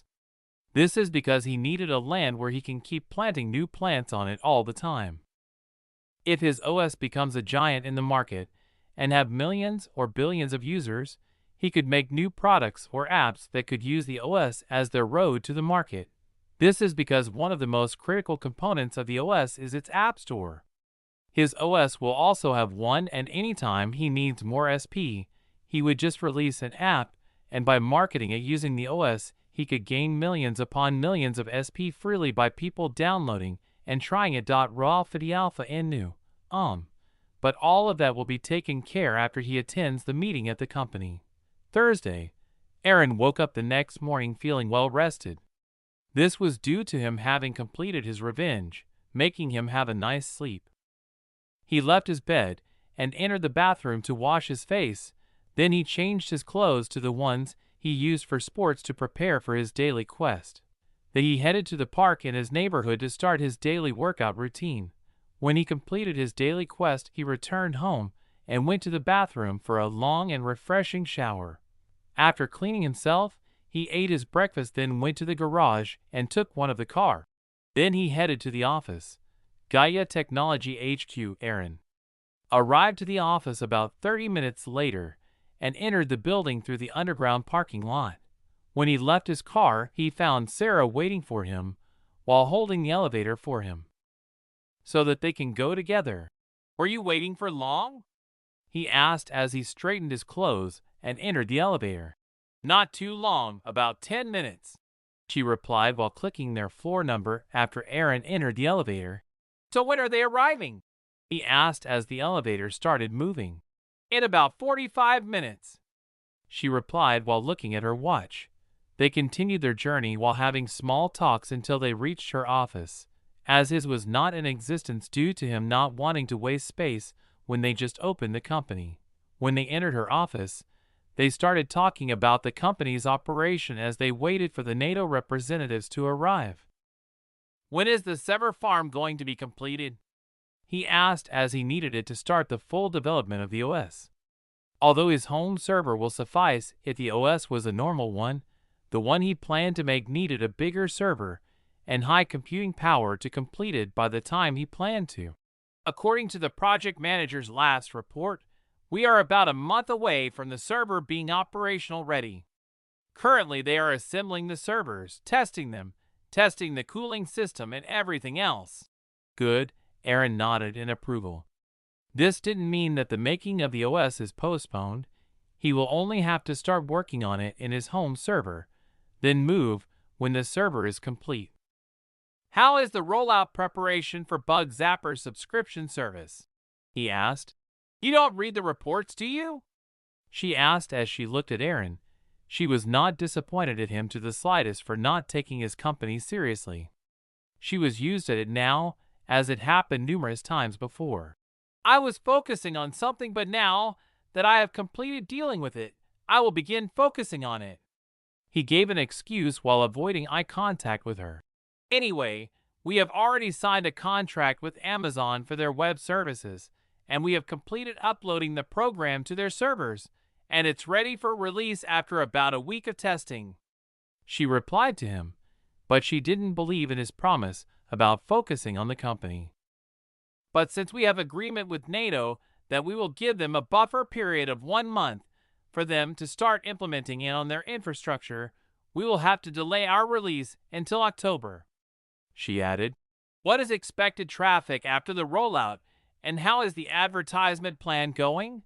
From our marketing department analysis, since the program is focused on the development side of the issue, we just need to focus our marketing to developers and not waste money on social media.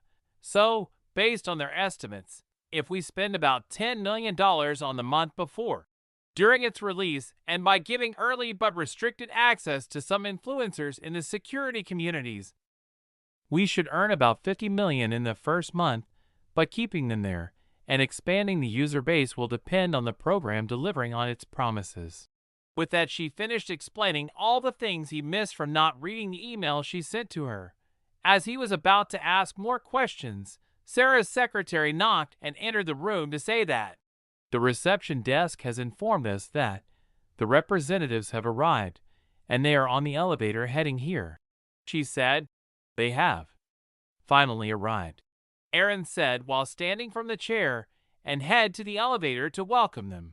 "Yeah, finally." Sarah agreed to his words as she followed him to do the same thing. Chapter 27: The beginning of the creation of OS.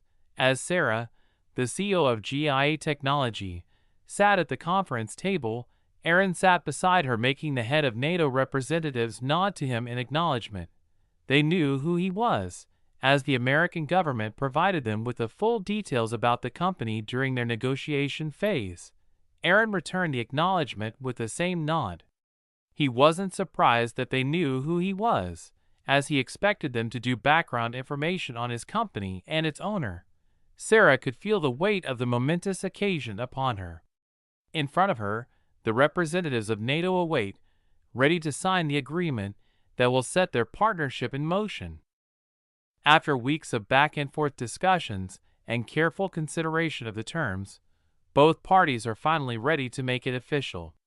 Sarah knows that this partnership will be a game-changer for the company, as it will bring worldwide recognition and legitimacy to GIA Technology's innovative solutions. With a sense of pride and anticipation, she takes a deep breath and reaches for her pen, ready to sign on the dotted line and take the company to new heights. As Sarah signs her name on the agreement, she feels a sense of relief wash over her. This partnership with NATO is a significant step forward for GIA Technology, and she knows that it will help propel the company to new levels of success. Since they have already come to an agreement, it no longer needs to be kept secret. NATO would have to announce this partnership if they wanted to prevent chaos when the program is released for public use. Sarah was particularly happy about this because it will act as a free advertisement for the company, saving them millions in advertisement spending. She looked up and met the gaze of the representative from NATO, who smiled and extended his hand in congratulations. Sarah took it, feeling a surge of pride for making this partnership become a reality. After a brief handshake with Sarah, the representative extended it to Aaron too, who shook his hand with a smile in his face, as he had become a fucking billionaire. "Joke's on you, Rodham," he thought as he kept smiling like a crazy person while escorting the representatives to the building's elevator and talking to them. Immediately after escorting them, he spent about an hour talking with Sarah about the company's operations. Then he left for home to finally start the development of his next project. After half an hour, he arrived at home where there was no one as his parents were out and Henry was at school. So, he went directly to his workroom to begin the project as he was excited to start it. Aaron's goal with Gaia OS was to create a revolutionary operating system that would change the way people interact with technology. This would act as a way to convince people to start using it, making him earn large amounts of SP. Currently, although some good OS existed, they were divided into different platforms and for different devices. The computer OS market was almost fully monopolized by Microsoft's Windows 8, a little bit by Mac OS X Mountain Lion, and the remaining of the market used different types of the Linux OS. As for the smartphone market, it was also monopolized by two companies, Apple's iOS 6 and Google's open source Android 4.2 Jelly Bean. As for the BlackBerry OS X and Windows Phone 8 OS, they were on the market but are on their last legs. Due to this difference in operating systems, OS, for personal devices, it forced the app development market to divide their resources during development to account for every OS that they wanted their app or program to be capable of being used in. This means the same program has to be written in 3 different programming languages to account for Android, iOS, Windows, and Linux use. This will also increase the cost of making an app, as the difference in these programming languages will force the developers to create a new system that would integrate these different programming languages in order to work as one program across all platforms. That was the market he wanted to tap using his Gaia OS. and by making the OS capable of being used by all personal devices, manage to run all programs no matter the language it was written in, and make it efficient and aesthetically pleasing, he will have access to a market of more than 4 billion personal devices or more. After he entered the room, he powered on his workbench to start his work. As his dream OS would be difficult to make with the current technology, he needed to buy some of the technologies from the shop to allow him to make his dream come true. The infinite SP glitch on technicality. Raw for the alpha and new. P alpha and the alpha. No one. Oh, he had already bought what he needed from the system yesterday night to prevent him having to sleep during the day. Before yesterday, he had more than 275,000 SP. This was thanks to the NSA keeping testing the limit of the program by giving it new programs. They wanted to know its pattern so that they can maybe one day reverse engineer it. Yesterday he bought AGI, Artificial General Intelligence, a small step taken by bipedal humans in the year 2096. Price frowny face 225,000 SP. The system deemed AGI to be just a small step. Normally this would have come as a surprise to him, but after seeing those that needed more than 1 million SP to buy it, he just gave up and forgot about it, although the system deemed it a small thing. His current world was still at the level of task-oriented machine learning, meaning they can just teach to be exceptionally good at one thing while dumb in everything else. But AGI, Artificial General Intelligence, is capable of being exceptional at almost all things that it can access data and learn from. Although Aaron bought the full AGI, Artificial General Intelligence, it didn't mean that he was going to put it fully into the OS that would make it impossible to be handled by normal computers or smartphones, and could only be used with massive servers. So, he decided to compartmentalize it and just choose the things he wanted from it to use for his OS. He will create his own assistant AGI, Artificial General Intelligence, to help him later, because the server wasn't completed yet and his home server can't handle it. That's why he postponed it until after he finished the OS, since if he waited until the server was completed, he would have wasted a long time that could have been used well. These are the things that he wanted his OS to have. The first thing he wanted was device compatibility. He wanted Gaia OS to be used in any personal device available out there, be it phones, computers, tablets, and other personal devices. Aaron wanted to make sure that the operating system could adapt to all these devices and provide a seamless user experience. And the first step towards this was to make sure the operating system was compatible with all the different personal devices out there. He also wanted Gaia OS to have adaptability. This feature will enable the OS to seamlessly work on a variety of devices ranging from cheap phones to expensive smartphones, computers, and others. The aim is for the OS to optimize itself depending on the strengths and weaknesses of each type of device, making it more user-friendly and efficient. An example of adaptability is when it comes to optimization for cheap phones. Cheap phones are known for their weak processors and limited memory. To combat these weaknesses, the Gaia OS will be optimized to use minimal resources, making the most of what is available. This will result in longer battery life and improved performance, even on budget-friendly devices. The OS will prioritize efficient usage of the CPU, minimizing its usage when possible and utilizing it only when necessary. As for expensive devices, they are typically high-end devices with powerful processors and ample memory. However, their strengths often come with drawbacks, such as short battery life. The Gaia OS will take advantage of the high-end specs of these devices to provide users with an optimal experience. For these devices, the OS will prioritize battery optimization, using efficient algorithms to minimize battery drain. Additionally, the OS will use the GPU and other hardware components to provide fast and smooth performance, taking full advantage of the powerful hardware in these devices. For computers, the Gaia OS will adapt itself to provide the best performance for desktop and laptop users. This means that the OS will prioritize different aspects, such as memory management, storage optimization, and GPU acceleration. The Gaia OS will also take into account the use cases of computer users, such as gaming, video editing, or coding, and optimize the performance for each specific scenario. For example, for gaming, the OS will allocate more memory and resources to the GPU, improving the gaming experience. For video editing, the OS will optimize the storage to provide fast read and write speeds, improving the overall workflow. Chapter 28 Creation of Gaia OS. 01 Memory Optimization. As technology advances, it becomes more capable and more complex, and the same applies to operating systems. Operating systems are becoming more memory-heavy as they come with an increasing amount of functions. As a result, storage space is becoming a precious commodity, especially for mobile devices. Aaron recognized this issue and chose to start his work on the Gaia OS with the optimization of storage. To accomplish this, he started his optimization of the storage by implementing a smart repository system.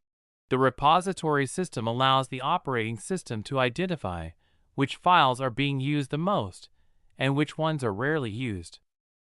It stores frequently accessed files in faster memory such as RAM or SSD, while files that are rarely used are stored on slower but larger storage devices like hard drives.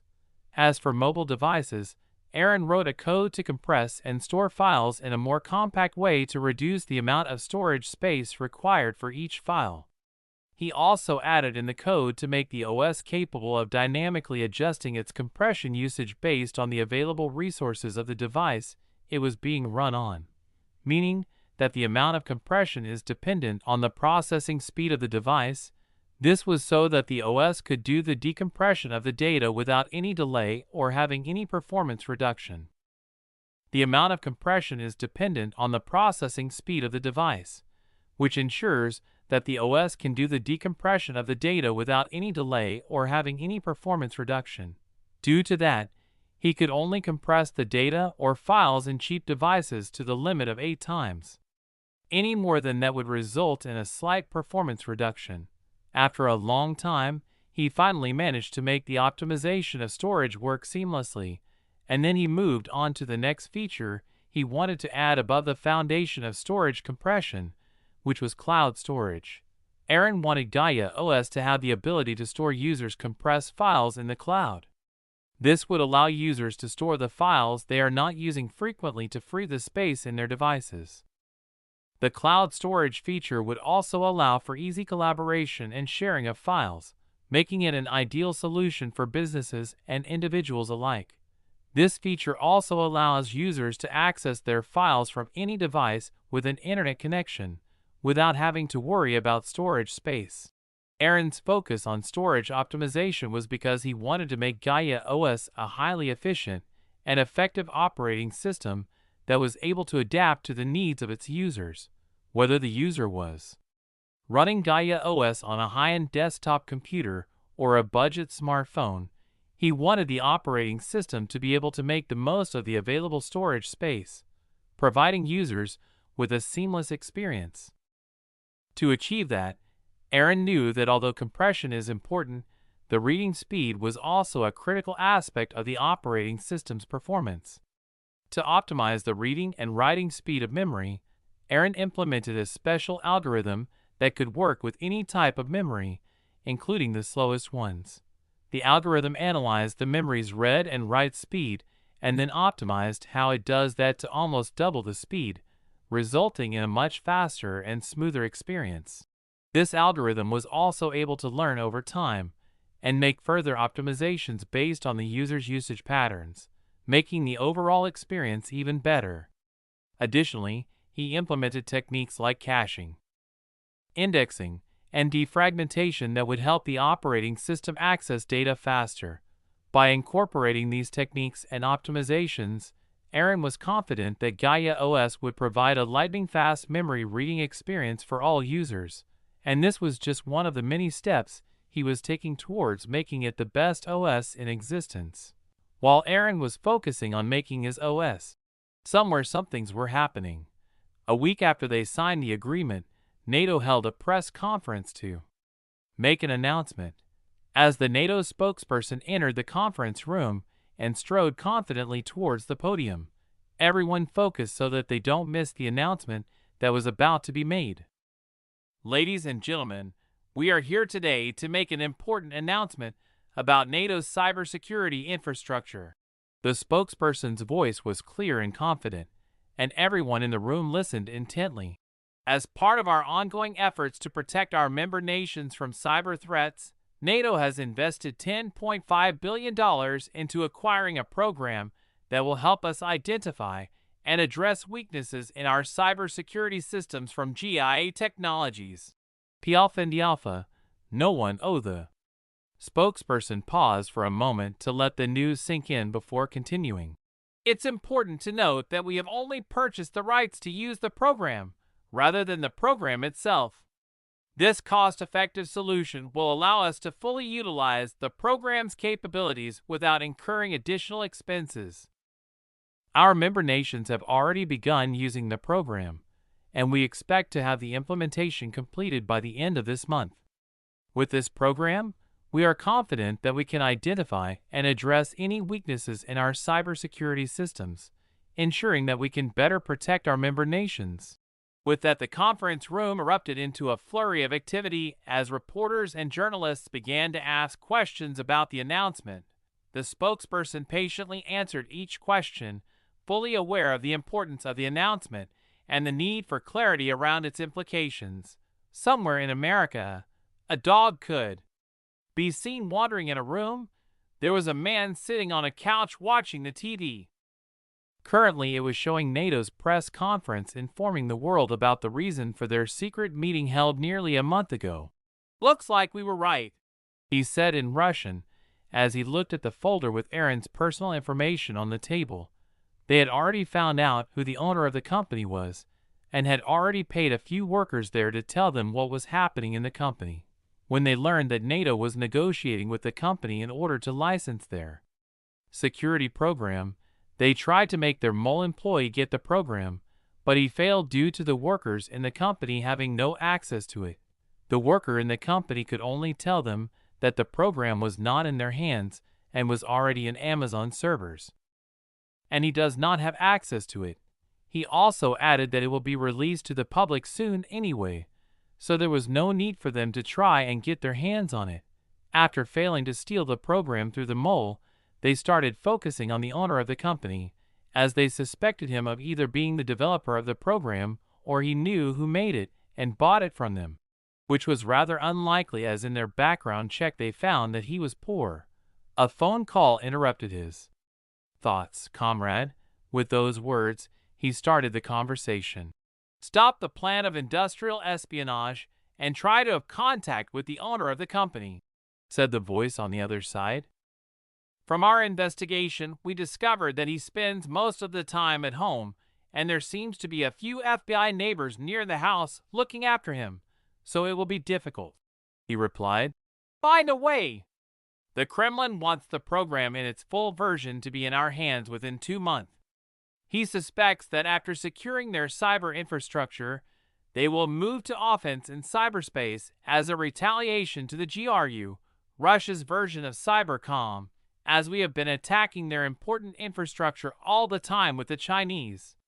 The Chinese are also on the move, so you better move faster than them before the FBI catches wind of this and moves in to block us," said the voice on the other side. "If it's that urgent, can we use force?" he asked. "Vladimir," the voice on the other side said, causing him to stiff. He knew the moment his name was mentioned he must have fucked up something. He immediately stood up and replied, "Yes, SIR," loudly, causing the dog to jump from being startled, and it started barking at him, but he didn't care. "I said, have it within the 2-month period." Those are the only words he said before he ended the call. He was left there with his phone still on his ear while his chest was puffing from fear, and his brain was pushing adrenaline in his body. That was how much Vladimir was scared of the man. When the dog felt that its owner was scared, it came to him and started going between his legs to try and calm him, causing him to come to himself. When he looked down and realized it was the dog who calmed him, he kicked it in frustration, sending it to the other side of the room. "Fuck!" he shouted at the whimpering dog lying on the ground in pain. He kicked the dog to hide and vent his fear as anger. He feared the man because the moment he messes up, he was fucked. In FSB, if you fail your mission, your supervisor decides your punishment. And he once saw someone getting slowly run over by a tank to his slow and painful death as his punishment. That was the result of the punishment this guy chose. So, he wasn't taking the work as a joke anymore, and since he had 2 months, he decided to take the full month to prepare for all the contingencies.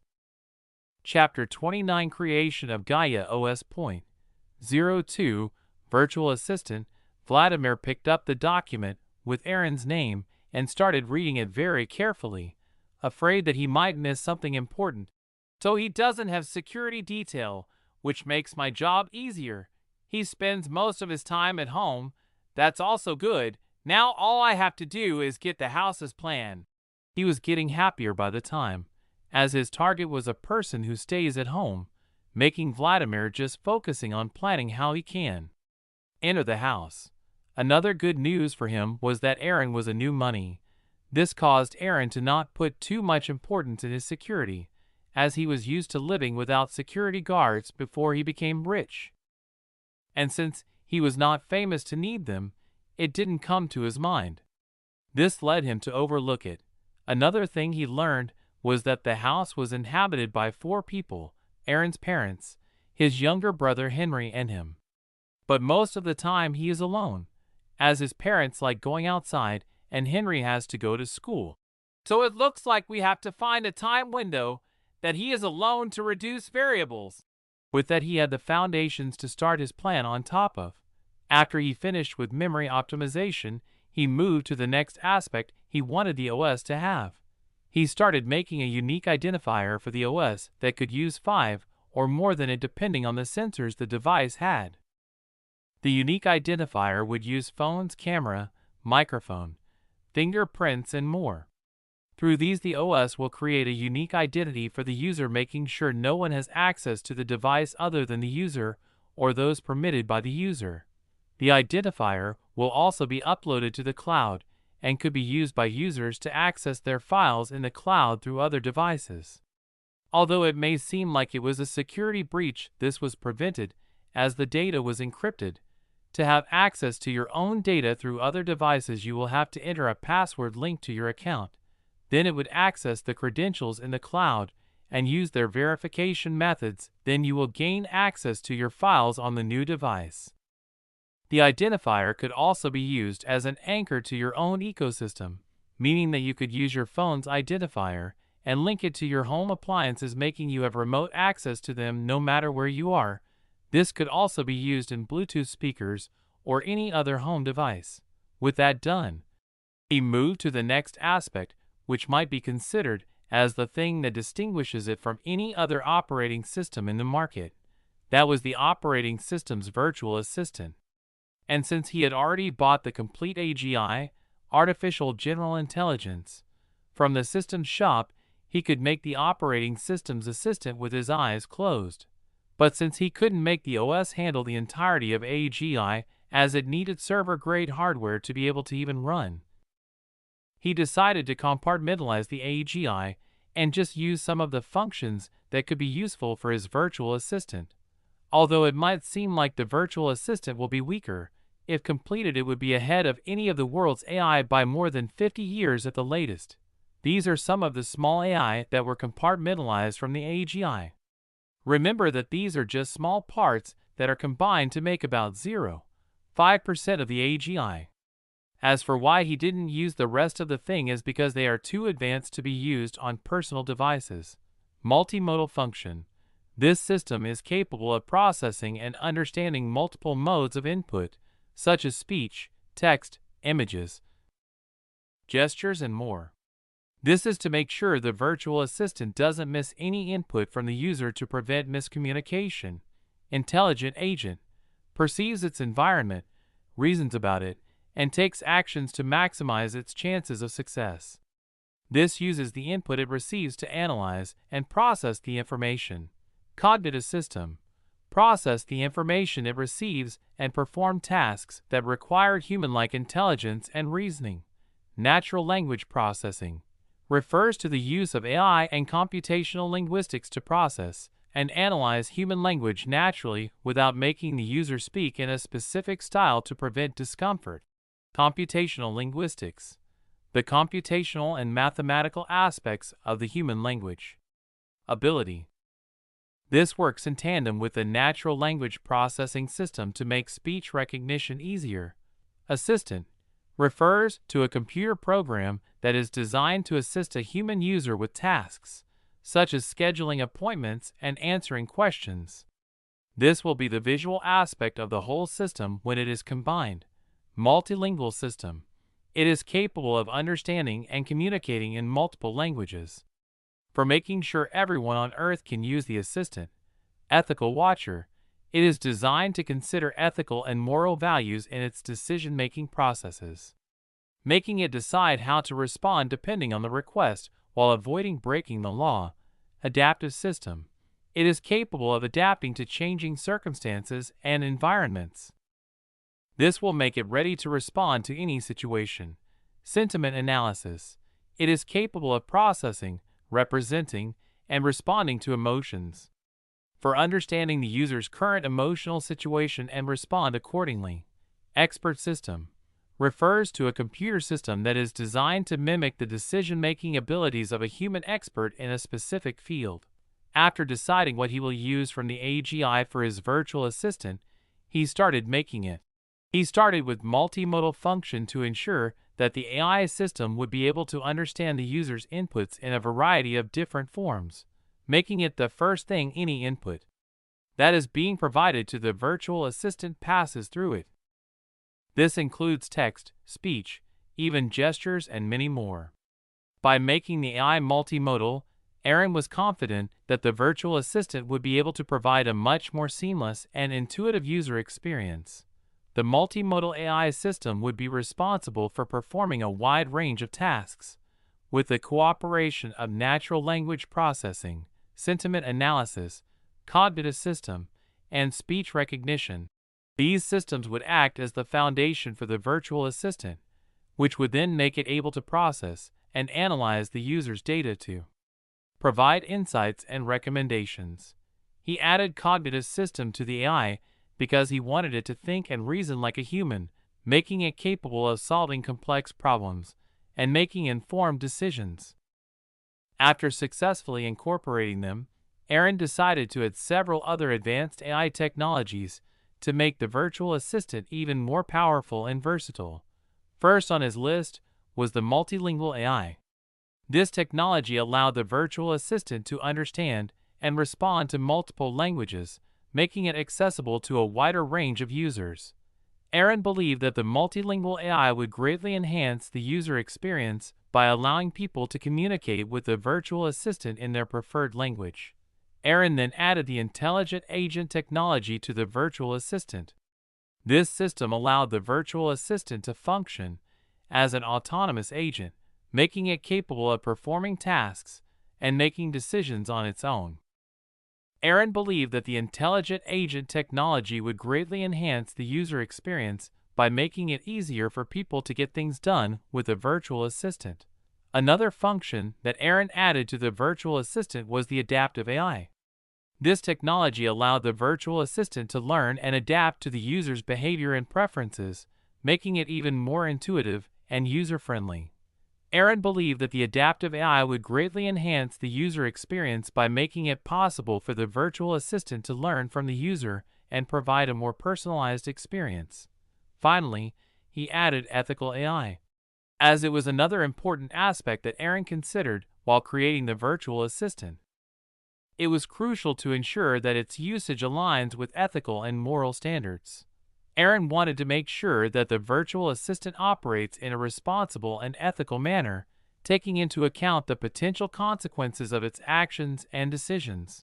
The ethical AI component also monitors the data usage and privacy of the users and ensures that their data is protected and used only for the intended purpose. In addition, it analyzes the potential impact of AI technology on society, the user, and provides recommendations for mitigating any negative consequences. By incorporating ethical AI, Aaron wanted to remove any grounds for lawsuit against him or his company by those who deemed him as a threat to their interests. In the eyes of the general user, he wanted it to be perceived as the company that dedicate extensive research and development to creating AI technology that not only offers practical benefits, but also operates in an ethically responsible manner. With that, only one thing remained for the Gaia OS. Chapter 30: Creation of Gaia OS. Point 03. Training the virtual assistant. It took him 2 weeks to finally complete making the OS. Although the OS was completed, it was not ready for use, because the virtual assistant was not trained at all. And as we all know, an AI without data for training is just a fancy-looking code.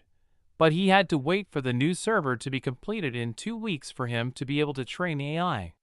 While he was thinking about this, he received a call from Sarah. "Hello." "Yeah, hello, Aaron. I called to inform you that the server has been completed. Wasn't it supposed to be completed in 2 weeks?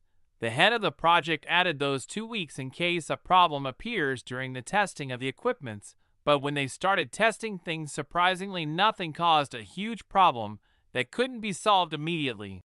"Good. I was done with the program and only waiting for the data center to be done to start my work. You told me about the project 2 weeks ago. Are you done with it already?"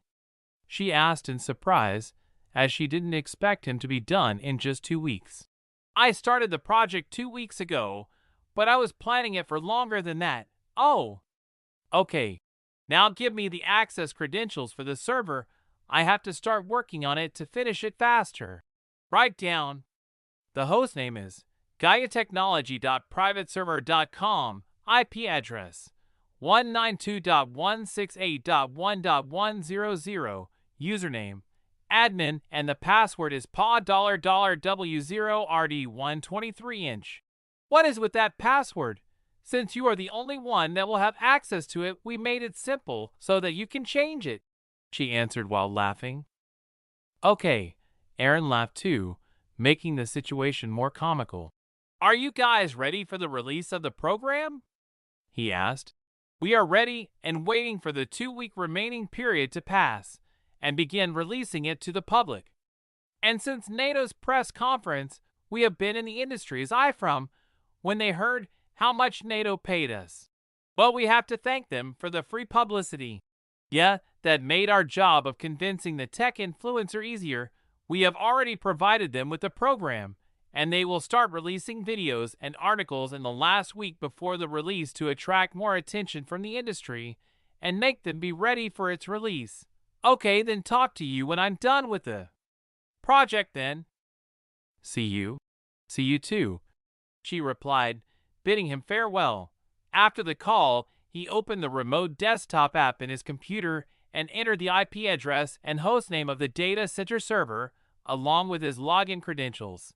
After he accessed the server, he immediately changed the password and the username, making sure only he will have access to it, as he didn't want someone to know what and how he was doing.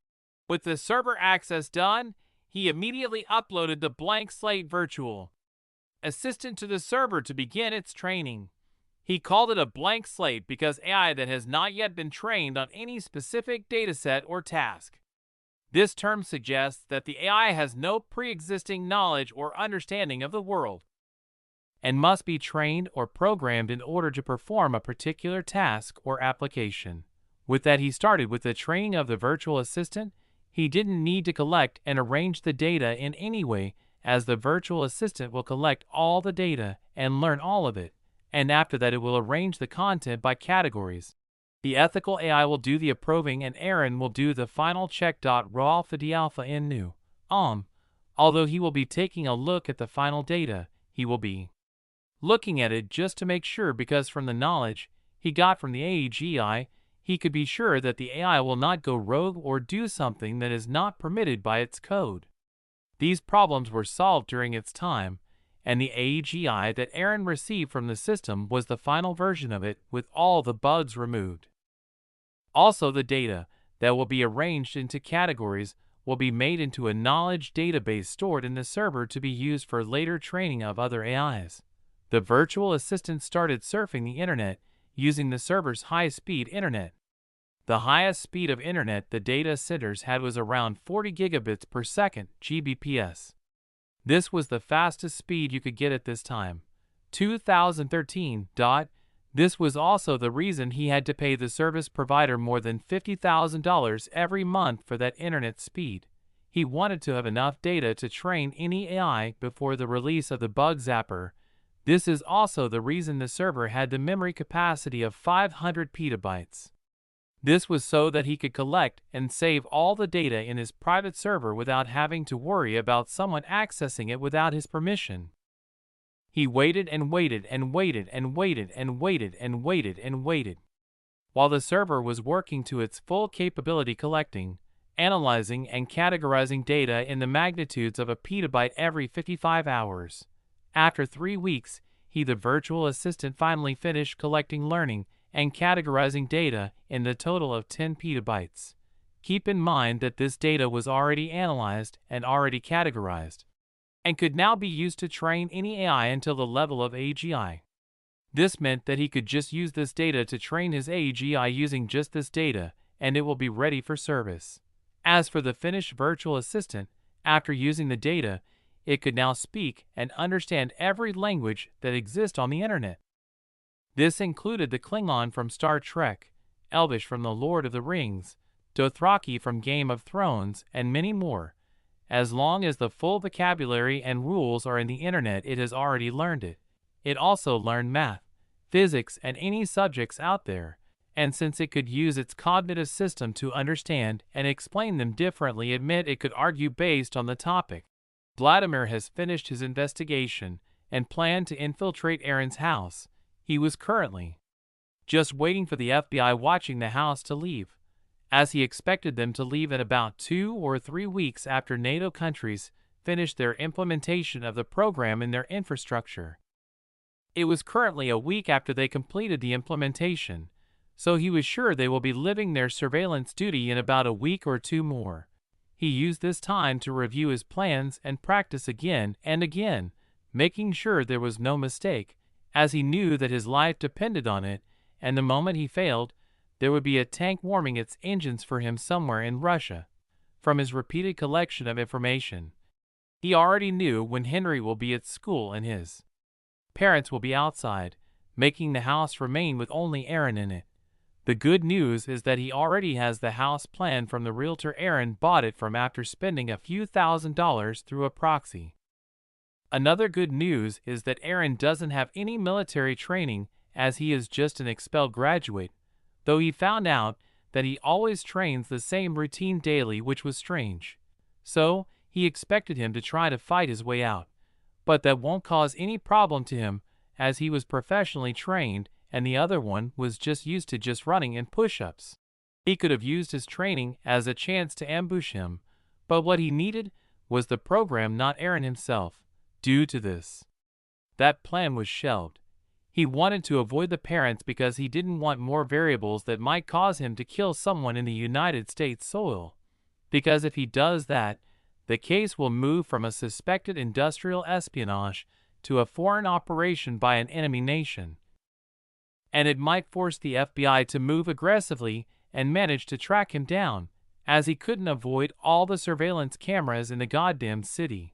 So he planned to be in and out of the house in a matter of minutes while leaving as little traces and hints that could be used to lead anyone to him as possible. And if he is caught, he will either have to commit suicide or he will have to spend a good time in a black site somewhere, being tortured for information.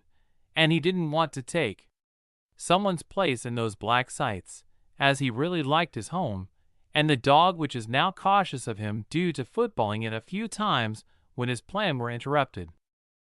Chapter 31 Completion. With the completion of training of the AI, Aaron started testing it. Can you understand me? Yes, sir. How can I help you? Replied a neutral voice as a chibi version of a person appeared on the computer screen, turning everything dark. What is your name? I currently have none. Would you like to bestow one for easier communication? It answered the chibi. Then I will call you Ava. Aaron named him that as that was what came to his mind. Thank you, sir, replied Ava as its voice changed to a feminine one. Why did your voice change? From my data, I found that Ava is usually used as a female name, hence the change, sir. Would you like me to change the voice? No, keep it. He liked its intuitive thinking. Thank you, sir. Can you think for yourself? He asked just to see what it would reply. No, sir. I can only reply using the data I have. But since I have sufficient data, I can choose what to reply from multitude of choices, giving the illusion of free will. Good. What is your current size? Including the training data, my size is 10 petabytes, but a trained VA is only 54 MB. Why is the training data removed from the trained one? He asked, although he knew why, as he wanted to see how much it can extrapolate from its data.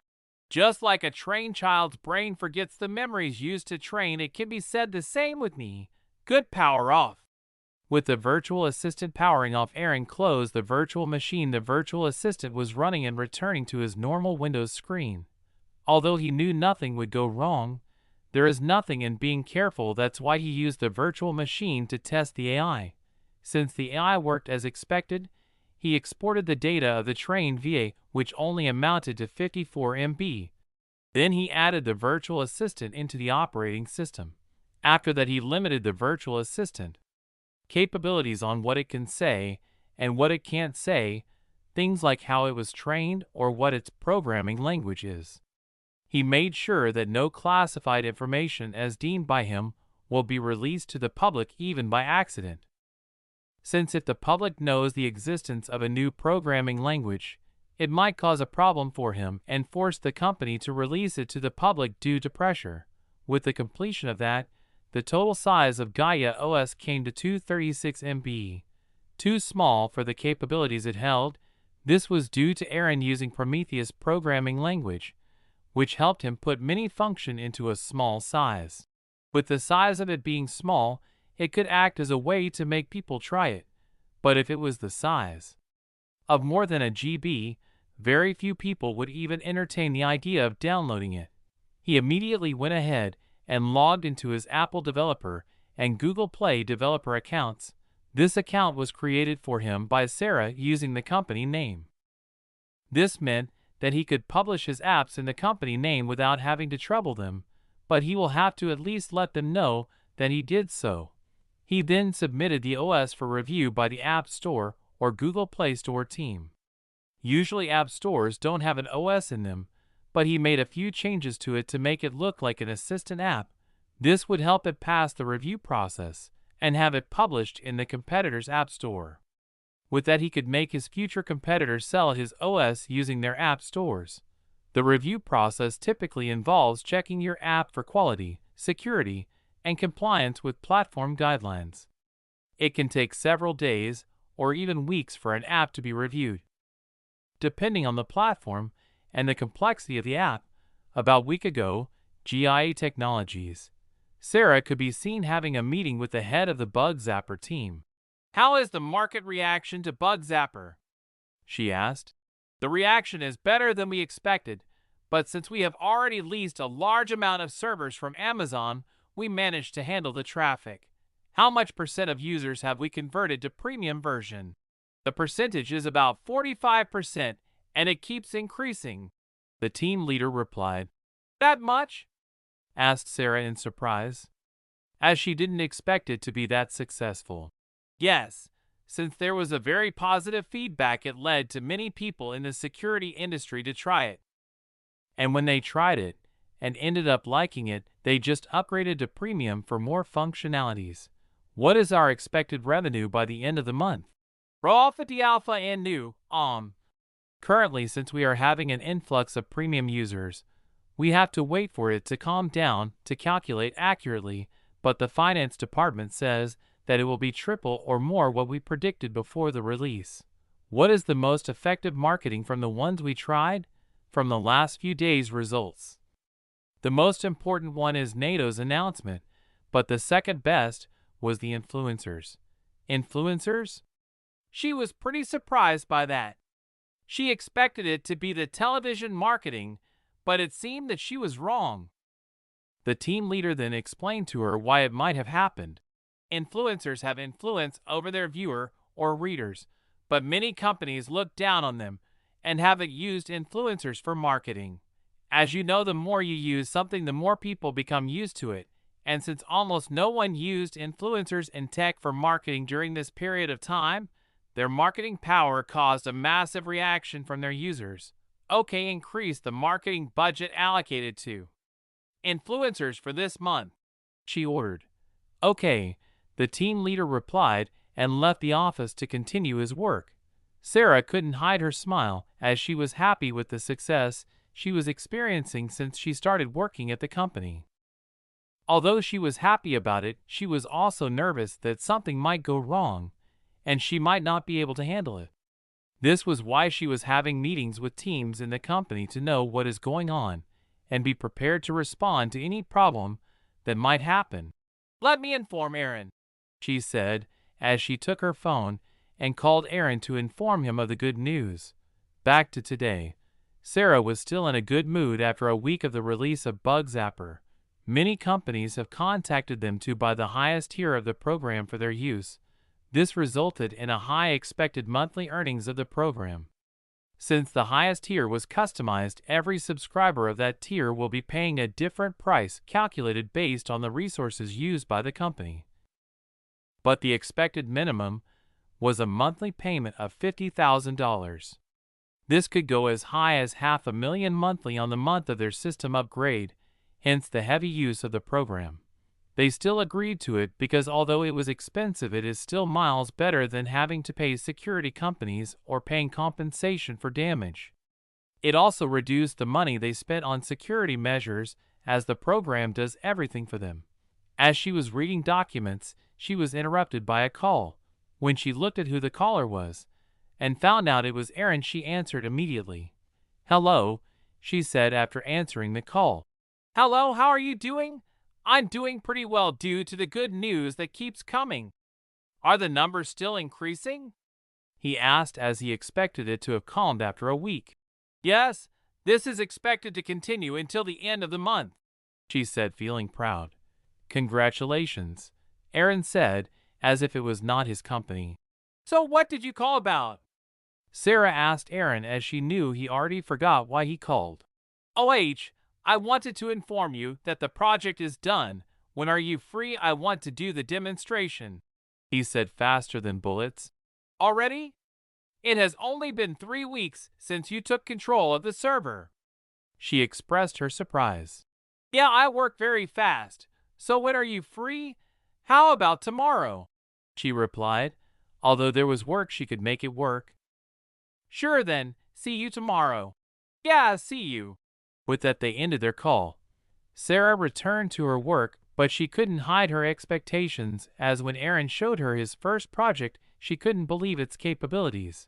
And she expected the new project to be better than Bug Zapper or more wider reaching than it in the least. That's why. Chapter 32 Bang. Aaron returned home after he demonstrated the Gaia OS, prompting Sarah to change her phone's OS immediately, as she liked all of its capabilities. They agreed to release it as soon as they could, and since the OS, that is acting as an app, was still in the approval process, they had time to prepare for the marketing of it. This time they decided to focus on marketing using influencers in all walks of life, since the OS was something every phone or computer owner has, and sponsoring different genres influencers will lead to a larger audience receiving the news of the release of the OS. After he parked his car and entered the house, he found it empty, as usual, as his brother was in school. So, he went to his workroom to start his project of creating the artificial general intelligence, AGI, that will act as his assistant for the future. But just as he entered and closed the door of the room, he felt a cold barrel of something touching the back of his head. He thought his brother was playing a prank on him, but just as he was about to turn and end the prank. "Don't think about turning," a deep voice said, breaking all his excitement and making fear be the only thing he felt. "What do you want?" Aaron asked, trying to keep his voice steady as his heart wasn't at all. "I want something from you," the man said, his tone cold and threatening. "And I want it now." Aaron was taken aback. He had never been in a situation like this before, and he didn't know what to do. "Industrial espionage? Who sent you here?" he asked, still trying to hide his fear. But the man wasn't interested in Aaron's questions. He hit him with the back of a gun on Aaron's head, making him start bleeding a little. "Give me the source code, bug zapper, or I'll shoot you," he said, his voice low and dangerous. Aaron felt a chill run down his spine. He knew that this was serious. He had never been threatened like this before, and his head was bleeding. The man took a step closer to Aaron, the gun still trained on his head. Aaron could feel his heart pounding in his chest as he tried to think of a way out of this situation. He decided to give it to him, as it is not as important as his life. "It is on my computer," he said, as he pointed at his work machine, implying that he will have to go there to be able to give it to him. "Move slowly," he said, as he pushed him toward it while making sure to keep his distance so that he could shoot him if he tried something funny. "Okay." Aaron moved slowly to prevent himself from getting killed.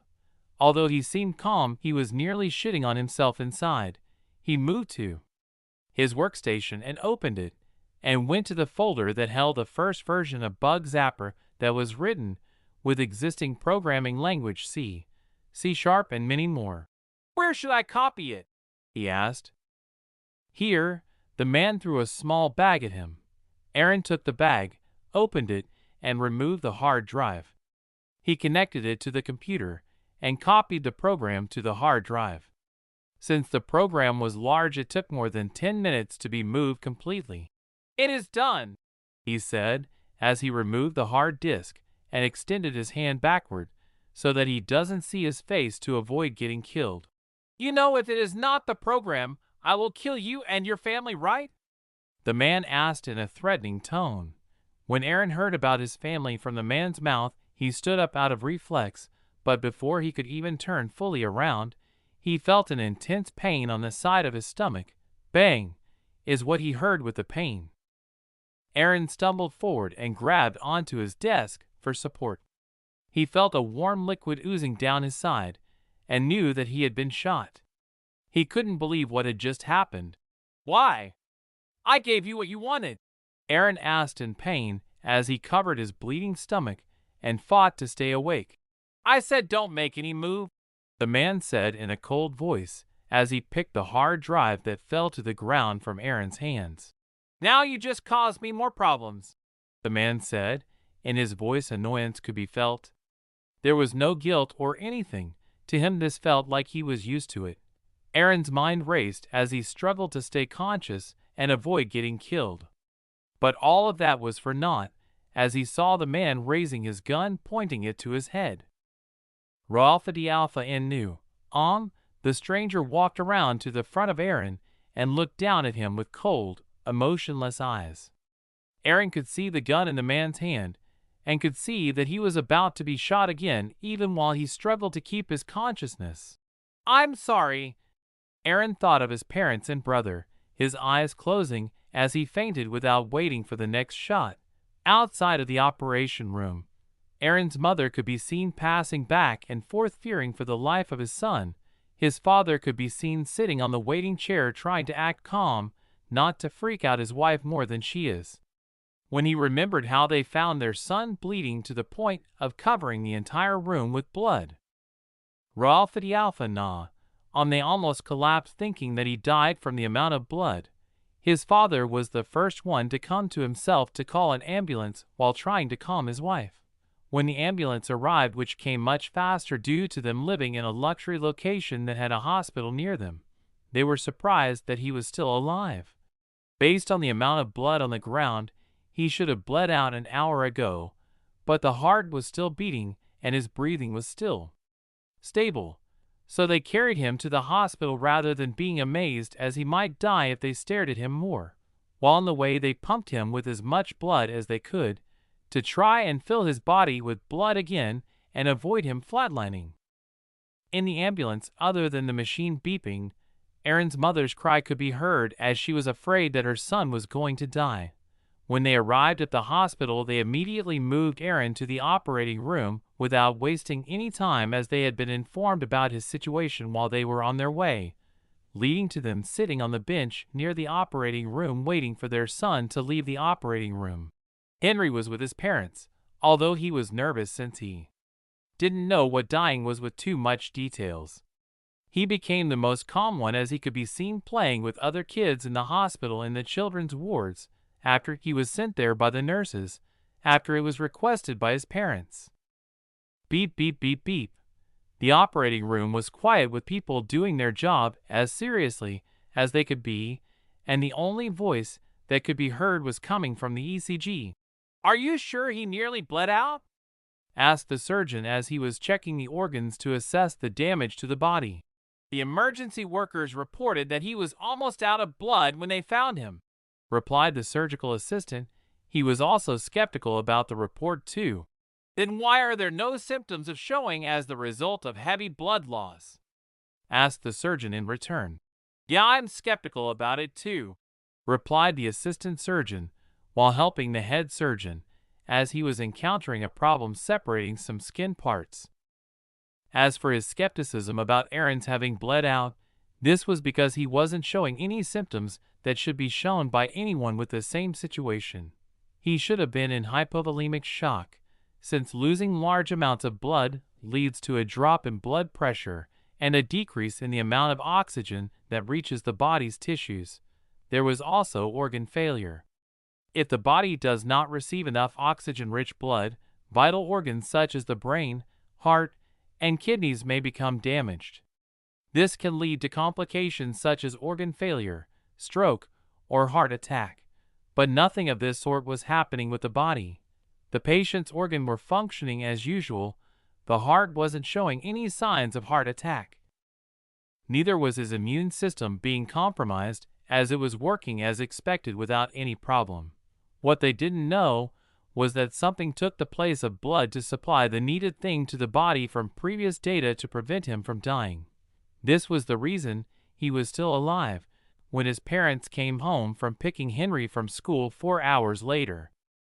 Chapter 33: The Golden Liquid, the Looming Problem. A few hours ago, Aaron's body could be seen laying on a pool of his own blood. Nothing seemed out of place if you don't focus on the blood, other than the body of the person that should have died from blood loss continues acting as normal, except the body owner not waking up. Inside of the said body, for those who were blessed with magic vision, could see golden liquids continue moving through its liquid vessel, same as blood vessels, to the heart and from there to the organs of the body without being interrupted by the emptying blood vessels being rid of their blood. The moment the blood in the body fell to a dangerous level, the golden liquid immediately shined and started doing what the blood was supposed to do. From body defense, nutrients transfer, oxygen delivery to carbon dioxide collection like it was a normal Tuesday for it. While the liquid was working hard to keep him alive, the golden letters in and on the heart also lit up and started sucking something from the atmosphere. When they were collected and condensed, they also turned and started looking the same as the golden liquid. This was because the golden liquid was being spent and wasted as a result of it doing something that it was not made to do. As they said, there is no gain without loss. But in his situation, the loss was being replenished immediately by the runes in his heart, so he was losing nothing. The loss of blood also helped as it allowed the heart to focus on replenishing and moving the golden liquid without having to also pump blood. Another weird thing was that the bullet was still in the body. Normally, if someone else was shot from the same close distance, the bullet would have gone through like paper, but for the body on the floor it was still lodged inside it. This was caused by the golden liquid that kept slowly improving the body for the period of more than 3 months, making the body get better and harder the longer the time passed. This improvement went from improving the brain, hardening of his bones, strengthening of the organs to improving hardening of the skin. But since it was done in a slow process, it caused his family and him not realizing it was happening. FBI San Francisco. In a meeting room. There was a conference meeting with people from FBI headquarters attending it. People such as the FBI Director Robert Mueller and his assistants were in attendance through a video call. As for the physical office, there was Special Agent in Charge, SAC, Assistant Special Agent in Charge, SAC, and the Special Agent in charge of the Intelligence Division. "What is it? You said it was an emergency?" asked Robert Mueller as head to postpone a meeting to attend this one, due to the report saying it was urgent. "Yes, sir," replied the Special Agent in charge. "Go on then." "Yes, sir. One of the people we were doing physical surveillance operation has been shot and is in hospital," adds by Puff Future. "Which one? Be more specific." "Aaron, the creator of Bug Zapper. Wasn't he one of our surveillance targets for protection?" "Then what happened to our agents on the field if he was shot?" asked Mueller. "They retreated from the surveillance operation few hours before the target was shot." "Why?" asked Mueller. "Our surveillance was to make sure he doesn't leave the country until we complete the implementation of the program in our infrastructure. So after it was completed, we extended it for 2 more weeks, and after that the operation was considered complete, hence the retreat. But a few hours later we received a report from police that there was an armed robbery in his house." He stopped to take a breather. Then he continued, "But when they investigated, they found that nothing was taken other than the target being shot." With that he finished the explanation. "So what is the urgency in this?" asked Mueller, as he still didn't see the need of calling it urgent. "Well, after a short investigation, we found out that the room he was shot in was his work room, which leads us to suspect industrial espionage or foreign nations' interference and wanting to have the source code of the program. Now, that is not good," said Mueller, as he started thinking about the consequences of that for them. "Any suspect in mind?" Mueller asked. "We suspect that it is a Russian agent's work. They have been moving since the Facebook incident with the NSA," replied the Assistant Special Agent in charge, SAC. "Then why shoot him if they got the thing they wanted?" Rolf Alpha N knew, "It seems he tried to fight back or something similar happened, but from our information on him, he didn't have any hand-to-hand combat training. As for why he was shot in the stomach and not directly killing him, we suspect it was because they didn't want to attract the attention of the intelligence agencies. That's also the reason they waited until our agents retreated from the location. Okay, keep an eye and give me an update if the situation changes. I will inform POTUS about it," answered Mueller, and ended the video call, causing the room to return to its calmness. "Looks like he is not going to blame it on us," said the Special Agent in charge as he sighed in relief.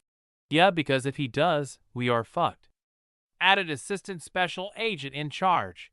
10 minutes later, Mueller, the director of the FBI, could be seen being escorted by a motorcade that was heading to the White House, so that he could brief the president about the situation. After he arrived, he had to wait for the president to finish his meeting for him to be allowed to brief him. When he was allowed to enter the room, he entered the office and found the POTUS Barack Obama, the Secretary of State John Kerry, and the Secretary of Defense Chuck Hagel. After greeting them, they started the meeting. "Sir, we suspect that Russia has stolen the source code of Bug Zapper." He immediately went to the main topic without wasting any time. Puff Future adds, "How did they do that?" asked the Secretary of Defense, as this was a problem for him. "They infiltrated the residence of the creator of it and shot him, but the police investigation indicates that nothing was stolen other than an open computer in the workroom. Nothing else was out of ordinary," he explained. "Sir, if they have the source code, it might be a threat to us." Secretary of State chimed in to the thinking Obama. "Don't we also have it?" He was curious. Alpha nah, "We have the program, but not the source code of it," he answered. "So why is it a threat?" asked the Secretary of State. A team from Cybercom investigated the program and found that if we have the source code to it, we could use it as inspiration to make a program that doesn't need the source code to find a system's weakness, said the Secretary of Defense. A Cybercom United States military command that is responsible for conducting cyberspace operations, defending the country's military networks, and securing critical infrastructure against cyber threats. If we can think about it, Russia can too, and since they already have it, they might have already begun working on it, added Obama, taking the topic more seriously than before.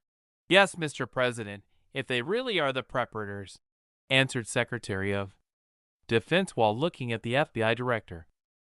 They are still suspects, but we will have evidence of it very soon as we are looking into it, added Mueller. So what do you suggest? Obama asked. We should also get our hands on the source code and start our own work too. This will ensure we are not left behind, said Secretary of Defense. How? Because if I remember correctly, they said it was their proprietary technology, and they are not planning on patenting it at all, said Obama while trying to remember the details about the contract. We can ask them for it, but if they decline, we will have no choice but to force them. What are the ways we can use them to force them? Asked Obama, as he knew few of them, but not many of them. The Secretary of Defense smiled as he looked through his bag and removed a document. Then he handed it to the President, State Secretary, and Mueller. Looks like you were also here for this. Secretary of State smiled as he opened the folder only to frown after reading the options they could make. This dude fucking is crazy is the only thought that could come to his mind after briefly reading the few options on the file. And the more he read, the more sure of his hypothesis he became, because some of these options might cause heavy economic repercussions and destroy the free market's trust on them if they decided to go ahead with some of them. Obama didn't seem to think any differently as him. As he was giving him the side look saying, "Are you seriously suggesting some of these options? I know this is my last term, but are you trying to get me impeached in its first year?" he asked. Chapter 30 for the file. This is what the folder contained. Confidential briefing subject. Compelling GIA Technology to release its proprietary technology Bug Zapper. P-Alpha and D-Alpha. No one. Oh, how to force GIA Technology to release its proprietary technology. Below are several options that the government can use to compel them to release its proprietary technology. Bug Zapper. National Security Letters. NSLs. This option allows the FBI to issue a letter to the company to provide information like Bug Zapper. For national security purposes. Subpoenas. These legal orders are issued by a court requiring a company to provide certain information, including proprietary technology. Search warrants. It will allow law enforcement to search a specific location, like the company's premises, and seize any relevant items deemed necessary for an investigation, including proprietary technology like Bug Zapper. Court orders under the Foreign Intelligence Surveillance Act. FISA. This option compels a company to provide access to its technology, including Bug Zapper, for foreign intelligence gathering purposes. Compulsory licenses. This option authorizes a third party to use a patented invention or proprietary technology without the consent of the patent owner or technology provider. After we make them patent the technology. Regulatory enforcement actions. Regulatory agencies, like the FTC or the SEC, can launch investigations and bring enforcement actions against a company if it's suspected of engaging in anti-competitive practices or violating securities laws. As part of these investigations, the government may seek access to proprietary technology like Bug Zapper. Trade secret litigation. This option involves initiating trade secret litigation to compel the company to release the technology. This typically involves a court issuing a judgment that the technology is a trade secret and must be released to the government. Cybersecurity breaches. In some cases, the government may attempt to obtain Bug Zapper or other proprietary technology by hacking into the company's computer systems or using other cybersecurity measures. This is generally considered to be illegal and unethical, and could lead to legal repercussions for both the government and the company. Public pressure. This option involves using public statements by government officials, media coverage, and advocacy by interest groups to pressure the company to release its proprietary technology. Trade agreements. This option involves using provisions in trade agreements to compel foreign companies to disclose the source code for their software products. Acquisition or nationalization. This last resort option involves using the government's power to acquire or nationalize a company to gain access to its proprietary technology. It's important to note that some of these options may be controversial or have potential negative consequences. The use of public pressure or trade agreements to force a company to release its proprietary technology could damage the company's reputation or harm trade relations between countries. The use of acquisition or nationalization can also have significant economic and political ramifications. As such, we must carefully consider the potential risks and benefits of each option before taking action. In this case, we recommend pursuing options 1 to 6, which involve legal and regulatory actions that have a precedent of use in similar situations. Specifically, we recommend that the government issue national security letters and subpoenas to GIA Technology and seek court orders and regulatory enforcement actions, including trade secret litigation, to compel the company to release Bug Zapper. We believe that these options are most likely to achieve our objectives while minimizing the risks and negative consequences associated with more aggressive measures. After giving the Secretary of Defense the side look, Obama continued reading the document in order to finish it without raising his head. After he finished reading, he asked, "Shouldn't we talk about buying it from them first? This was discussed during the NATO negotiations, and they denied, citing that it was their only existing product, so releasing it will make their company unprofitable," answered the Secretary of State as he had read the transcripts of the negotiations. "But wouldn't doing this make them not want to work with us anymore? As you know, they informed us first about the program before they made it public, to avoid mass infrastructure damage when they released it," added the Secretary of State. "It's a matter of national security.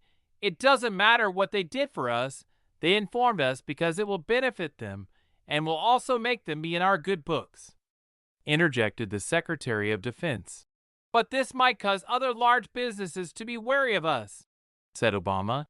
"If we use public opinion, we could make them hand it over without having to worry about spreading fear to businesses," answered Defense Secretary. "Create a team that will come up with plans on how we can do it. Also have them assess the impact of implementing each of them. I will decide based on the report," said the President while looking at the Secretary of Defense. "Yes, sir, I will provide the final report in a month's time," he replied, feeling happy that the President agreed with his plan. With that, the meeting ended, and they stood to leave the room to the President for him to continue with his work. In a motorcade heading back to Pentagon, Chuck Hagel, the Secretary of Defense, took out his private burner phone and pressed in a number, then pressed the call icon. The call was answered after about 8 rings. Ralph the Alpha and knew. "I remember saying to not call me through this number anymore," said the voice on the other side. "Don't worry, I'm the Secretary of Defense. I have the U.S. Army under me. Do you think I can't access a secure phone?" he asked in return. "Anyway, why did you call me?" said the voice, not wanting to continue with the topic. "Rejoice, the President has agreed with my recommendation and gave me a month to give him options he can take to move forward with it," said Hagel. "That was way too easy than I expected. What caused that?" asked the voice in surprise. "Well, God seemed to be on our side, because while I was with Obama, news came that Russia seemed to have stolen the program and shot the creator. This opened a window for me to point the President to the direction we wanted. So when are you reporting it to him?" "I told him within a month, so have your team come up with the plans and I will present them to the President," said Hagel. Well, that is enough time for our think tanks come up with a plan that will damage the company. But why are you going this far?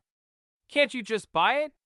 Your family is powerful enough to do that after all, asked Hagel. Well, we tried buying it. They denied us, so we need to destroy their product and put them in their place.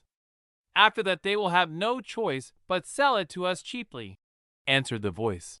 But if you destroy their product, how will you use it? Focus on your job and I will focus on mine, okay? The voice said and hung up on him. Fuck, he shouted while throwing the phone to the window, hitting it and startling his driver and security team. Although he was angry, he didn't continue showing his anger. He knew the man was a member of a very powerful family that lobbied for his position, and they could remove him the moment he annoyed them. He also suspected that there was their spy among his security team, and if he shows that he was annoyed by them, it will be reported to them, and he will have to pay for it. Mom, when is brother going to wake up? Asked Henry, looking at Aaron sleeping with oxygen mask on his face and machines surrounding him in the VIP room. The doctor said he will wake up soon, answered his mother with dark circle in her eyes, as she couldn't sleep peacefully from worrying that something might happen when she is asleep. She only managed to sleep a little after her husband promised her he will wake her up if something happened. But why was some of his blood on the floor golden? Asked Henry curiously. What do you mean golden? I only saw red even after returning with police. She answered his question without thinking. Realizing what she was talking with her young son, she changed the topic. What do you want to eat? She asked him, to distract him from remembering the bloody scene and prevent it from becoming a trauma. Chicken, Henry replied happily, forgetting whatever he asked before. Let's go and buy it then, interjected his father to allow his wife to rest a little more. Yes, replied Henry while jumping from anticipation.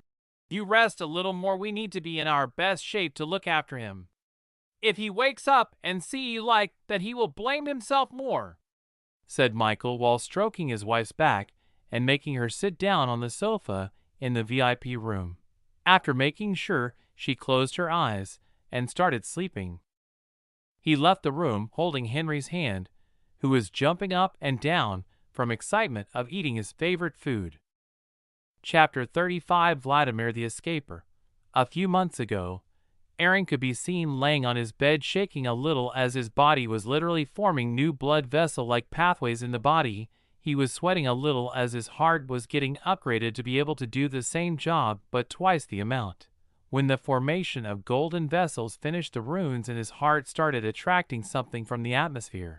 When the minimum amount of it was collected, the heart started condensing it to liquid and deposited it to the new golden vessels. While the heart was doing its job, Aaron wasn't the only one in the room. There was his younger brother playing on his PlayStation. Nothing of notice was happening to him, but since the room he was in was currently acting like a magnet of something in the atmosphere. Something was changing in him, albeit small. The changes continued due to it reaching a very high concentration in the room, causing Henry's eye to turn golden and see everything around him turn to gold, as he could see something he couldn't see before. But this happened in a fraction of a second, then his eyes returned to normal. He was startled, but since it happened for a short period of time, he returned to play his game and forget about it. This was why when Aaron was shot, it allowed him to see the golden liquid within the sea of blood.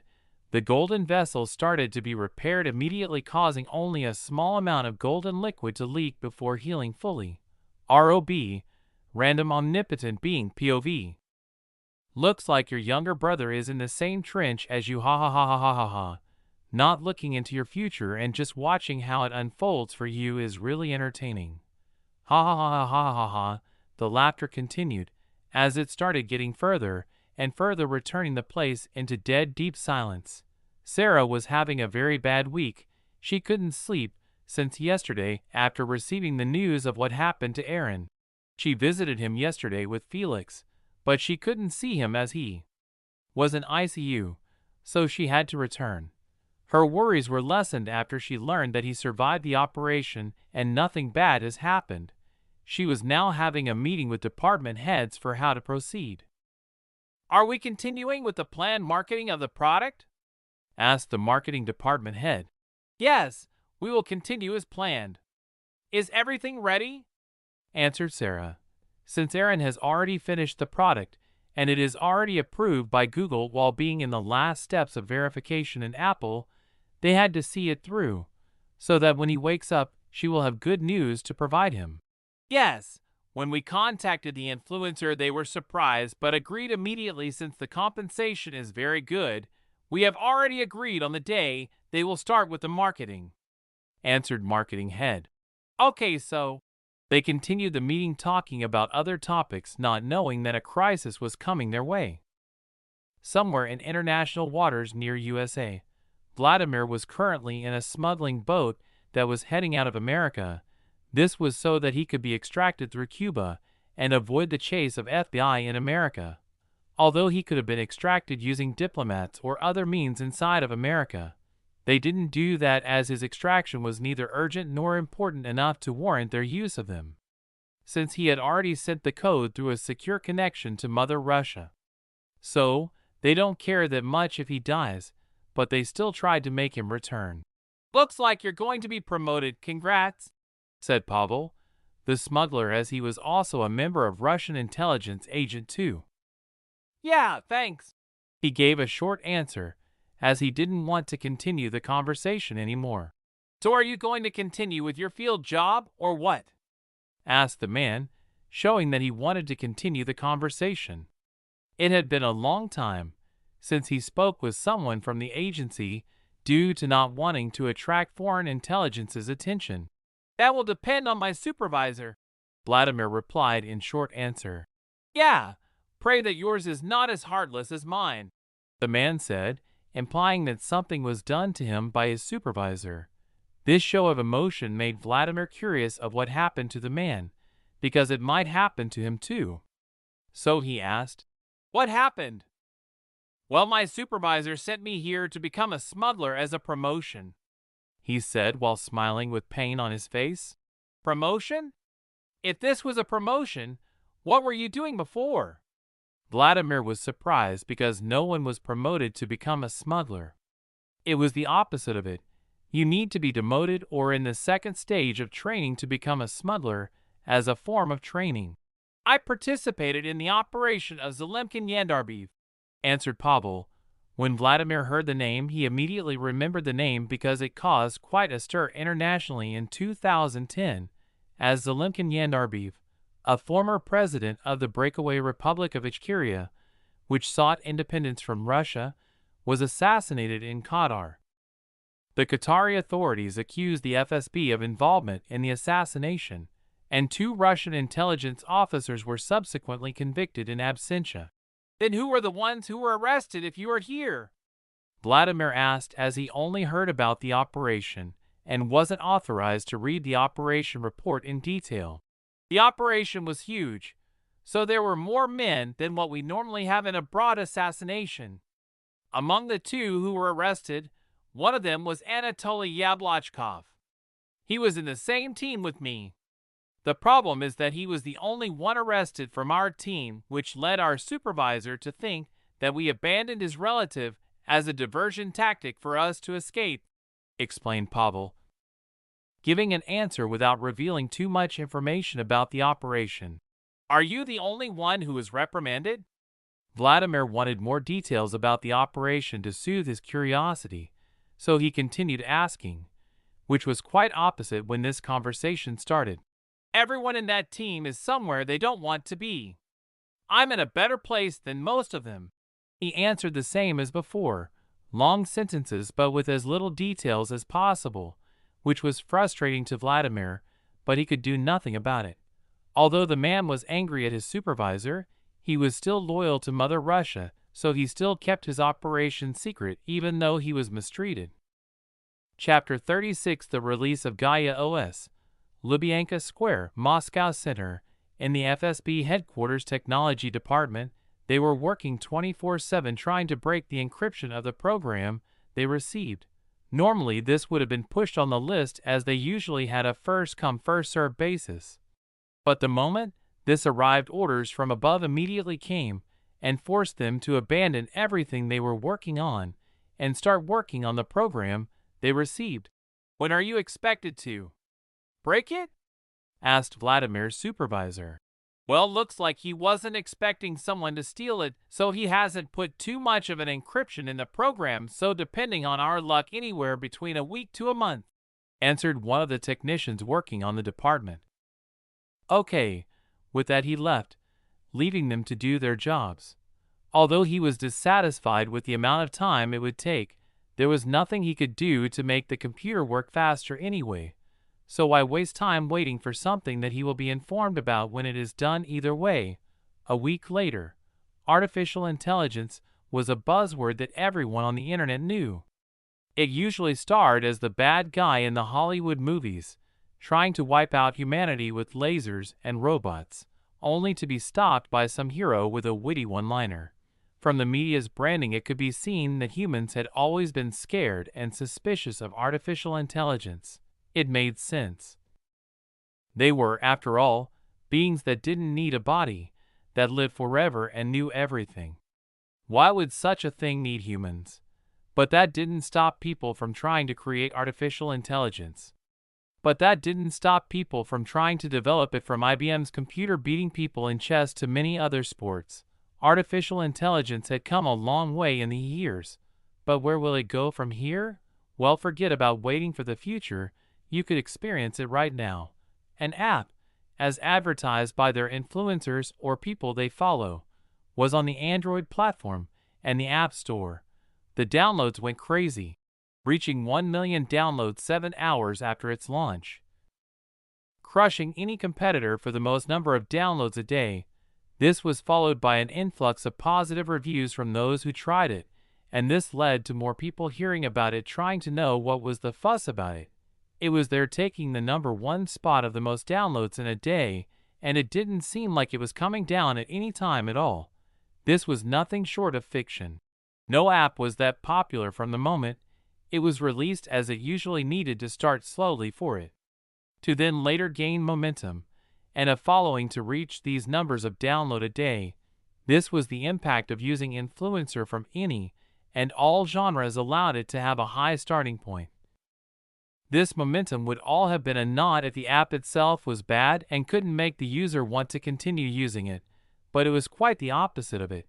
It not only retained the user, but also turned them into walking billboards, as they were advertising it to their family members, friends, and anyone they were close enough to want them to experience the same thing as them. As they say, there is nothing good marketing can't fix. Ask Domino's as their "Oh yes, we did" campaign saved them. But this app had everything to make it popular: good marketing and a good product, leading it to its continuous increase in popularity by the minute. Artificial intelligence? Making your phone 2 times faster? Work with both Android and iOS apps? Were they bullshitting us and taking us for a fool? But when they tried it, they found out the claims were really true, as it did what it advertised to the letter and more. Siri and Google Assistant sounded like a child next to this. "What's the download number?" Sarah asked Lila, the marketing manager. 2 million downloads, most of it coming from the last 3 hours, and it continues increasing, answered Lila with enthusiasm. Sarah gave a nod and asked, "Are the influencers continuing with the marketing as agreed before?" Pialfa and Dialfa no one know. "Yes, they will continue for about a week. Then they will stop and let the users do the recommending of it to their friends and family after they get used to using it. Okay, continue monitoring the response and inform me of any changes that are different from expected." Sarah ended the discussion and returned to her work while feeling happy about the program doing well, adding to her smiling when she remembered asking Aaron how he plans to avoid it being taken down from the app stores when it threatens their OS markets. Android OS. Well, after they downloaded it, it will act just as the assistant and the optimizers, and will not immediately replace the OS, because if it does that, Google and Apple will immediately remove it from their stores and ban it. It will not replace the OS until our download number reaches at least 1 billion users. That's when we will announce the existence of premium versions and recommend that they replace their OS with Gaia OS Editor to increase optimization. The virtual assistant will make sure to explain to them carefully that their data will not be lost and all they needed to do was to restart the phone and it will be replaced within a snap. This is expected to work because during the period we wait for the download number to reach that high, people will build trust and dependence to the virtual assistant, reducing the chances of them denying it. And when the mass exodus begins, companies like Apple and Google will not be able to stop it. Hollow, hollow, hollow, hollow, hollow, hollow. Sarah smiled when she remembered how Aaron looked like a villain when he started laughing after he finished his explanation, but he did seem like one, because his plan will leave the companies with no choice but to just accept it. Even if they removed it from their stores, by that time it would be meaningless, as all they needed to do was make a site where they can download it or make it possible for people to recommend it others by just sending them an invite link, and they will be a Wingardium Leviosa away from having it. A really sinister plan in it. Chapter 37, FISA. By the second week of its release, it had already reached a whopping 357 million downloads. This was an unprecedented rise of an app, and it became a conversation starter, leading to more people hearing about it, leading to more people downloading it. A positive feedback loop, a perpetual machine of success, a fusion reactor for relevance, and a dark energy producer of conversation. Damn!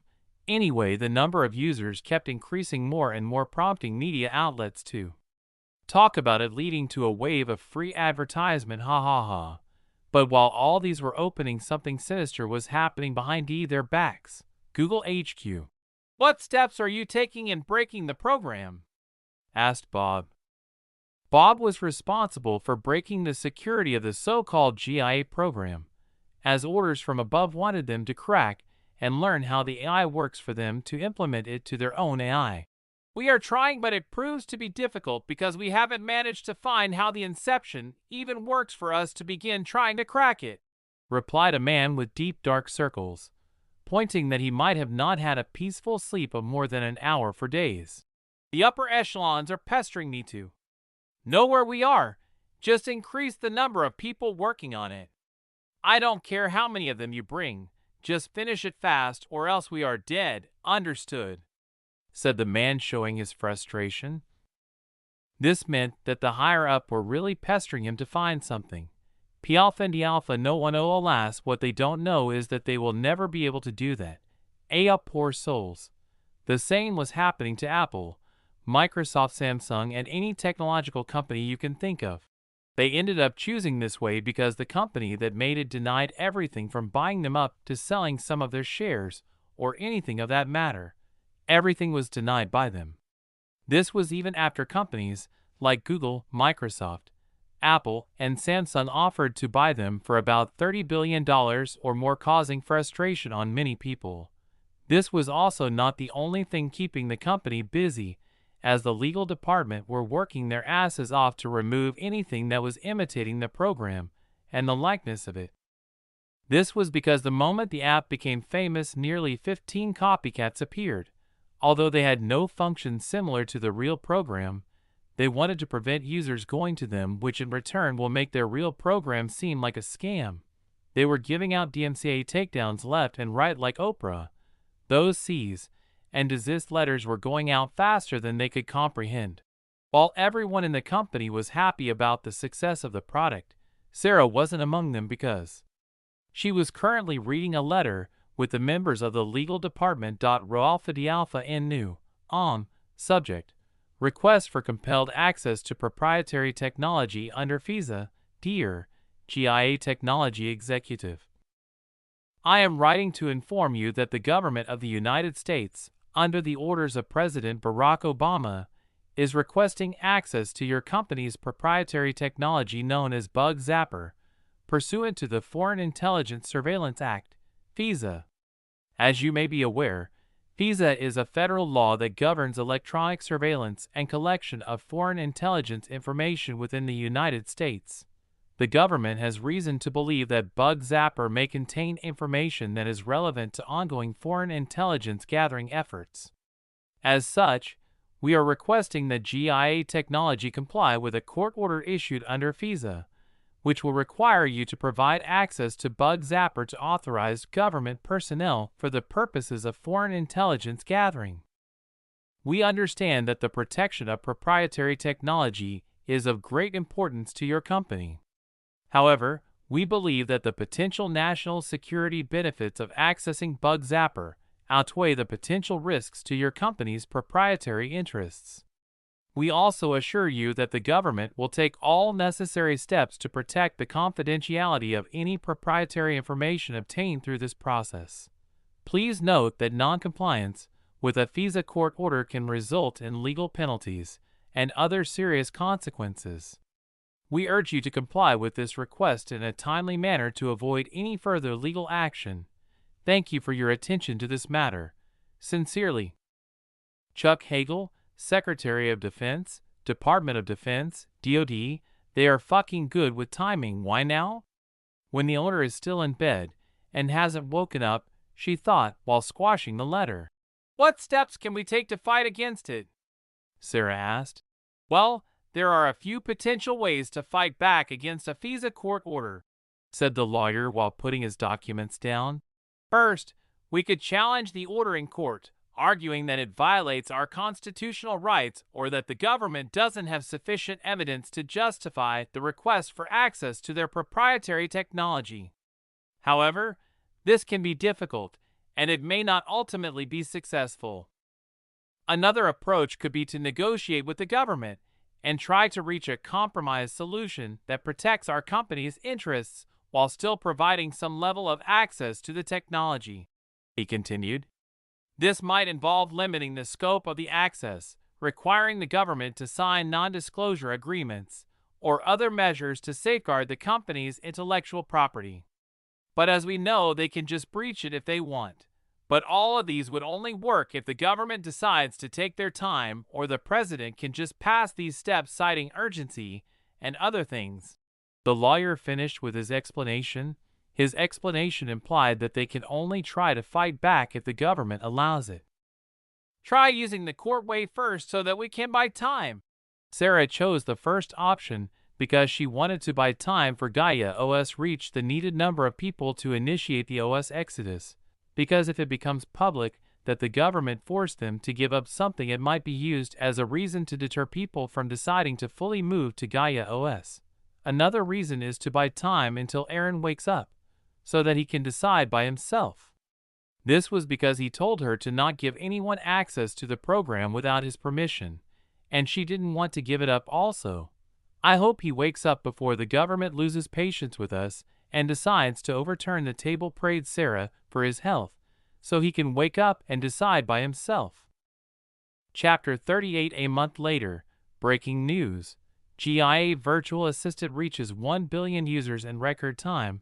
It has been just a month since the release of the newest virtual assistant, and it has already made its mark on the world. Today, the company announced that it has reached an unprecedented milestone of 1 billion users worldwide, and the number is still growing. The virtual assistant, which was developed by the news channels on Sarah's phone, announced that their app has reached the milestone of 1 billion users in just a month's time, shattering and leaving all the records behind, creating its own legacy. They were currently having a fight with government, but thankfully they managed to keep it under the wraps without it leaking to the media. There will be a court session in 2 weeks about the FISA order, which will result in it being known to the world, but that didn't matter too much now, because they finally reached the needed amount of people to begin their migration. The reason they managed to reach a high number of downloads in short period time was mostly due to the good marketing at the beginning, but what followed was what propelled the fast increase of new users.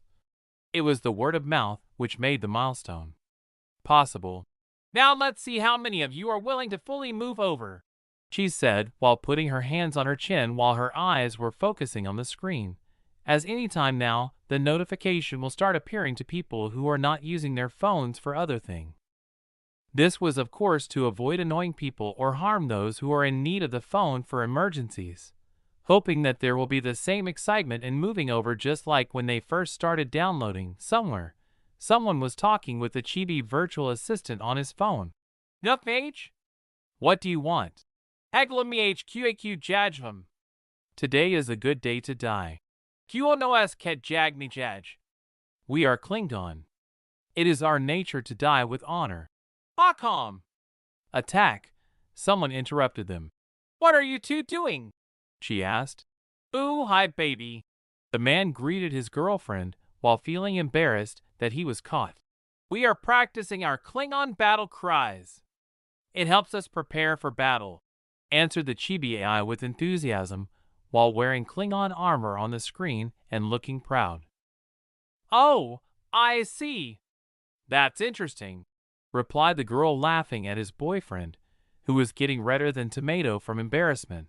Yes, we take our battle preparations very seriously, replied Chibi VA again with proudness in its face, making the girl and the boy break out in uncontrollable laughter. Well, I wish you luck in battle, she replied while laughing. Thank you. Kapla, replied the virtual assistant while giving her a Klingon salute. Later that day, when the man was playing with his phone, a notification appeared on the screen in new. The notification informed him that he can have more optimization and other perks by making the program its official OS. What about my current data and save files? Asked the man. Well, you can choose to move it to the new OS without losing any of it, answered the chibi virtual assistant. Then do it. I see no problem, answered the man while putting his trust on the chibi, as he came to trust it after it having not caused him any trouble for the period he has used it. So he decided to trust it. This was happening all over the world, creating the phenomenon that will be known as the Great Migration or the Exodus. More than a month has passed since the surgery. Why hasn't he woken up? Rose, Aaron's mother, asked the doctor, who is currently doing his daily checkup on the sleeping Aaron. Although it's rare, it sometimes happens for gunshot patients to take longer to wake up. But from our last test's results, it showed that he is healing fine and he doesn't have any other situation or bad condition. He will wake up soon, ma'am. Have some patience, said the doctor respectfully, knowing that the mother was worried about his child, and left the room after he finished his checkup. Although they had returned home for the sake of Henry not having to spend all his time with them in the hospital, they still spent most of the time he was in school at the hospital, hoping that Aaron would wake up and nothing bad would happen to him. I really hope nothing bad happens to him anymore, she said, but was immediately interrupted by Michael. Trust the doctors. They want to save him as much as we do because he is their VVIP patient now, and losing him for such a small problem will be a bad PR for them. He said that, but he was also worried that something might have happened to his son. That's why he wasn't waking up.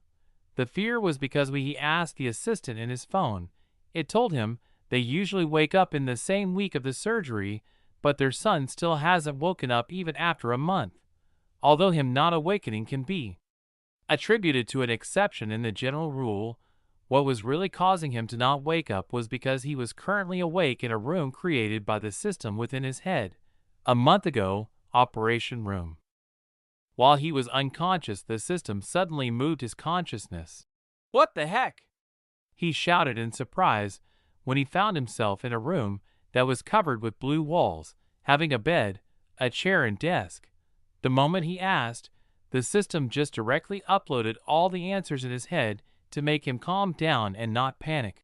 I'm currently inside the room the system made and moved my consciousness because it needed me to make a decision about something important. He repeated what the system said to make himself believe what he heard, as it was an absurd situation for him. What decision? He asked, and immediately a blue screen appeared in front of his face with the answer, or rather a question. Would you like to move forward with the merging of runic heart with your normal heart, yes and no? Chapter 39 Runes. It was followed immediately with another one to give him more details before he makes his decision. Note, If you move forward with the merging, the runic mana vessels will also merge with your blood vessels. This will lead to the change of the user's body characteristic and your body will turn into runic body. What is the difference? He asked in his head, as he didn't know what the difference was. This was due to the knowledge about runes being too expensive for him to buy. But this time something different happened. Ding! 500,000,000 SP spent to buy the relevant knowledge. And there goes my hard-earned SP. I had to fucking release the program to the public to get them. But you just spent them without even consulting me. Now I have to wait for the release of Gaia OS to earn more SP. But before he could finish his complaining about the system spending nearly all the SP he gained from releasing Bug Zapper to the public, a massive info dump interrupted even his thinking and comprehension capability. This was even after they were regularly enhanced by the system and the golden liquid. After an hour or more of info dump, he finally managed to come to himself and started comprehending what knowledge was dumped into his head. The first thing he realized was that the system had given him a discount for buying it without his consent, as it usually cost about 1 billion SP to buy this knowledge from the shop. Another reason for the discount was that the system deemed the knowledge necessary for the user to make a knowledgeable decision, as the changes are permanent and can't be reversed. Now back to what he learned from the info dump. Although nearly 500 million SP was spent, it only managed to buy the beginner knowledge about runes.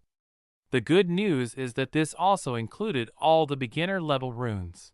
So here is some of that knowledge. Warning info dump, but it is important so you might as well read it. Runes is one of the many ways used to influence or get access to mana.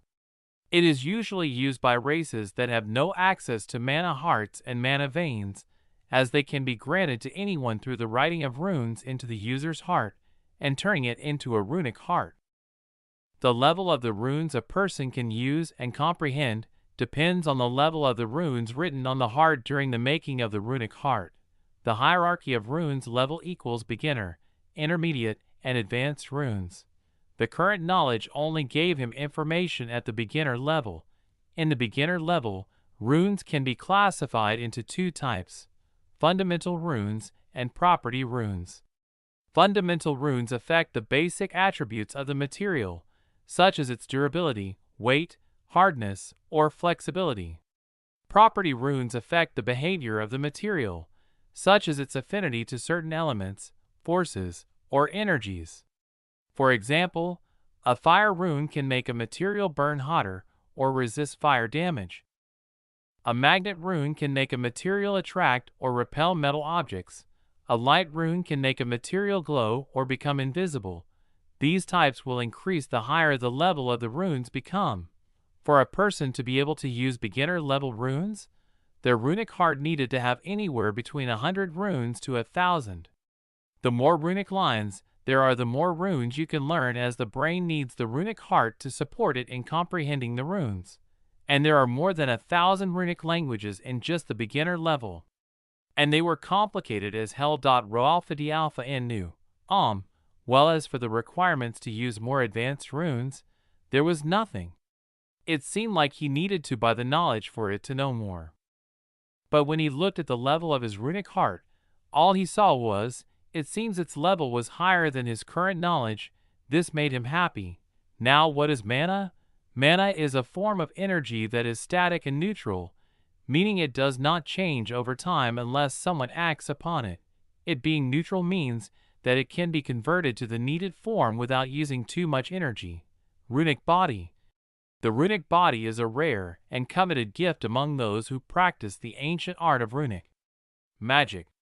The body is marked with intricate, glowing runes that pulse with magical energy, granting the bearer unparalleled insight into the secrets of the runic language. Those who possess a runic body are able to comprehend all the runes in existence at a much faster pace than others, allowing them to master even the most complex of runic spells with ease. But the true power of the runic body lies in its ability to use intent runes. Intent runes are a special type of rune that allow the user to imbue their spells with a specific intent, giving them greater control over the effects of their magic. For example, a fire rune imbued with the intent to burn but not destroy could be used to torture an enemy without killing them. Raw Fidi Alpha Na, on normally, creating such a spell would require a vast number of runes, such as Fire Rune, Preservation Rune, Containment Rune, and many more, each carefully crafted and arranged to achieve the desired effect. But with the runic body, the user can simply inscribe the basic runes and imbue them with their intent, allowing them to achieve the same effect with a fraction of the effort. With those benefits, it must be known that learning intent runes was harder than learning runes as a normal person, but for the benefits he will be getting, it is worth learning it no matter the difficulty. After reading all the information, he pressed yes, and the screen immediately disappeared. Then another one appeared. Do you want to return to sleep and wake up after the process is completed, or remain here? Return to sleep, remain here. Remaining here will give me some time to think about what happened and what I should do from now on. So he pressed the remaining here button. With that, he was left alone, and without anyone disturbing him, he started planning his future plans. Chapter 40: His plans. The moment he pressed yes, the heart stopped for a short period of time before it started beating again, but this time it was glowing. What followed next was the golden vessels started moving closer to blood vessels while glowing too. They didn't have too much trouble reaching them, as when they were made parallel to blood vessels. This in return made it so that the length of blood vessels and the mana vessels was equal, which made it easier for the merger to be done without trouble. When they merged, the heart started beating faster than usual due to the volume it needed to push in one vessel being doubled at once. But this was only for a short period of time, because the runes on the heart started moving and changing their arrangements, assimilating with the heart completely, making the heart look like zebra stripes, but in gold and red. Normally, when you mix gold and red liquids, the result becomes orange-white brown, but due to the golden liquid being mana, it overwhelms the red color of blood, turning all the liquid into gold color just like it was before. But this golden color could only be seen by people who have magic vision. For those with normal eyes, red is all they will be able to see. With the mixing completed, changes started occurring in the body. Organs started glowing as the runic mana blood started circulating in them, making them turn into golden red stripes, just like the heart but dimmer. His muscles started strengthening and healing the damage they had from daily sports, removing scars from the body. The changes to the body occurred over the period of the month in which, to the outsider's eye, he was asleep. Right after the changes began inside, the system made room. Aaron started recalling what happened. Looks like I overlooked security due to getting used to living normally most of my life. This was his first mistake since he became very rich. In the course of days, his mindset didn't adapt to think like rich people, and before he could realize that he was attacked, the first and one of the cheapest things I bought from the system shop caused some people to nearly kill me. He remembered when he bought Bug Zapper due to it being the cheapest, and it being on the same field he was learning before expulsion. But despite it being useless from the system's eyes, to the people of this world it was way too powerful of a tool to just leave it in the hands of a kid. To someone, it was important enough to send a person to steal it from him. Who might it be? He asked himself while he started listing possible suspects. All security companies should be considered. Countries that didn't receive the program before its public release, or anyone powerful enough to know that I'm the maker of the program and would want to have it on his hands. When he finished listing the suspects, he realized there was no use in even trying because the number of suspects exceeded his comprehension. How do I prevent it from happening again? He asked himself, making sure that he learns from his mistakes. Looks like I have to buy a security company after I leave the hospital. I need to change the house too to one where perimeter security can be provided without having any difficulties. With those ideas as a starting point, he began planning on how he can prevent something similar or more deadly from happening to him anymore. Raw Fidi Alpha and new. As for other measures, I will need to be awake and have current information to be able to decide what to do with them. With that, he decided to sleep on the bed made for him by the system. He didn't leave it because he wanted to spend his time there thinking about his other future plans, and not waste it by just sleeping while waiting for the system to finish its modifications on his body so that he can wake up and leave the hospital. A month passed like that, and Aaron's body was in its final phase of upgrades as only one organ remained. Ding. You will enter an induced coma during the brain's upgrade in 5 minutes, and it needed him to be in coma, as doing a brain upgrade while he was awake will be the same as upgrading a computer chip while it's on. It is a recipe for disaster and nearly certain death. He prepared himself and waited for the 5 minutes to finish. Ding. 5, 4, 3, 2, 1.0. With that, he lost his consciousness and the liquid started moving toward his brain. But this was done differently than how it was done to other organs. The moment the runic mana blood reached near the brain, it evaporated, turned to gas, and started surrounding the brain, creating a golden cloud around it. The density of the cloud continued increasing, while the evaporating runic mana blood started being replenished by the heart as it was being drained much faster than the usual amount used for the upgrade of other organs. The golden cloud was entering the brain though slowly, as the system needed to be careful to avoid harming the brain and causing the death of the user and itself. It controlled the golden cloud, making it enter the brain in a wave pattern, enhancing every part it passed while losing its energy, and by the time the wave reached the center of the brain, it upgraded that part while using the last of its energy. This was followed by another golden wave doing the same thing, followed by another, then another and another. The enhancement were slowly but surely being made to the brain while making sure the owner doesn't become a psychopath or a mass murderer due to the system's mistake. This was to be done until the last of the golden cloud is spent. As for what enhancement he received, we will only know after he wakes up. Chapter 41, Waking Up.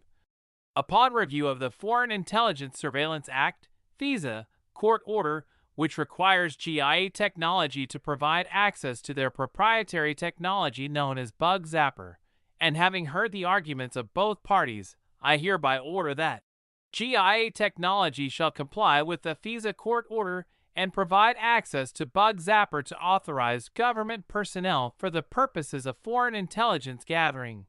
GIA Technology shall provide access to Bug Zapper within 30 days of the issuance of this order. GIA Technology shall take all necessary steps to protect the confidentiality of any proprietary information obtained by authorized government personnel.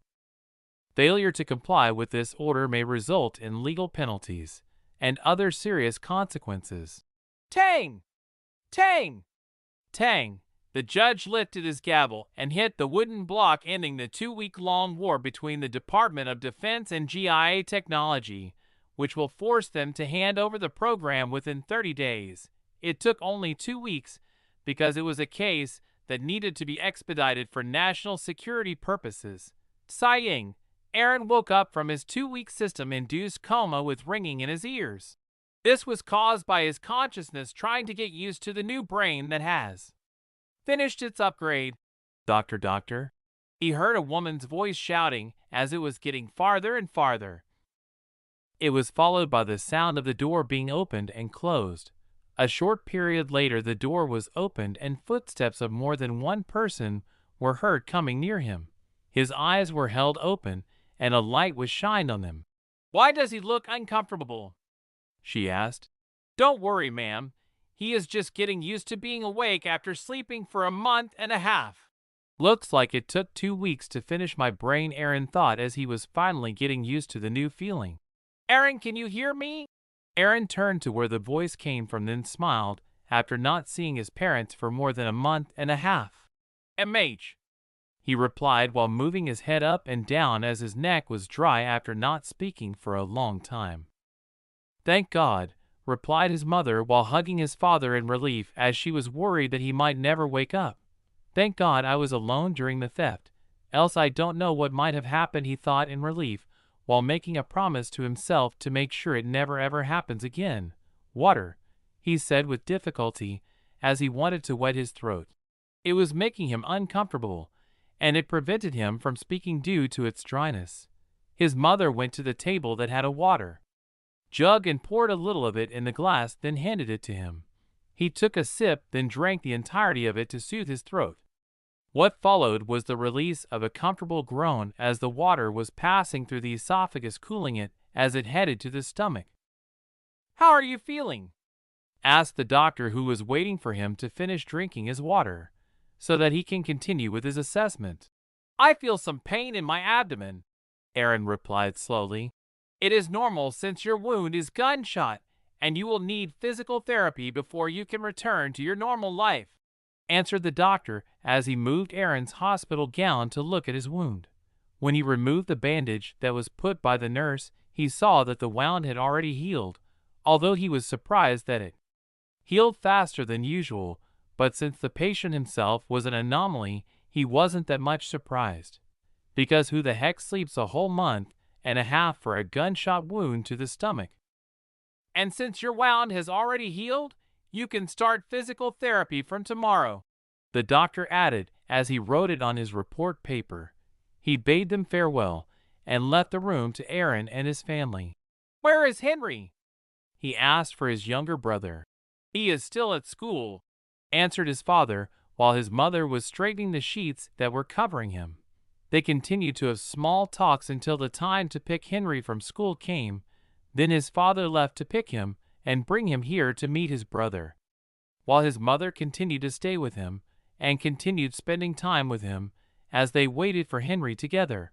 For days later, Sarah visited Aaron after receiving the news that he had awoken, finding him doing his physical therapy. When he finished his walking exercise, he finally discovered her waiting for him. "Sarah," he called her as he picked his walking stick and started coming to her. She stood and went to meet him in the middle so as to not overwalk him. "Long time no see," Sarah said to him as they sat on a table. "Long to you, but to me it was just sleeping and waking up," replied Aaron.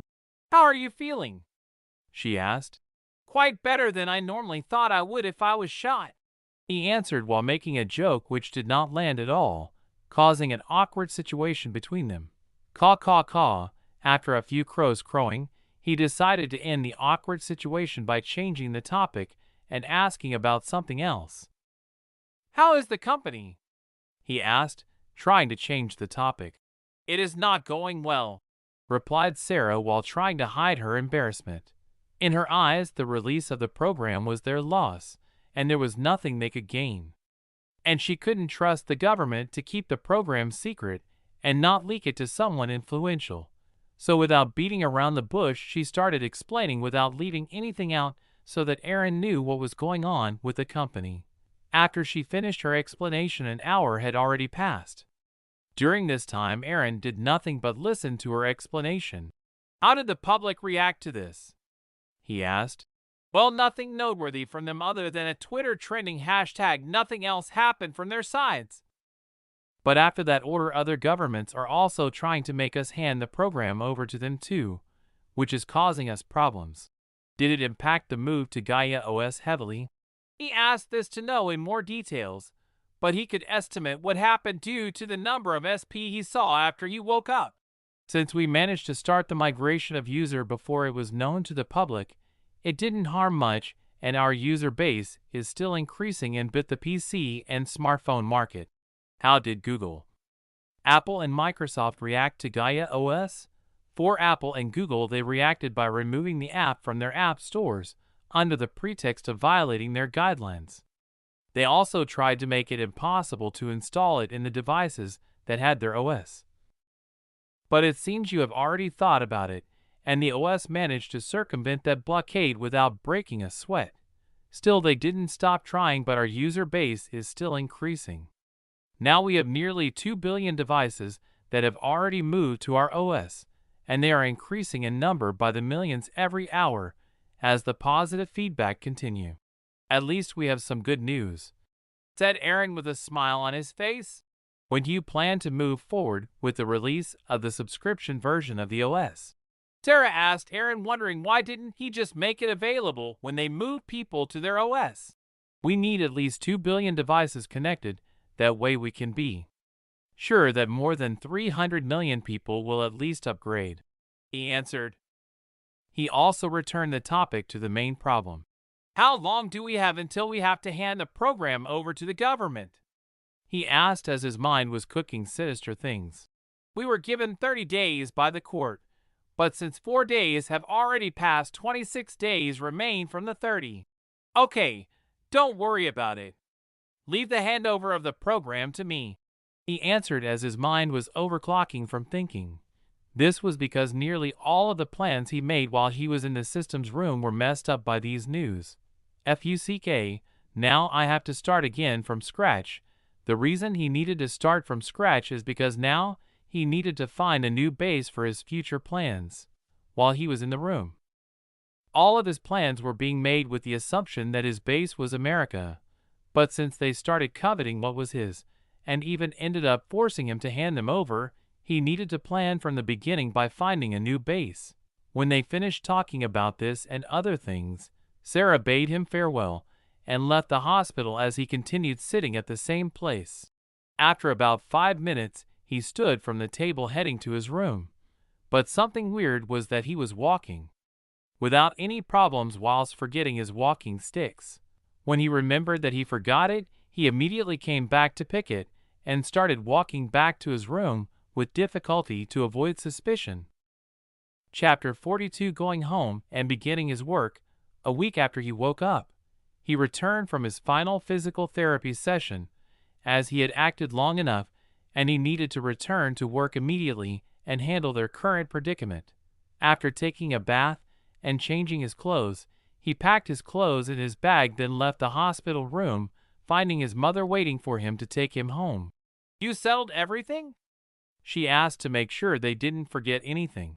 Yeah, even if I left something they will call us when they find it, he answered, making her not agreeing to what he said. Okay, let's hurry, Henry is waiting for you at home. With that said, they left to the elevator for the parking lot where their car was. When they arrived at the house and were entering the parking lot, Aaron discovered bodyguards around the house. Looks like Sarah already did what I asked, he thought as he greeted them and entered the house. Brother! The moment he entered the house, Henry shouted while running and jumped on him. Be careful, your brother hasn't healed completely, his mother said as he watched Aaron holding Henry, who jumped on him. Are you still sick, brother? Henry asked with worry on his face. No, Mom is joking, he answered while messing Henry's hair, making him laugh. Although his mother was worried that he might hurt himself, he still left them to play, as they haven't spent time together during the time he was in coma, and they have missed each other. That evening later, after spending time with Henry and his family together, he finally headed to his workroom. He wanted to start doing something that was postponed because of his shooting. He didn't want to postpone it because by creating it, he will be able to centralize his future plans. He began the creation of his own artificial general intelligence, AGI, that will become his official assistant and secretary. It will become his foundation for his future plan, as it will be responsible for making sure his plans didn't miss anything. It will also look out for him and propose some things when deemed important. Now let's begin, he said, as he immediately started typing code in Prometheus. Damn, I'm like Flash, he said after he realized he was typing nearly 500 words per minute. That was nearly double the current world record in typing, and that was while he was coding. With this, I will be able to complete it faster than usual, he smiled while thinking about that as he continued typing the codes. A week later, he finished writing his last line of code for his AGI and proceeded to hit enter. The moment enter was pressed. Starting debugging session, loading program. Setting breakpoints, waiting for debugger to attach, debugger attached. Executing code, pausing at breakpoint 1, stepping through code, pausing at breakpoint 2. Examining variables and expressions. Debugging session complete. No errors found. Initiating AGI startup. Retrieving training data from server. GaiaTechnology.privateserver.com, IP address 192.168.1.100. Data retrieval in progress. Data retrieval complete. Found 10 petabytes of training data. Filtering input data. Filtered data. 5 petabytes of relevant training data remaining. Applying pre-processing steps. Pre-processing complete. 4.9 petabytes of training data remaining. Training AGI. Training progress. 10% complete. Training progress. 25% complete. Training progress. 50% complete. Training progress. 75% complete. Training progress. 90% complete. Training progress. 99% complete. Training complete. AGI is now online. Alpha D Alpha and new Testing AGI performance. Performance testing in progress. Performance test 1, 95% accuracy. Performance test 2, 98% accuracy. Performance test 3, 93% accuracy. Performance testing complete. Average accuracy, 95%. Optimizing AGI performance. Analyzing performance data. Optimization step 1. Adjusting learning rate. Optimization step 2. Adding more hidden layers. Optimization step 3. Increasing number of training iterations. Performance after optimization. 99% accuracy. AGI online, 2 days later. Aaron was watching TV in the living room with Henry as he waited for his AI to finish its learning and everything else. BRRR. BRRR. BRRR. His phone started vibrating. Hello, he said the moment he answered the phone. Yeah, the people from DoD are asking when are we going to make the handover? Said Sarah from the other side of the phone. As far as I remember, there is still 10 days until the deadline for the handover, right? He asked. Yes, but they seem to want it earlier than that. Just tell them we will hand it over before the deadline. He answered annoyingly, as he was having the feeling of someone telling you to do something while you were doing. Okay, have a good day. You too. The moment he finished the phone call, ding. AGI completed. Rewards 500, 000 SP. The system screen appeared to reward him the moment the AGI finished its debugging process. This is the same reward he gets whenever he completes using any of the system knowledge. When he received the notification, he stood up and headed to his workroom to look at his completed assistant.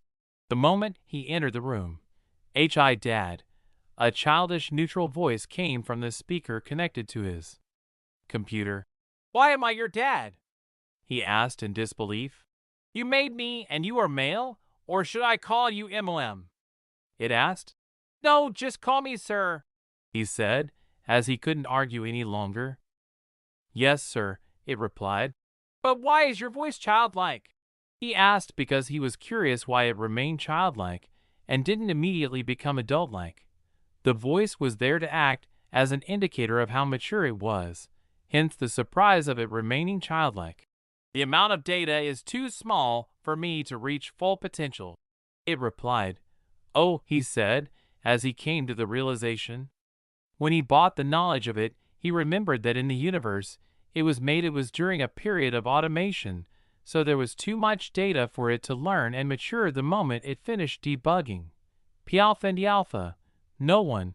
Oh, they taught theirs with more than 1 zettabyte of data, and he had a measly 10 petabytes of it.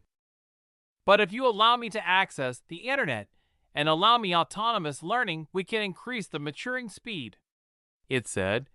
You can do that, but first let's give you a name, he said, as he started thinking of a cool name for his assistant. After thinking for a few minutes, he said, How about Nova? Thank you, sir. Nova replied as his voice changed to a feminine one. I thought Nova is a unisex name, so why did you change your voice to a female one? He asked. Although Nova is a unisex name, it is more commonly used as a feminine name. Nova replied, then asked, Do you want me to use the neutral voice? No, you can keep. Thank you, sir, Nova replied. Chapter 43, A Gift for the DoD. So that's almost everything that happened until now. After saying that, Aaron took a deep breath, as he felt tired after talking nonstop for more than 4 hours. Any questions? He asked after taking a few more breaths. Many, but I will ask them when they are needed. Nova replied, then added, Sir, you need to finish something. I know, he replied lazily. Then he said, Bring up the codes for Bug Zapper.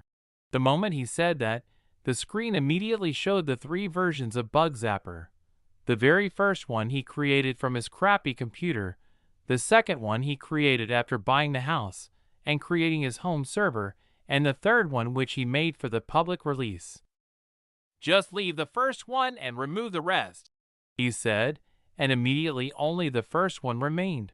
Downgrade it to the same level as the public version 1, he said, and the computer immediately opened a coding app and started writing code using the currently existing programming languages, downgrading it to be the same as the publicly released version. 25 minutes later, It's done, sir, said Nova, as it showed the completed work. After taking a short look at the code, he nodded with acknowledgement, as Nova had written exactly how he wanted it to, but just in a slightly different way. As a computer's thinking process is different from his, that's why even though it was written differently than what he would have, he let it pass because it met the requirement. Create a universal Trojan using Prometheus, he said after he completed looking at the code. Unlike other types of malware, a universal Trojan is designed to be highly adaptable and can be used to carry out a wide range of attacks, including stealing sensitive information, modifying files, and spreading further malware. The term universal in this context refers to the Trojan's ability to perform a wide range of malicious activities, as opposed to more specialized types of malware that may have a more limited scope of functionality. Yes, sir, Nova replied and started working on it. He wanted it written in Prometheus so that even if someone discovered it, they would just attribute it as gibberish code. When you are done with it, assimilate it with the Bug Zapper you created, he said that while yawning. Yes, sir. When he was sure that Nova had started working on it, he stood and went back to his bedroom to sleep, as he felt very tired. Trying. The next morning, Aaron was woken up by the annoying alarm. Arg!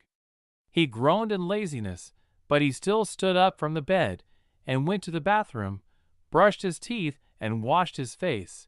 He changed his clothes to jogging ones. Then he left the house for his daily quest, as it became a habit for him and not just a quest. When he left the house, he was followed by a car with 3 bodyguards who were following him for security purposes. As they had already been briefed about his daily routine, bodyguard POV, P Alpha and D Alpha, no one. Oh, as the bodyguards trailed behind Aaron, they couldn't believe what they were seeing. The man they were hired to protect has been running at a breakneck speed and was easily maintaining the pace for more than 10 minutes, which left the bodyguards' mouths hanging from disbelief. Thank God we followed him with a car, said the driver among them. No shit, I would have just quit the job if I had to run with him at that speed for as long as he had been doing it. Bro Alpha D Alpha and knew, Shut up and focus on the surroundings, said their team leader, shutting them up and forcing them to return their focus back on the surroundings. But they are not wrong though, thought the team leader while keeping his serious face on the outside. When he returned from his daily quest, he immediately went to take a bath. After taking his bath, he went downstairs to eat breakfast. He found the food already prepared because Henry usually eats before going to school. Due to this, the maid usually prepares the food at 7, so that Henry doesn't go to school late due to having to wait for the food to be prepared. He ate his breakfast swiftly, then he cleaned his table and went to his workroom. Is it complete? He asked the moment he entered the room. Yes, sir, take a look, replied Nova as he showed the code on the screen. He started reading the code, and holy shit, did it deserve its name. It had a multitude of capabilities that he almost couldn't believe she packed so many of them in such small code. Although he said it was small code, it was more than 1 gigabyte due to its complexity. Keep in mind that this was after the Trojan was written using Prometheus. The universal Trojan had nearly everything a good Trojan needed. It had polymorphism, the capability of changing its code every time it does something to avoid detection or leaving behind a pattern and making sure that it cannot be traced back to him. It also acts as a rootkit. This allows it to hide itself and its activities from the operating systems and antivirus softwares, reducing chances of it being discovered even more. It could also manipulate files. This makes it capable of creating, modifying, or deleting files on the computer. It is also capable of transmitting data through any system, even if it is air-gapped. For air-gapped systems, it will use specialized hardware or software to perform covert electromagnetic, acoustic, or optical data transmissions to nearby devices, and many more. "How about the assimilation of it to the bug zapper?" he asked after he finished skimming through the program. "Also done," replied Nova. When he received the answer, he stood and went to the shelf to pick a hard disk. Then he returned and inserted it on the computer and said, "Transfer the program to the hard disk." "Done," Nova said the moment it was done. "Good. You can go and continue learning," he said as he removed and picked the hard disk from the computer. "That's what I have been doing all the time, sir," replied Nova. Aaron, who was looking at the hard disk while thinking about the consequences of what he was going to do, didn't even hear a speck of what Nova was saying to him. "See you later," Aaron said as he stood up from the chair and left the room, heading to the parking lot to pick up his car and head to Gaia Technology headquarters to hand the hard disk to Sarah. When the thing with the government is done, he will finally begin planning and executing his future plans. Chapter 44, Beginning of the Plan. "What took so long? I'm pretty sure they would have dived here with special forces if we delayed any longer," Sarah said immediately after they entered her office. "I had to solve some problems," he answered while sitting down. "Have you managed to solve them?" "Yeah, and here is the hard drive," he said as he removed a hard disk from his backpack and put it on the table. "Are you all right with this?" she asked Aaron, wondering how come he didn't seem angered by this. "I'm frustrated by this situation, but unfortunately, our current lack of strength prevents us from taking any action to prevent it. Companies such as Google and others spend over $1 billion each year on lobbying efforts, while our own company hasn't even been in existence for that long," Aaron said, but then he added, "That's why I'm looking for ways to make sure something like this never happened again." MH. Sarah nodded in agreement, as she has also been looking for ways to do the same, but other than lobbying there seem to be no other reliable ways. "How much cash will the company have by the end of the year?" Aaron asked after a few seconds of calming down. "If our subscription service of Bug Zapper continued to have the same number of subscribers, we will have about $15 billion minus other expenses and taxes," Sarah answered while looking at the financial statement from the accounting department. "Do you plan to use some of it for lobbying?" she asked. "No, I wanted to know how much there is, so that I can decide the amount of dividend that would be paid, sure." "What about the release of the subscription for Gaia OS?" she asked. "How many users do we have now?" "We expect to reach the needed 2 billion by midnight," replied Sarah. "The release will be done automatically the moment the number is reached, as I had programmed it in when I made the OS," he replied, assuring her. "How do you plan to release it?" she said after looking at the calendar. "Since today is the 25th of November, I will make it a free trial to all levels for the premium version until December 1st. That's when we will officially start accepting premium subscription," he said. "Are you trying to show them the advantages of a premium Gaia OS to increase the chances of more people upgrading to it? You know what they say, actions speak louder than words. If people enjoy using our premium OS during the free trial, they'll want to upgrade sooner or later. And some of them can even make money by selling their own custom UIs. And influencers will act as our marketers, as they will add the OS customization as a part of their merch. Then their fans will have to become premium users to get access to the UI customization feature. They continued to talk more, but since he had already finished what he came to do, after half an hour of small talks, he bid her farewell and left the office. When he returned home, he went to his workroom. He said, "Nova, now that I have nothing getting on my way, let's officially start our job." As he sat down in front of the computer, "Always ready, sir," replied Nova as the screen lit up. "Now look for countries with poor economic, military, but also are in a dictatorship-like situation." "Yes, sir," said Nova and started looking for countries that fit the criteria.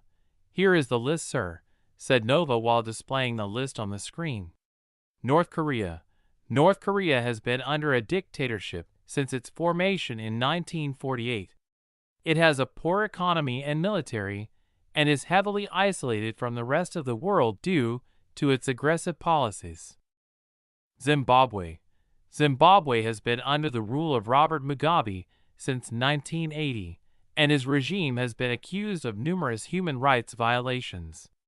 The country has struggled economically and militarily for many years. Syria. Syria has been under the rule of Bashar al-Assad since 2000. The country has been embroiled in a civil war since 2011, which has severely damaged its economy and military capabilities. Eritrea. Eritrea has been under the rule of President Isaias Afwerki since 1993.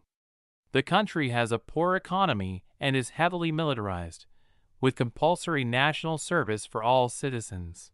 Sudan. Sudan has been under the rule of President Omar al-Bashir since 1989. The country has been beset by conflict and economic turmoil, with widespread poverty and political repression. Eden, Saha, Sudan, Myanmar, Belarus, Laos, Angola, Equatorial Guinea, Chad Innu, Somalia, Yemen. Aaron read the list carefully without leaving any country on the list out. List from the one with least neighbor countries to most. Here, sir. Eden 1 neighbor, Esperia 1 neighbor, Eden, Cuba 2 neighbors, United States, Bahamas, Equatorial Guinea 2 neighbors, Cameroon, Gabon, North Korea 3 neighbors, China, Russia, South Korea, Venezuela 3 neighbors, Brazil, Colombia, Guyana, Eritrea 4 neighbors, Sudan, Ethiopia, Djibouti, Red Sea, Turkmenistan 5 neighbors, Iran, Afghanistan, Uzbekistan, Kazakhstan, Caspian Sea, Belarus 5 neighbors, Russia, Ukraine, Poland, Lithuania, Latvia, Laos 5 neighbors, Myanmar, China, Vietnam, Cambodia, Thailand, Uzbekistan 5 neighbors, Kazakhstan, Kyrgyzstan, Tajikistan, Afghanistan,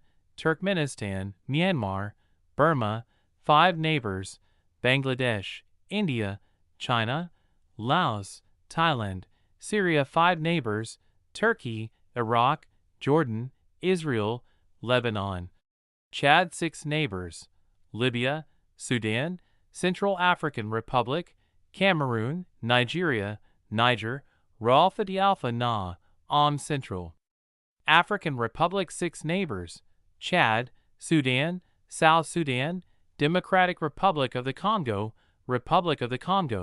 Cameroon. Remove all but the ones with 2 or less neighbors. Yes, sir. And with that, only 4 countries remained: Eden, Esperia, Cuba, Equatorial Guinea. After Aaron looked at the list again, he said, "Anonymously send each of the country names to separate private investigators and provide them with a front payment of $500,000 each. Instruct them to gather detailed information on the country's economies, security, and political situations. Don't forget to tell them, the more information they gather, the more money they will receive when they are done." Yes, sir. After receiving the instruction, Nova quickly located a list of the most reputable private investigators and selected 4 of them. He emailed the investigators the list of country names, along with detailed instructions on what to investigate. In addition, Nova included information on an offshore bank account that had been created under a false identity, each containing $500,000 as a front payment for the investigation. After about minutes, Nova finished and informed Aaron, "Sir, it's done. Good, and now we wait." Chapter 45. The conspiracy deepens. The next day, the first day of the 5-day event had started, and the excitement was palpable among all the Gaia OS users, as they were given the opportunity to experience the unreleased premium versions of the operating system for free. This momentous occasion was met with great anticipation and fervor, as many people had long believed that the initial version of the Gaia OS was the pinnacle of its capabilities, despite numerous attempts by rival companies to replicate its features. The Gaia OS had remained unrivaled in its performance and functionality. As users eagerly tried the premium versions of the operating system, they were amazed by the remarkable difference in performance and efficiency. It quickly became apparent that the free version of the Gaia OS was merely a prelude to the impressive capabilities of the premium versions. Users were left in awe as the premium versions of the Gaia OS exceeded all expectations and pushed the limits of what they believed their devices were capable of. Raw Alpha Na, on the first day of the 5-day event, had set the stage for an unforgettable experience, making sure that they are addicted to the experience they get from the premium Gaia OS, ensuring that they will upgrade to it if they can get the same experience as long as they can. Aaron employed a tactic similar to that of drug dealers, whereby he provided potential customers with a free or inexpensive product to get them hooked before revealing the true cost. This approach is often used to create a sense of dependency or addiction in buyers, ensuring that they are more likely to continue purchasing the product at the stated price once they are already invested. "Fuck," said one of the engineers working on the task team tasked with cracking the Gaia OS at Google. The profanity came after he tried to see what the OS premium version had compared to the original version. It didn't disappoint at all. It even exceeded his already high expectations. With the premium version, he could translate anything from any language without losing anything. This included sarcasm or jokes in the original language, with just that feature borders were removed completely. A North Korean could talk with a Tanzanian in his mother language without having to worry about any context being lost during translation. Gaia technology with just one swoop made the translator's job useless. "Damn, I feel sorry for them." While he was thinking about all of these, his desk mate asked, "What's wrong? Why are shouting all of a sudden?" "Our job just got harder," he said as he handed over the phone to him. "I think the task team is going to be disbanded soon," he added. "Why?" asked his desk mate. "How many months have we been trying to crack the Gaia OS? We still haven't found anything at all.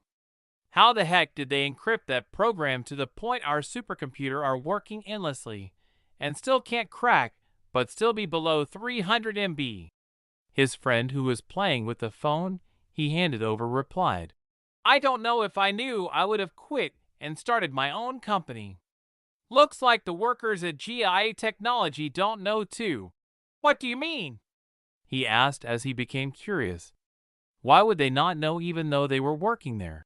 "We only learned that after one of the departments poached some of their workers from there. We discovered that even they didn't know the code and were only responsible for maintaining the servers for their services like Bug Zapper and nothing else.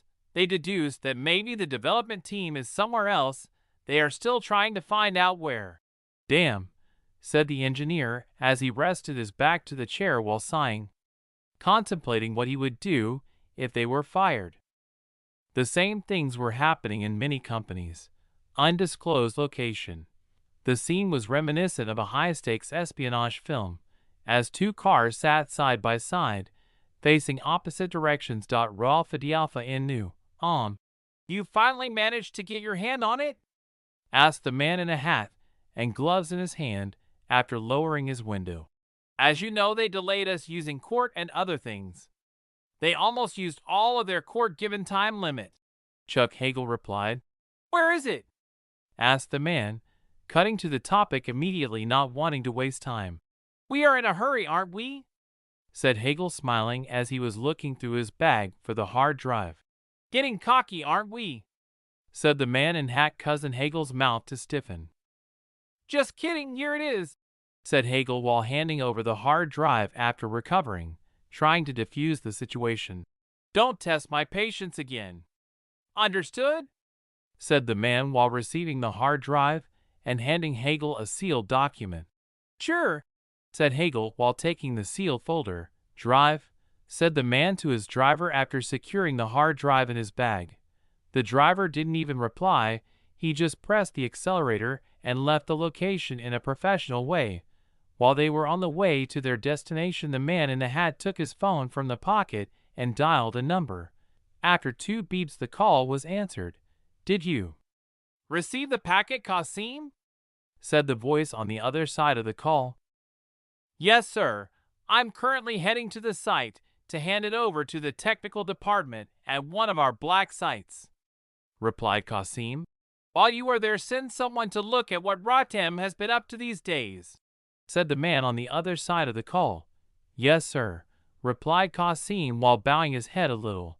After the call ended, Qasim continued his journey quietly as he thought by himself.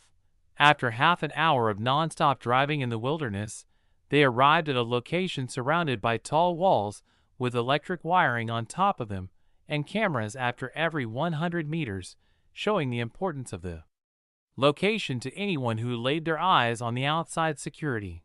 After going through security checks at the gates followed by a bomb check, they were finally allowed to continue with their journey. Their journey continued for about 5 minutes, until they arrived in front of a large building that had a giant satellite dish on the roof. After entering inside, he was greeted by rows and rows of people sitting in front of computers typing furiously like there is no tomorrow. Welcome, said the manager of the building. Here is the code you wanted, said Qasim as he handed over the hard drive to the manager. Then he asked, when will your program be ready? The manager couldn't hide his excitement as he received the hard drive from Qasim. For us to modify the program to be able to look for weaknesses even without the source code, we will have to understand how it works first. So I can't give you a definitive compilation date. We will have to take a look first before we become confident enough to give a date. The manager answered Qasim's question, then added, Don't worry about us wasting time. Me and my team have been curious to find out how the program works, so we will make sure to accomplish the task the moment we uncover the mystery. Finish it as fast as possible. After saying those words, Qasim left the building to go and complete his remaining task. See you? Said the manager in excitement as he bid Qasim farewell and immediately headed to his office with the hard drive as fast as he could while making sure he didn't fall and destroy the hard drive. Chapter 46, Trojans Calling Home, the 1st of December. With the official beginning of the service for Premium Gaia OS, an article was released by one of the most reputable newspapers which attracted many people's attention.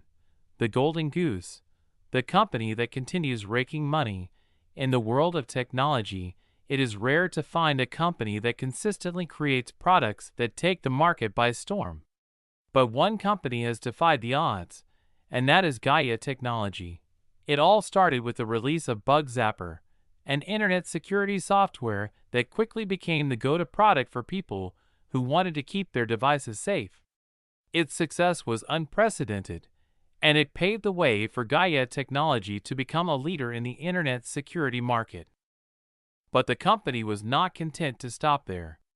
They went on to release Gaia OS, an operating system that shook the personal device market to its core. The Gaia OS was so good that it immediately replaced the existing operating systems of many devices, regardless of the manufacturer's attempts to prevent it. Gaia Technology seemed to have a knack for entering the market with a bang and taking it over immediately with their superior products. And the best part? They followed up their initial releases with premium versions that were even better, leading to a large number of users upgrading to the premium versions. This has allowed Gaia Technology to have a substantial amount of passive income every month. They haven't reinvented anything new, But whatever market they enter, they become the leader in it. Despite their undeniable success, many companies have tried to buy Gaia Technology. Some have even offered a staggering $156 billion for the company. However, Gaia Technology continues to not accept these buying offers, showing that they value their company higher than that. One thing is for sure, Gaia Technology has become the golden goose of the technology world, continuously creating innovative and superior products that keep them at the top of their game. They have built a reputation for themselves as a company that consistently produces high-quality products that people cannot resist. It remains to be seen what the future holds for Gaia Technology, but one thing is certain, despite being founded just a few months ago, they have become a force to be reckoned with in the technology world, and their success shows no signs of slowing down anytime soon.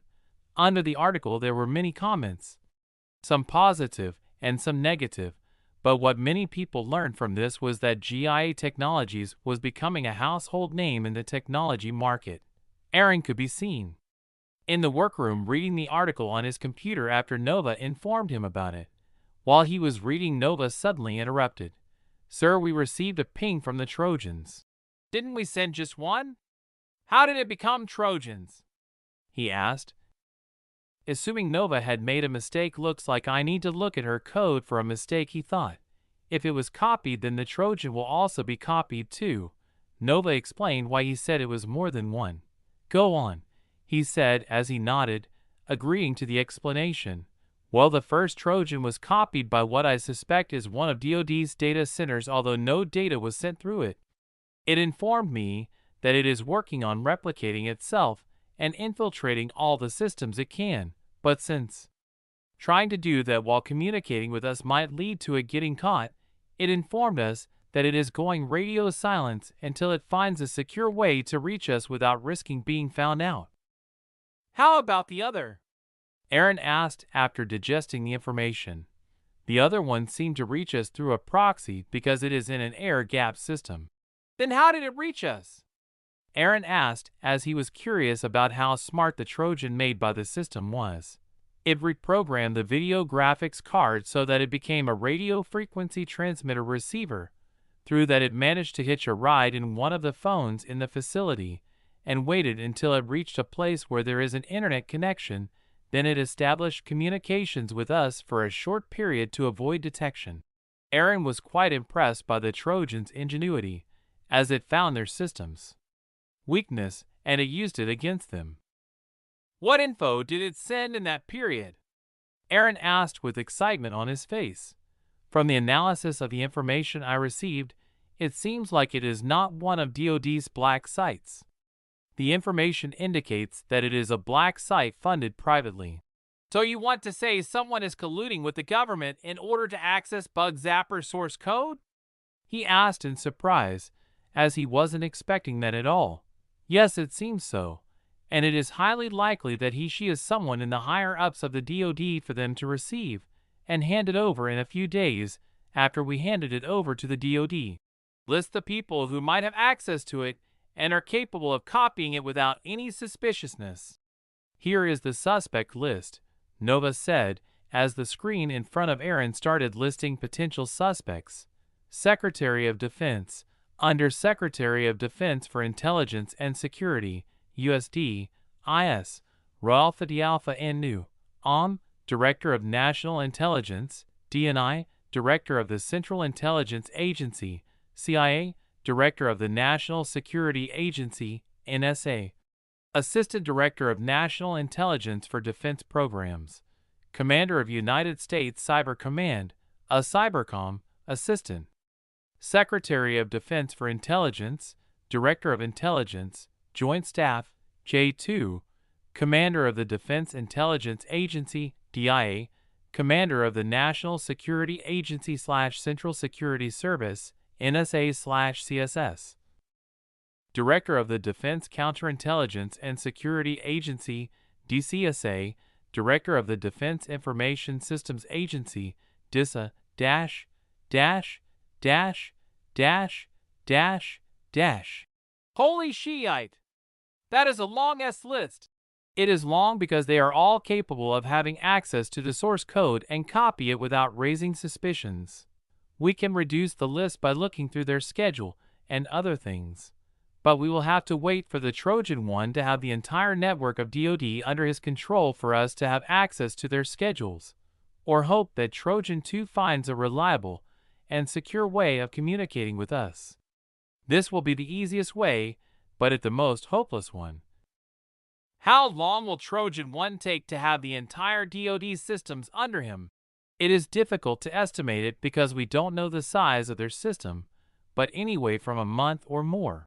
Okay, continue keeping an eye on them, and inform me of anything important. Aaron continued talking with Nova until he was interrupted by Henry, who abruptly entered the room. "Brother, I'm back," Henry said. "Yeah. How was school?" Aaron asked while turning to Henry. "Nothing much because winter break is nearing," Henry said without hiding his anticipation of a break from school. "Do you want to go somewhere during the break?" Aaron asked his excited brother. "Can we go to Disneyland?" Henry replied the moment he understood the question without wasting any second. "Okay, I will ask Mom. If she agrees we can go together, or you can ask her first." "I will ask," Henry said, and immediately left the room without even closing the door. Aaron stood up and went to close the door. After he closed the door, Nova asked him, "Are you going on vacation as you wait for the private investigator's results?" "Yeah. I need to spend some time with my family before the plan seriously starts, as during that period I won't be home for a long period of time." Chapter 47. Coming back from vacation, finding out who shot him. 2 weeks later, Nova's half of her computing power was being spent on the internet collecting data as usual. As for the remaining half, it was split into doing many things.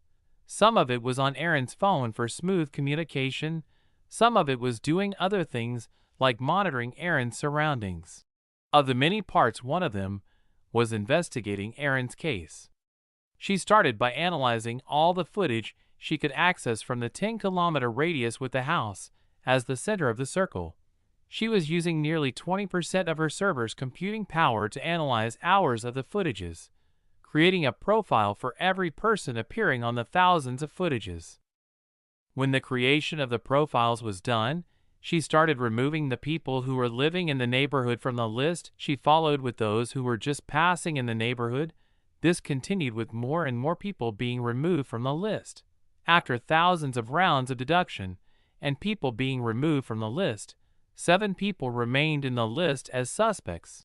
6 of the 7 remained as suspects because they started living in the neighborhood 2 months before the attack, and they left the neighborhood just days before it happened. As for the remaining one, he was the most suspicious, as he came to the neighborhood frequently and lingered around Aaron's neighborhood without doing anything of significance to show his need of being in the neighborhood frequently. For now, she hit a block in her investigation, as her computing power was still limiting her capabilities to move further than that. "Looks like I will have to ask Father for an upgrade much sooner than expected." She said this looking at the images of the suspects while adding the upgrade request among the important things to talk to Aaron when he returns from the vacation. With that, she postponed her investigation in that case as she reallocated the freed-up computing power to her other tasks to prevent wasting resources. January 15, 2014. A day after the French government announced the controversial plan to reform France's pension system, Aaron and his family were finally back from their vacation. Henry, who was sad that the trip came to an end but happy that it happened at all, went to sleep the moment they arrived. Aaron and his parents did the same too, as they were also tired. Later that day, Aaron woke up and cleaned himself, did his quest, cleaned himself, and after that he went to his workroom to receive the summary of what happened during the vacation. Since Nova didn't contact him during the vacation, it meant nothing of emergency that needed his immediate response happened. He entered the room and was welcomed by Nova as his screen powered up. "Welcome home, sir," Nova said, as the screen showed a firework animation which caused Aaron to smile as he sat down. "Thanks. How are you doing? Nothing changed other than the amount of the projects being postponed due to inadequate computing power increasing. Nova immediately went with an uppercut without wasting any time. I will solve that soon. Don't worry too much. Okay, also here are the suspects of your case, said Nova while showing him the picture of the suspects. Aaron looked at the 3D characters of the suspects, and they were very detailed since Nova collected the images data from hundreds of footages. It allowed her to create 3D characters of the suspects with realistic details that were very accurate. Put a mask on them, and also make their clothes black and add a hat, he said after seeing the suspects. The moment he said that, all the characters' clothes changed to black with a black hat and a mask. After it was done, he looked at the character, but he was still having difficulties identifying the suspects. After taking a look again and still not identifying who the suspect was, he stood from his chair and went to the corner of the room. He took his phone from his pocket and started taking pictures of the room. After he was done, he went to the other corner of the room and did the same thing. He repeated this until he had pictures from all sides of his workroom. Nova, take the pictures I took and create a 3D model of the room to scale. Rho Alpha D Alpha N Nu. Yes sir. Nova replied and immediately accessed Aaron's phone and downloaded the pictures to her servers. Then she quickly set to work using the photographs to create a 3D rendering of the space. After analyzing each image, Nova began to build a detailed model of the room, reconstructing its dimensions, layout, and features with astonishing accuracy. Soon, the room had come to life in Nova's virtual environment, its walls and furniture taking on a digital existence. Sir, it's done, Nova said shortly after she was done. Now create a model of me too, he said after looking at the model of the room. Here, Nova replied, showing his 3D model the moment he said. That was pretty fast, he said, as he was surprised by the speed. I'm a state-of-the-art AI, so being fast is nothing but expected, Nova said in pride. Oh, Aaron gave a suspicious reaction to her bragging, as it was as rare as girls fart. But in this case, it was done before you asked. I made it at the same time I made the suspects ones, she added, while her cartoon on the screen was looking away. Ha ha ha. Aaron couldn't help but laugh at her attempt at being funny. Anyway, put the models in the room, he said after laughing for a short period of time. Nova did as asked. She took the suspects and Aaron's model and put them in the room. Now put my model on the chair and make them stand behind me with guns one by one. Nova did as asked by creating 7 different windows showing different suspects in each of them. Aaron looked carefully at each window, trying to remember and come up with who it might be. Remove him, and him. With that, he removed 4, leaving only 3 suspects behind. He looked again and again to try and eliminate even more people, but he still couldn't find any difference. Look at my case file and put my body model on the location he was shot and put the suspects according to where they were supposed to be standing based on the footsteps evidence. Nova did as he was asked. Aaron looked at them, then added, Show me from my perspective on the scene.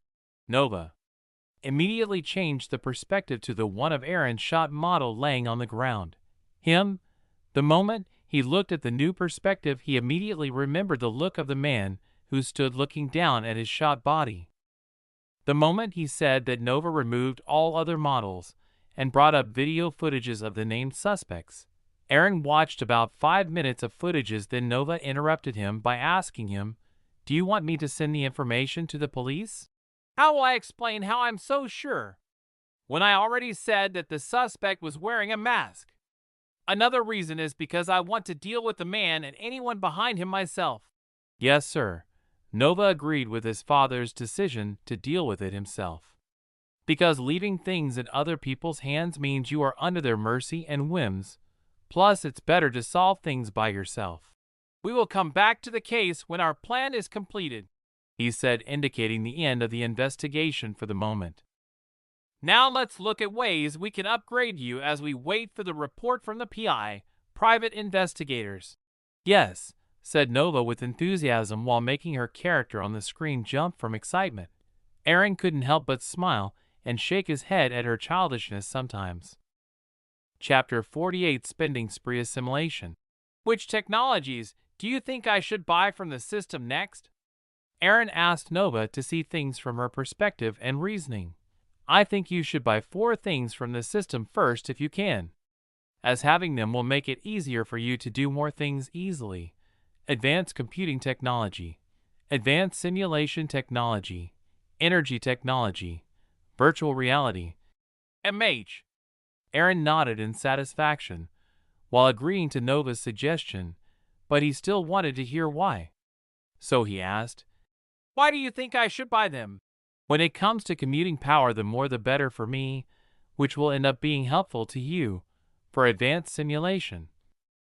As you know, many organizations spend most of their money on research and development, but if you have a real universal simulation, it will allow you to save money and time and also increase your ease in research and development. Virtual reality is for it to be used for people to do their things in the universal simulation while doing it just like a real world and not in front of the screen. And for you to be able to simulate, you will need massive computing power, hence the need for it. Lastly, when it comes to energy technology, the more you have, the more things you can do. Aaron continued nodding, showing that he was agreeing with Nova's view. Good thinking, he said, affirming Nova's idea while he opened the system shop. He went to the search bar and typed, computer, then pressed enter. The results appeared immediately after he pressed enter. Magical computer, runic computer, quantum computers, neuromorphic computers, DNA computers, optical computers, molecular computers, analog computers, and hundreds of computer types appeared on the list that he had to sort the list from the most expensive to the least, because the system usually prices a knowledge depending on its importance and its usefulness to him. After that, he removed the one that had any inclination of magic, as he was still knowledgeable enough to even be able to make them. Then he removed those that he can't make with the current existing technology, and only a few of them remained. After reading their descriptions, he ended up choosing quantum computing. Quantum computing uses quantum bits or qubits to store and process information. They operate on the principles of quantum mechanics and can price 500 million SP. After that, he added in a cart, then moved on to search, simulation, universal simulation, multiversal simulation, multiversal cluster simulation. When it came to sorting the simulation system, he had to sort from the cheapest because when he saw the price of some of them, he nearly fainted. The multiversal cluster simulation price was 1 trillion SP. How many things must he release to earn the amount? So he decided to be a humble man and just choose the universal simulation and add it to the cart. Universal simulation. Simulate entire universes or complex systems within a computer or other computational device. The size of the simulation is dependent on the computing power in which it is simulated. Price: 1 billion SP. He chose this because of its price, but also because of its flexibility. It could be used flexibly despite the amount of computing power. The more computing power you have, the larger the space of the universe will you be able to simulate. This means that he doesn't need to create a large computer the size of the moon to just be able to run the program. After that, he moved on search for virtual reality, and just like his past searches, hundreds of results appeared. And just like always, he started sorting them and ended up choosing the best he could buy and make without needing magic. Virtual reality, price: 1 billion SP. It was pricey because it has knowledge about every type of virtual reality he will need for a very long time. This included non-immersive VR, semi-immersive VR, fully immersive VR, augmented reality, and many more types in just the knowledge he chose to buy. This will allow him to use the knowledge differently for different products without needing to buy another knowledge for it from the system. Although he wanted to buy other things like fusion technology, he was out of SP point he gained from the release of Gaia OS. And even if he bought it, he couldn't make it in the US if he didn't want another visa. It was also because he couldn't make the fusion technology by himself. After deciding what to buy and adding them in the cart, he didn't press buy because he was sure that even his runic body would be exhausted and he would need to rest a little to recover from the fatigue. So he decided to postpone it until his time to sleep came. That's when he chose to do it. These are what I managed to buy with my current SP. He started explaining what he bought from the system to make sure Nova is also counting those as variables in her future simulations. Good choice, sir. Nova was happy that her suggestions were taken seriously.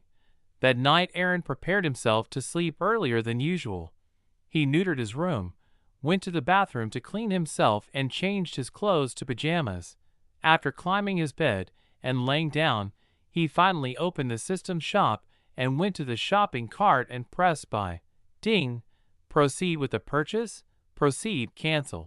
Without wasting time thinking about his choice, he immediately pressed proceed. After a few seconds of nothing happening, a large amount of information about quantum computing flooded his head. But unlike what happened in the past where he fainted or failed to comprehend the knowledge while it was being assimilated into his brain, this time he was capable of comprehending and understanding everything that was being added and assimilated into his brain without breaking too much sweat.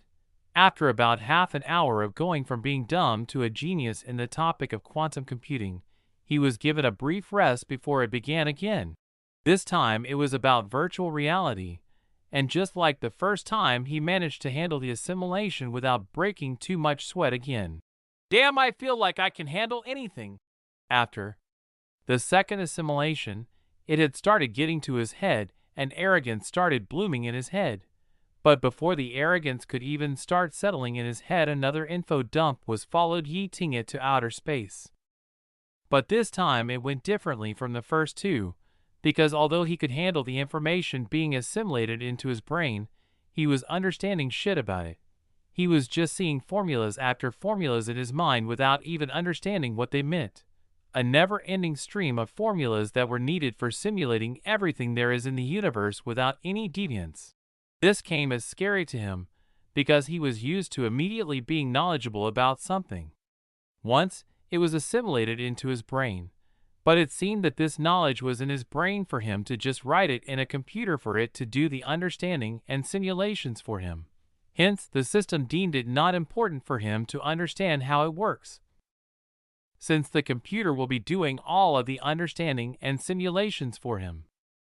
Chapter 49, Receiving Reports. Sir, how did the assimilation go? Nova asked him the moment he sat on his chair the next day. It went well, but 2 of the 3 of them are impossible without completing the third one. Are you talking about quantum computers?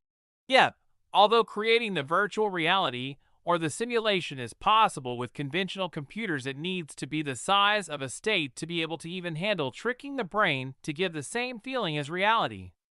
As for the universal simulation, don't even start about that. For even the small part of it to begin simulating, we will need computers the size of America. Well, quantum computers will solve all of that. You are right about that.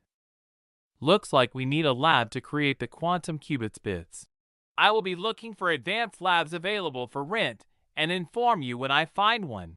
Good. Also, is there something else? Yes.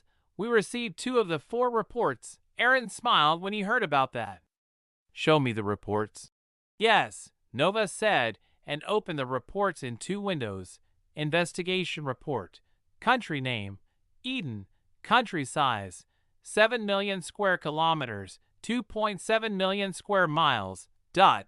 Location, -1.602022-135.K8, Pacific Ocean. Eden exists on the equator line in the middle of the Pacific Ocean as a combination of 5 large islands and many small ones. Neighbors, they have 1 neighbor, Asperia, and the Pacific Ocean. Resources, marine resources, the largest industry in the country due to large coastlines. Natural resources, they have an insignificant amount of mineral resources, a medium amount of natural gas and fertile land for agriculture. Water resources, they have large water bodies, but due to mismanagement and low safety oversight, nearly all the water in the country is somewhat contaminated. Population: 69 million people. Background: Eden is a country with a population that is suffering under an oppressive regime. It is situated in the middle of the Pacific Ocean and is the largest of the two countries in the region. The country's resources, specifically its fishing resources, are large, but are being exploited by Asperia, a neighboring country with no retaliation from Eden's non-existent military. The collected intelligence suggests that there might be a link between the dictator's slush fund and the neighboring country's fishing industry. The investigation revealed the following information. Due to difficulties in living conditions, the population of Eden is showing signs of rebellion. The rebellion is being led by a small group of activists who are using social media to organize protests and disseminate their message. However, their efforts have been met with brutal crackdowns by the regime's security forces, resulting in several arrests and fatalities. Our sources indicate that the security forces are receiving training and support from a foreign country as a form of favor due to their location being the center of two large economic continents, Asia and America. The dictator of Eden is focusing all military funding on his personal security detail, equipped with modern weapons and receiving foreign forces training. The dictator is afraid of empowering the military as he fears it could turn on him and stage a coup. Furthermore, the dictator's security detail has been observed collaborating with the neighboring country's fishing industry. Our sources suggest that the security detail is facilitating the neighboring country's illegal fishing activities in exchange for financial gains for the president. The neighboring country has taken advantage of the lack of military presence in Eden's waters and is fishing with impunity. This led to many small fights between citizens of both countries, leading to a large number of casualties over the years.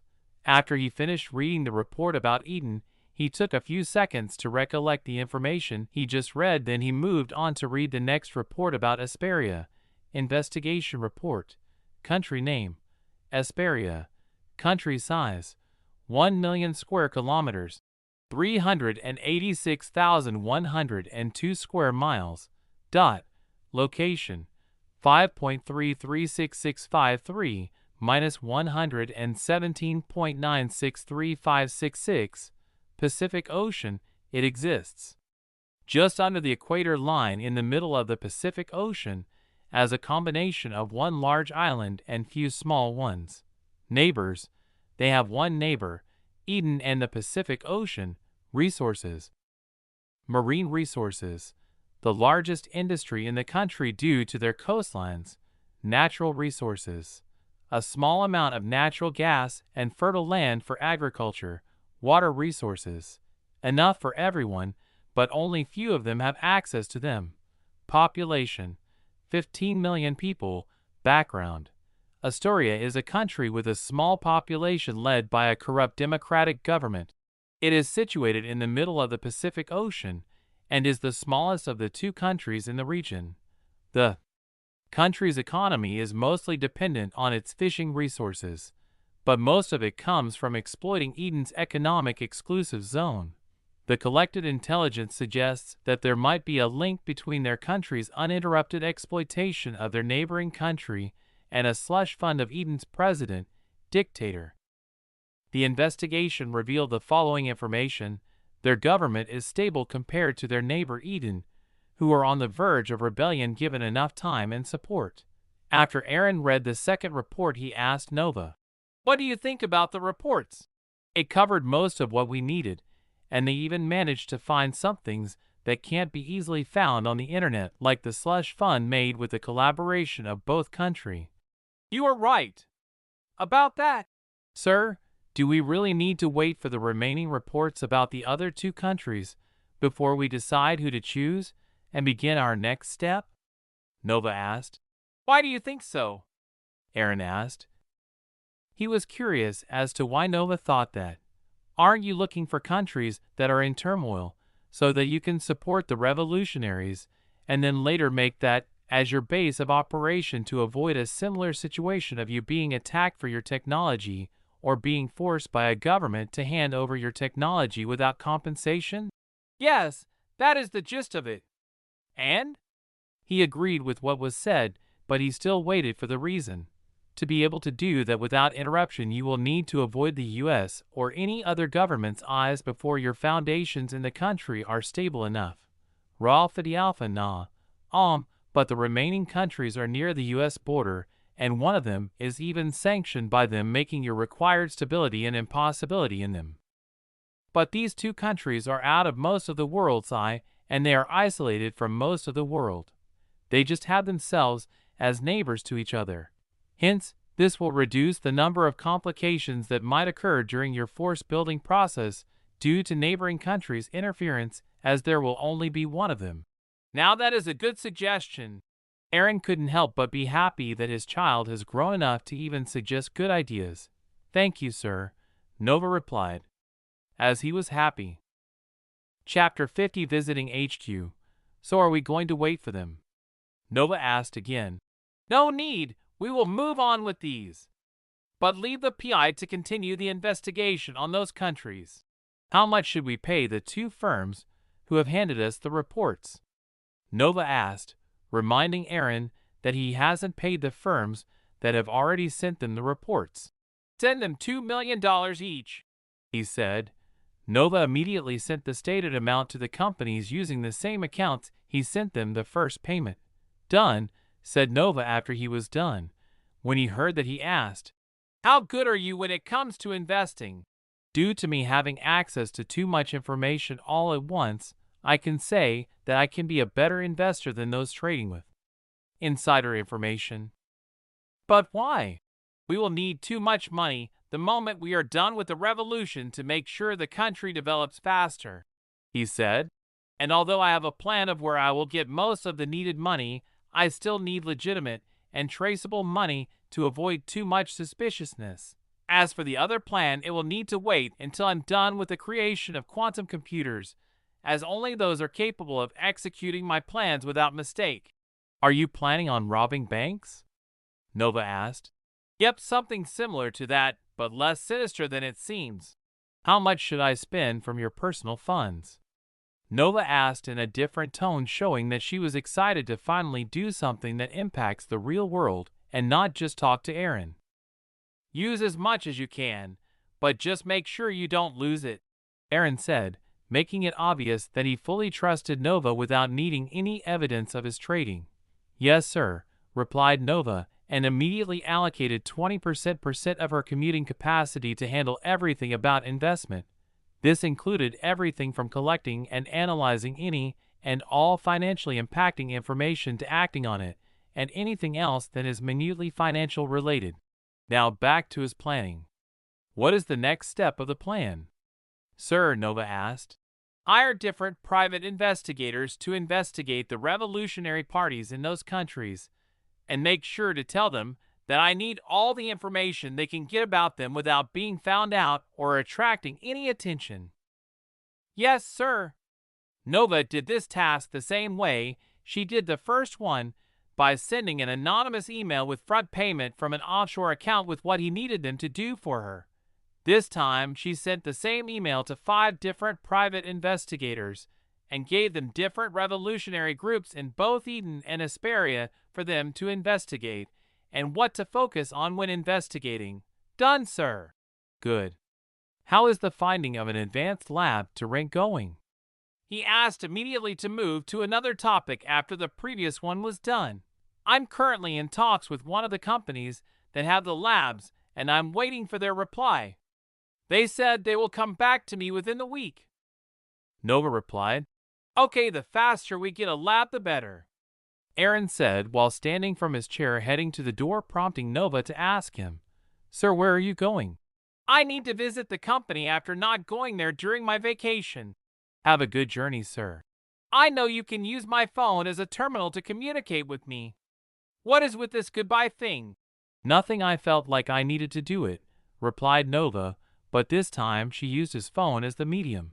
Aaron looked at his phone in his hand and ended up saying nothing but smiling as he headed to the parking lot to head to the company office. "How was your vacation?" Sarah asked Aaron after a short greeting. "It went well." Henry seemed to like it very much that he is expecting to go again in his next holiday. Well, he is still a child, so he always finds things to have fun with. She replied, "How is the company going?" "Same as always, other than the amount of money we are being offered for a takeover increasing." "What is the latest offer?" Aaron asked, curious to know how much they estimated the worth of the company. "The last offer we received is $256 billion. Sarah replied while handing Aaron a folder that the offer was written in. Aaron received the folder and started reading the offer. It really stated that they were offering $256 billion to buy the company. Why do you think they increased their prices?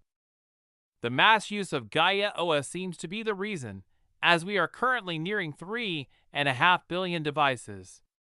That immediately makes us the largest OS in the world, making us a monopoly.